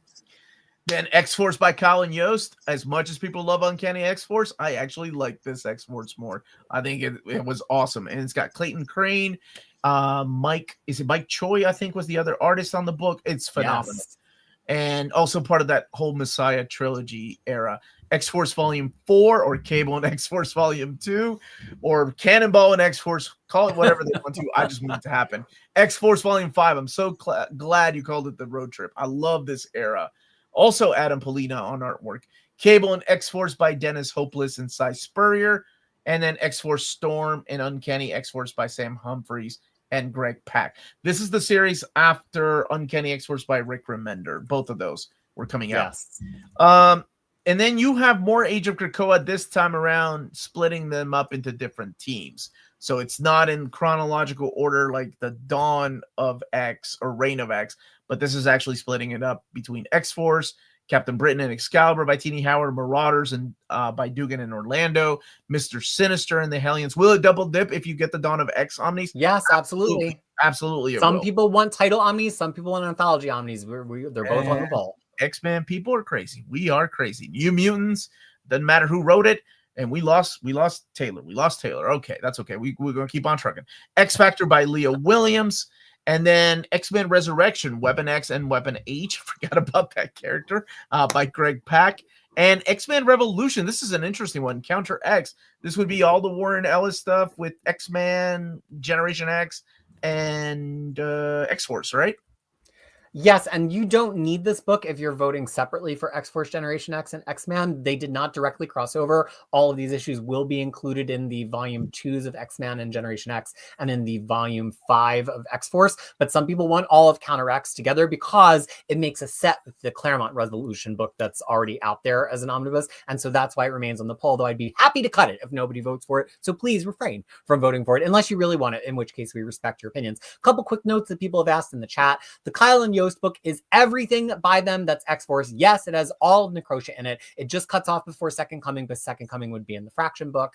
The reason we say Storm and Uncanny X-Force is Storm leads Sam Humphries' Uncanny X-Force, and then Greg Pak writes a Storm ongoing series. It was another one of those like, oh, duh, these books go together moments, as opposed to Cable and X-Force by Dennis Hopeless, because Cy Spurrier then writes an X-Force in 2014 that has Cable leading X-Force, and so they go together because they both have Cable. In terms of Age of Krakoa, I think the only note is if you really want Fallen Angels in Omnibus other than the Anthology Omnibus, we would probably put it in Mr. Sinister and the Hellions because he is one of the main characters in Fallen Angels. And of course, X-Factor by Leah Williams includes the Trial of Magneto and her Exterminators, which she came back and wrote a year later, which probably wouldn't fit anywhere else in the title line. People are saying that they need 15 votes just for X. Oh, a blank slide. Are we done? That's it. We made it. Woo! So glad we made it. Oh my Look God. how far we've come now, baby. What was that? Were you singing the musical that? stylings of Canadian icon Shania Twain, Omar. I'm very familiar with her. All right, is everybody ready? I'm going to show you how to vote really quick. Let me make sure that I am in the right page. Peter, do you have the editing one pulled up, perhaps? No, man, I don't mess with Jim. He'll cut me. I don't edit his polls. Okay. Isn't that a song? Don't pull in Superman cape, etc., etc., etc. Don't mess with Jim. Isn't that the song? No, nobody, no classic rock. No, nobody. Okay, here we go. So what you're gonna do is I'm gonna share my screen and I'm gonna tell you when to reload this stream. I'm gonna present this really quick, everybody. Let me make sure I share my window and not my entire screen because God knows what's on there. So here it is. This is the website. If you're familiar with the way we did our reprint poll, but this is the 13th annual Tigereyes Poll. So you just scroll down here and the poll closes at 8 p.m. on Thursday, May 8th. Put in your email address and it is a drop down. So you are going to have to scroll. But it just makes our life so much easier instead of adding little buttons and stuff. So you go in for your first choice. And again, weighted voting. You want to explain that while I choose some random books, Peter? Tigereyes, you're the originator. Why is it weighted voting and how does it work? Well, obviously, your most wanted pick you want to see first. So that's allotted 10 points. And your second most wanted is allotted 9, all the way down to your 10 slot, which will be 1 point. And that's just the way it's been curated. Oh God, this will be Murder on Mobile. Yes, this is also Murder on Us that put it together. So welcome to our hell. It's the least you can do. Deal with the little mobile app and you'll be fine. Well, the hard thing was when we had it all as radio buttons, the page would just Yeah. freeze because it had like Yeah. 650 times 10 buttons. So this is faster. If you want to search through the titles and re-experience everything we just did on this stream, see all these bracketed comments on almost every book. That's what I was talking about throughout the stream. We really wanted to help you out to know what the books were. At the top, there's a link to the page on Crushing Crisis that has links to all of the maps, and it has a pure text list, no markup, no fanciness, no headings, just of the book names. So if you just want to scroll up and down the book names, you can click on that, and you can do that for a week and a half before you vote. I will not be taking any votes in. I'm so sorry, because that will open up some bad thing for me. And that's it. That's it. You don't have to answer any question. You don't have to do anything. You just hit submit. That's it. Nothing witty here at the end. Just hit submit, and you are done. All right. Now, really quick, I need to open up the poll to everybody. So give me 1 second to get this done. Let me make sure I've got the latest link from Jim, who put it all together. Again, big thank you to Jim. Peter, do you want to say some thanks while I do this really quick? Yeah, of course I would love to. I mean, first, Tigereyes, I mean, he started this and he kept it going. Plenty of people put little quizzes out on forums, on Reddit. Tigereyes had this and shepherded it for over a decade all on his own. Tallied all the data, had people writing in crazy names for every possible X-Men omnibus, and kept it alive, and now he's brought it to near mint. We love him for that. DomofX, who did the slideshow, not the slideshow, the thumbnail today. Taylor, who did the entire slideshow, who had to wrangle 653 book titles somehow onto legible slides for you, and I think we made it work. And also Taylor, who was our consult for everybody in Golden Age or Atlas era. We have our 4 amazing mapping Minties, Captain Okuna, Brand XK, DB All-Star, and also JM21, who's critical on that X-Men stuff. I did not shout him out enough, but JM21 changed the way that I think about mapping X-Men this year. He's one of the only X-Men mappers I trust online other than the members of Map My X. So big thank you to him as well. And I think that, and of course, Jim, I mean, you don't know how much data wrangling goes on before the poll, during the poll, after the poll. Jim basically just takes care of it. Like, you know, that one coworker you have who, no matter what you handed that coworker, he will always do it right, and you never have to worry. That is Jim, and it is so cool to be on like a team with him doing stuff. It makes me really happy because I love this. I would do this as a job, and kind of sort of do. And it's fun to have amazing coworkers like all these folks. It makes me very, very happy. And thank you, everybody that is watching, and we're very patient. All right. Refresh. Everybody go and refresh. Oh, and James Abel for knowing everything and coming up some really clutch maps at the last second. I'm gonna get some super chats while people refresh, and just go to the link. Really quick. Why is Miller's name attached to Dennis O'Neill Omni? Could be a misspelling. I don't know. No, he has Born Again would have to be in that Omni because it has to marry up with. Oh, that's right. That's why. Thank you for explaining that. Was there ever really anything witty? That I said? Probably not. Probably not. Not Peter. Me, not yes. Today. All the time. This made me realize I need a second job. Thank you. Who wins 100 men or 1 gorilla? Who's the gorilla? Is he purple? Gorilla Man. It all depends on who it is. Peter for David Gabriel's successor. Thank you all for your hard work and dedication. You are so welcome. It is all worth it. Seriously. I need to pull up the editor link and see if votes are coming in. You just want to view the results. I can't see if the results are coming in, but maybe Jim can. No, there they are. There they are. Okay.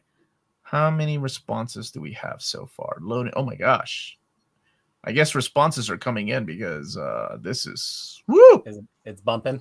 It's slowly. Hopefully the web. Is anybody having issues with the website? Just out of curiosity, if I want all of the Necrotia, which books do I vote for? You want to vote for X-Force to have the main Necrotia stories. If you want all of the side stories, you're also going to want New Mutants 2009 by Wells, Abnett, and Lanning, as well as Mike Carey's X-Men Legacy Volume 1.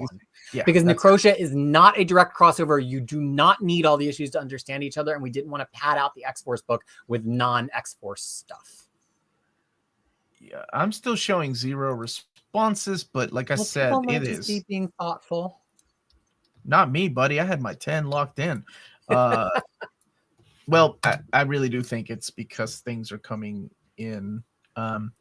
Yeah, Page is unresponsive. So if it's working for you all, crash Google. That's awesome. That's awesome if it's working for you all. All right. I'm gonna exit the page really quick, and I'm gonna see you. Let me get a couple more comments. Gorilla Man, let's go, Taylor. Agents of Atlas Omni is my number one. Look at that, Tiger Eyes. Hey, Omar, thanks for making this happen. Thank you so much for the super chat.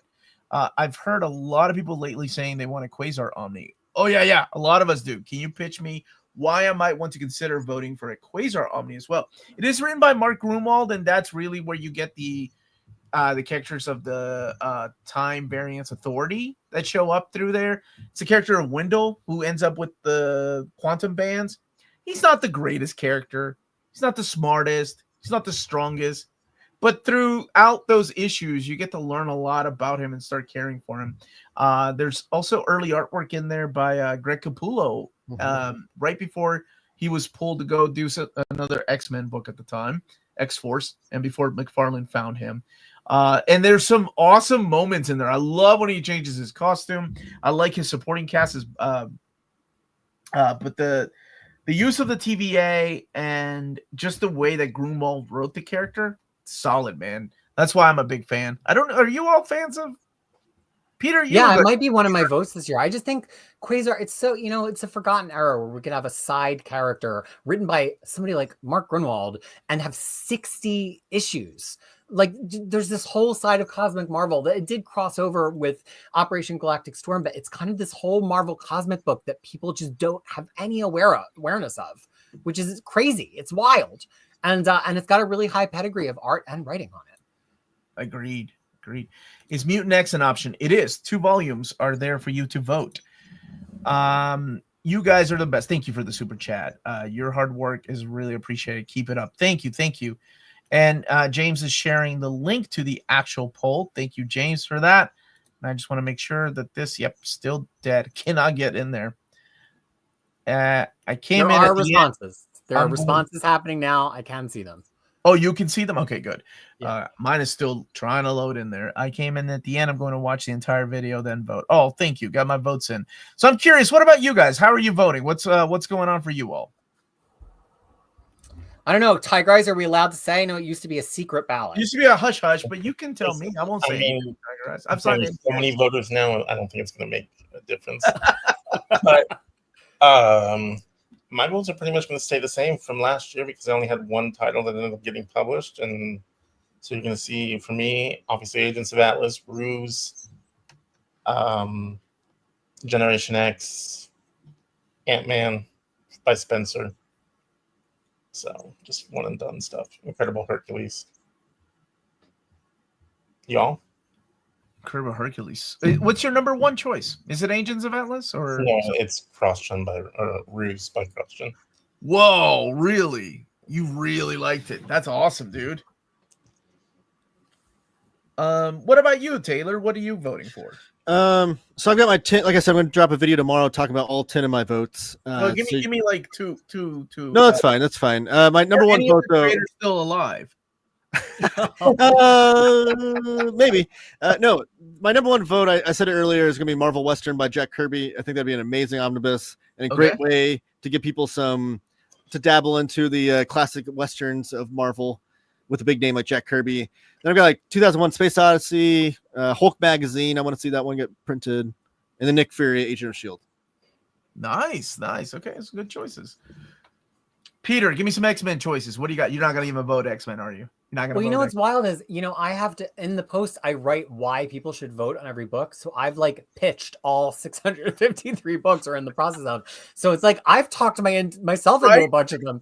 I really want the next Alpha Flight. Alpha Flight Volume 2 was my number 4 last year. And so I really want Alpha Flight Volume 3. I really want to see it collected. It's a huge gap in Marvel collections.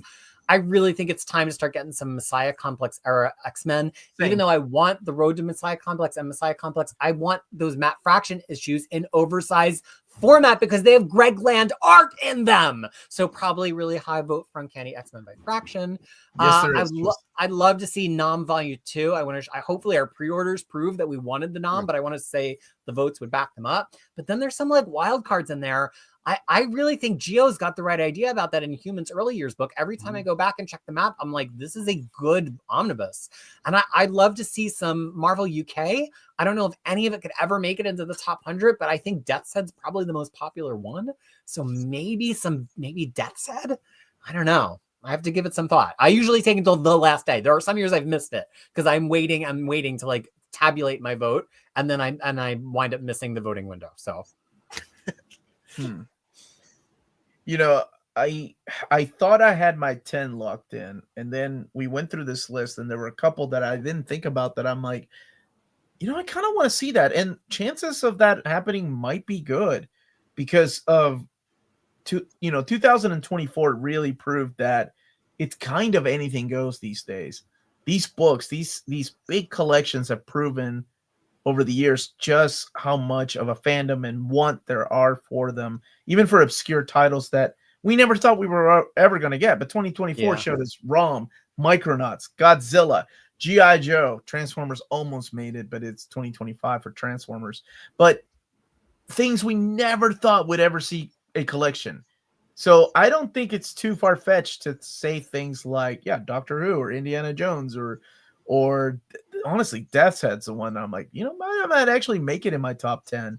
Be a lot of fun. I mean, there's going to be X titles in my top 10 for sure, but there's a lot of obscure Marvel titles like Nth Man. I vote for Nth Man every year and have since Tigereyes was doing this on the forums. I love that title.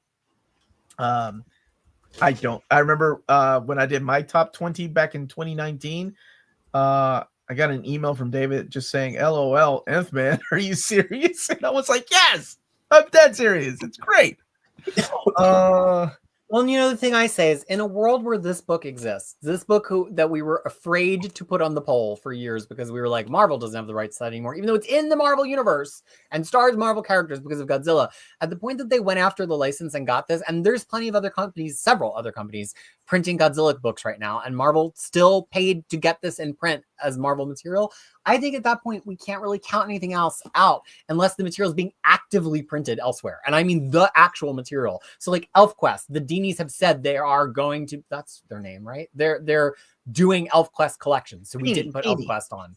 Yeah.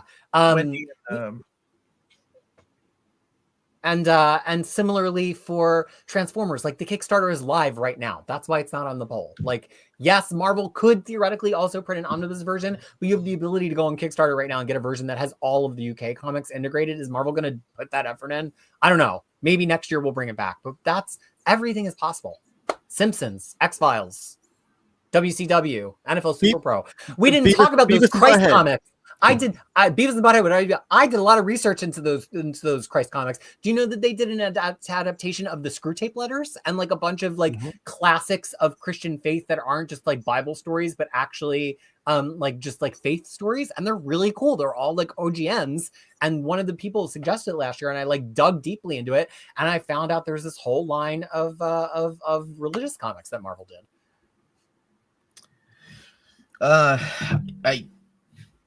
Is that the one with the meme that everybody uses during Christmas or Easter with Jesus walking around? Like, I can't remember what the title of it is, but it does say Marvel Comics Group up at the top. And I've seen it, Paul. I cannot check anything right now as far as how well something is doing because it is moving like molasses up a snowy hill. So I don't know. I can't. Yeah, no sneak previews, unfortunately. But if you voted, thank you so much for voting. I'm having a blast reading my ROM and Micronauts Omnis. Heard about those for years, but had only read a handful. I'm y'all's worst nightmare. I know nothing about comics, so I blindly chose $10. Thank you. I'll probably make it on the poll. Halfway through the show, you got this. Stay strong. We're up to 70 responses now. It's a little more slow going than the reprint poll. You're going with 78. I'm still at like 68 is what I'm seeing. So that's interesting. Seriously, guys. Thank you. Thank you, Philip. Some Hulk, New X-Men, Messiah era, Mike. The Legacy dominate my list. Yes. Where's Iron Man by Lynn Kaminsky? We did not map into that because that is more than 2 defined volumes into Iron Man. It's really unclear where the John Byrne stuff would cut off. And so we would just kind of be mapping into the unknown, which we learned from last year's votes tends to not be productive. So unfortunately, there were a couple of cool creator runs that got cut off due to that policy, mostly in Iron Man and Spider-Man. And Len Kaminsky's Iron Man was one. We just couldn't, with confidence, say where the book would start. If you do have ideas, please reach out to us. Like, you know, because we take suggestions all the time. We're not perfect. We're far from it, where I am. No. And we corrected. There were over, in addition to the 168 suggestions, there were over 100 just corrections of like, this needs to be a longer year. You forgot this series. What if this included that? Like fully a third of the poll changed as a result of feedback from last year. So yes, we do listen. We never think we're above anybody else when it comes to mapping these things. We make mistakes. I'm so sorry. Peter makes mistakes all the time. I just need not usually correct them. So that answers that question. Thank you so much for putting this together. Thank you, Sarah. And thank you for the super sticker. The ROM Omnis helped me discover this channel. Oh, that's awesome. I'm so glad to have you here, Adam. Hopefully whoever has the 69th vote picked Beavis and Butthead and Bill and Ted. Feral lad on. You got to wait for that one. That's another poll we're doing later on. Yes, TG Chichester, baby.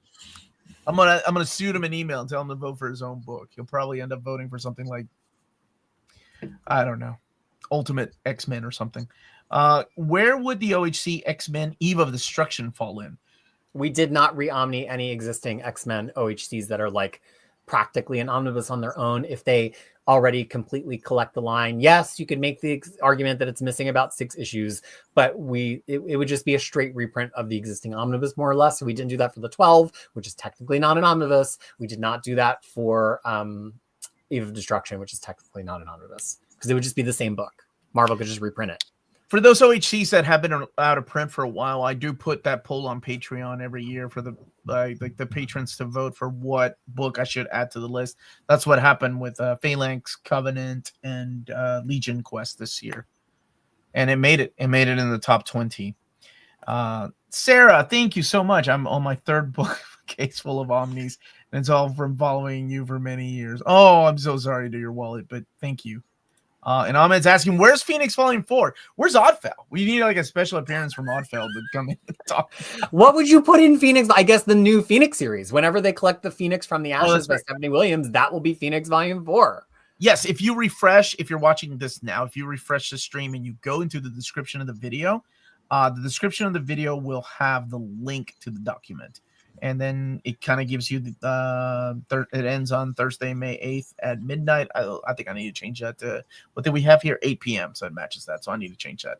That's from last year. And we'll make a social media post too. To remind people, yes. X-Men Omnibus, the 1995 series. Yes, it's under, I think it's under X-Men. It's X-Men Solo, X-Men Nate Gray. I think is what you had it for. Yeah, almost all of the X-Men Solo books are under X-Men Solo alphabetically, so you could just see them with the X books while you scroll down. I'll say again, this is the heart of this poll is that it's titles. People used to write 10 book titles to Tigereyes, and he had to math out what went with what. So we could talk till the cows come home about how we would map it and what issue we would include. It doesn't matter, because ultimately Marvel will or will not map it the way we want it to. What matters is showing demand for the books that you want with the titles that you want from the years that you want. So if you heard us say one mapping thing and you don't agree with it, or we said it would stop an issue before you want it to stop, it just doesn't matter. Our maps aren't real. They're just indicative. We use them as a proof of concept to be like, could this book be real? Are there enough issues? Are there too much issues? If it's over 2,000 pages, we can't let it on. So I would say just go with your gut. And if you see titles that excite you, or if you're like, I know that title should have this miniseries that I love, vote for that title. Is the Marvel team up by Robert Kirkman an option? It is. Would Invincible issue cause any complications? I don't think so, because let me tell you something really quick. I interviewed Sean, who's the editor at Skybound, who's putting together the Transformer stuff. And he's like, we've been working really close with the Marvel team, and, they're really nice. So look, all I'm going to say is tit for tat, right? You can use our Spider-Man character in the Transformers comic. We can use Invincible in our Marvel team up if that was to come. I mean, we see these things kind of happen. So There was a reason why Marvel versus DC Omnis happened last year, and we're about to find out this summer, probably at San Diego Comic-Con, what some of those series are going to be from Marvel. And by the way, if you do want that book, you're looking for Marvel Universe by Robert Kirkman. That is the one Marvel Universe book that has complete series in it. It has the complete team up, the complete irredeemable Ant-Man, and the complete Jubilee. The way that we mapped it, it could be something different in reality. Ooh. Starting Star Wars collecting now, Omnis or Epics? There's a lot of out-of-print Epics, and there's some out-of-print Omnis. I would say Omnis, just because the ones that are still in print, there are more still in print than out-of-print. How about that? But even the Marvel era, you would have to go to Epic route because Jason Aaron's Star Wars and Kieran Gillen's Darth Vader are out-of-print in Omni format again. But I'm still going to go with Omnis. Yeah, the answer is always Omnis. Why did I even have to think about that? Why did I even do the math in my head? The answer is always Omnis. My second pick wasn't responding the first time. Then refreshed it and voted. Was able. Thank you for that, Ash guy. What was the number of votes last year? Oh, over 1,400, I believe. Wow, really, man. It's got to be more than that this year. It's got to be. Well, and this one's a little bit more niche than the reprint bowl. The reprint bowl is like, what Omnis do you wish you bought, which is easy to think about. This you have to like enter the fantasy realm. So it's never never going to be as popular as the reprint bowl, but we're going to see about that, Peter. We're going to see about that. Yeah, I think Tigereyes said like the first one only had like 50 votes or something. Like the first year they did it. So is that right? It was truly a secret ballot. Yeah, I think it was like a top 22 or something. Yeah. We melded in with a stamp. No snark this time, just applause for the effort. Thank you, John. Ooh, you know what? Why don't I read you the top 10 results from the original first annual Tigereyes Poll? You got it? Yes, of course I have it. Of course you have. So, all right, over to the top 10. All right, number one. Think this is 2013. Number one was Uncanny X-Men by Claremont, Volume 2. I remember, printed in 2015. People don't know how bad. Number two was Incredible Hulk by Peter David, which was in the top 10 until 2020 when it was finally printed. I got to announce that book. That's awesome. Number three, which was a pipe dream none of us thought would ever exist, was New Mutants Volume 1, which was in the top 10 until 2019. It was printed in 2020. Yes, baby. Number four was an Alpha Flight Omnibus, which was printed in 2017. And number five was Amazing Spider-Man by Roger Stern, which was actually printed after the first year of the poll. And number six, by the way, I won't keep going all the way down. Number six was Uncanny X-Force. That's how long ago this started. We didn't have the Uncanny X-Force Omnibus yet. No, keep going with 7, 8, 9, and 10. All right, 7 was Moon Knight by Munch because we didn't have Moon Knight forever and ever and ever. That didn't get announced. Creator Omnis were popular back then too. Yeah. It was the beginning. This, again, mind-blowing. Number 8 was Amazing Spider-Man Silver Age Volume 3. That's how little Spider-Man we had in Omnibus. We only had the first two. Wow. Number 4 was Uncanny X-Men Volume 4, showing the insanity of our voters very early. They skipped Volume 3. Volume 3, the best Uncanny. Because Volume 4 had JRJR, so people were writing into Tigereyes JRJR. And then number 10 was X Factor by Peter David, which is actually the one that took the longest to get printed out of the original top 10. Yeah. So all 10 got printed. All 10. Oh yeah, on the original poll, how far down would we have to go to the poll to find something we've never printed? You said they were top 22 Tigereyes? The first one that's never been printed is Avengers by Roger Stern. Oh, ouch. And what number was that? That actually gets 11. 11. Okay. And then the next one after that has never been printed was Avengers by Roger Stern Volume 2 at number 20. you want to like age yourself. Back when we were doing those things on the forum, there were creators that weren't old enough to drink yet that now have Omnis with their names on them. Motherfucker. Like that makes me feel old like that. Like that's crazy how far back, you know, because I mean if you think about it, it's 20 years ago, right? Like 20 years ago is when now 21 years ago when all the Omnis started. It's insane how far we've come, and it's been one crazy freaking ride and completely worth it though. We got 3 minutes before we're about 4 hours in, so I'll start wrapping up some things. What do you think is going to be the number one this year? Let me hear it from everybody. And people that are still in the chat, what do you think the number one choice is going to be this year? Because for the last few years, dominating it was Spectacular Spider-Man by DeMatteis, which we're getting, and Nesenti's Daredevil. What do you all think is going to be the number one choice this year?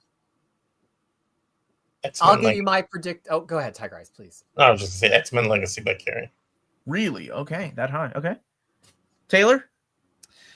Oof. I mean, it's got to be something X-Men related, right? I'm trying to think back what it was the top 5 because Modern Moon Knight finished like 4th or 5th last year. I can't imagine it finishing that high again.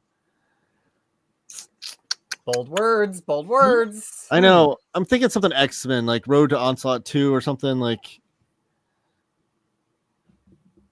Road to Onslaught 2? I don't know. I mean, that is crazy. Okay. It's got to be something X-Men related, I think. Okay. Yeah, there's nothing wrong with thinking like that. Peter, what are your thoughts? I think top 3 is probably going to be Moon Knight, X-Force by Kyle and Yost, and Punisher Greg Rucka. They aren't the next 3 sequentially, but they were all in the top 10. And I think people are getting rabid. And I think we've knocked out other things that people want that would vote for those things. I really think it's going to be those. Because if you look at what we lost, like Daredevil by Ann Nesenti, is everybody going to put a vote on Volume 2? They know we're going to get a Volume 2. I'm not saying you shouldn't vote for Volume 2s. I'm just saying I would be surprised to see a Volume 2 of a 2-volume run do as well, as opposed to a Volume 2 of like an open-ended run, like Volume 2 of Amazing Spider-Man. That's different. But I could be surprised. We could have Daredevil by Ann Nesenti at number 2. She could continue to rule the poll. So I'm on the mindset that I think Thunderbolts will be in the top 3. The dark green. What? Yeah, absolutely. I mean, people are nuts for that stuff. I really think one of the Punisher books is going to be in the top 5. Like maybe Greg Rucka. Honestly, I think Rucka will do better than Punisher classic stuff. As much as I love that stuff, I think Rucka will beat it out. Messiah Complex. I think people love events. They love X-Men. I think Messiah Complex is the X-Men one. They're like, I don't care if it double dips with Legacy. I don't care if it double dips with Colin Yost. I'm going to get it. And then I think Akira will be in the top 10 for sure. Just because of how high it was last year. And we took away Transformers and G.I. Joe this year. So I think that one will go up. And maybe, honestly, I think a surprise will be the Mexican Spider-Man series, as much as we joke about it. There's a lot of stuff on this poll for the first time this year. Yeah, so we don't know how some of that's going to perform. It's going to be a total shock how Mexican Spider-Man Super Stories, Spider-Man manga is on there. There's just so many wild cards. Simpsons. I think Simpsons is potentially top. Oh, 20. Yeah. I think Simpsons will do really well. I'd like to see Stern Avengers, too. Back to the poll. Omar, look what you, your channel, and all your co-hosts have done for our hobby. Thank you all. Oh, and thank you all, most importantly, for watching and for sharing our videos and just being a huge part of this community. It's a wonderful community, and I just love talking about this stuff. This is the kind of stuff I love to talk about with my normal friends, and nobody would give me the time of day. So I made my own channel and made my own friends. So that's what happens. And I'm glad I did, because I got to meet some really wonderful people through here. And I want a new Alien versus Predator Omni. All right. And on that note, I have taken enough of these wonderful people's times. Tigereyes, I would ask you where people can find you, but you do not want to be found.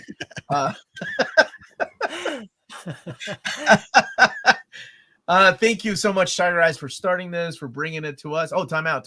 What is it? I have loaded the responses. Oh, wow. You finally got through? And it just crashed. But before it crashed, I saw that the top 2 leading responses right now are X-Force by Kyle and Yost and Akira. Oh shit, Akira! All right, now that will all change. That will all change later. I bet you that changes later. What's the highest you see an Iron Man book going? I think Iron Man by Fraction might make that will break top 20. Oh. I think that will break top 20. There's a lot of choices this year, but we will see. All right. Tigereyes doesn't want to be found, but he is here to kick off this wonderful, wonderful poll. And to my right is Taylor Talks Comics. Where can people find you, buddy? Taylor Talks Comics on YouTube. And like I said, tomorrow I'll be doing my big video showing off my ballot for this exact poll, showing off the 10 most wanted omnibuses that I want in my collection. But yes, it's Taylor Talks Comics on YouTube. Please subscribe. Excellent. And my partner in crime, Crushing Crisis. Where can people find you? Well, I am Crushing Crisis with a K, of course. CrushingCrisis.com and also Crushing Crisis on YouTube. And, I know I do a lot of talking on this. I know I said a lot of stuff, but it is just my honor and privilege to get to do this for the community, to get to work with Omar, Taylor, and Tigereyes. We do it because we love the comic books. And if Marvel takes one suggestion from us or uses one hint from a map that we tug on Omar's sleeve to tell them to include, then we've made comic books better for everybody. And that's why we're all involved. Thank you. Thank you all so much for watching. Smash that like button on the way out.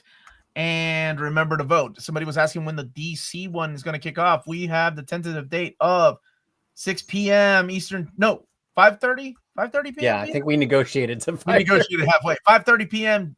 Eastern time on May 19th. But to find out the results of this poll, that will be aired at 5:30 p.m. on May 15th, Thursday, May 15th, here.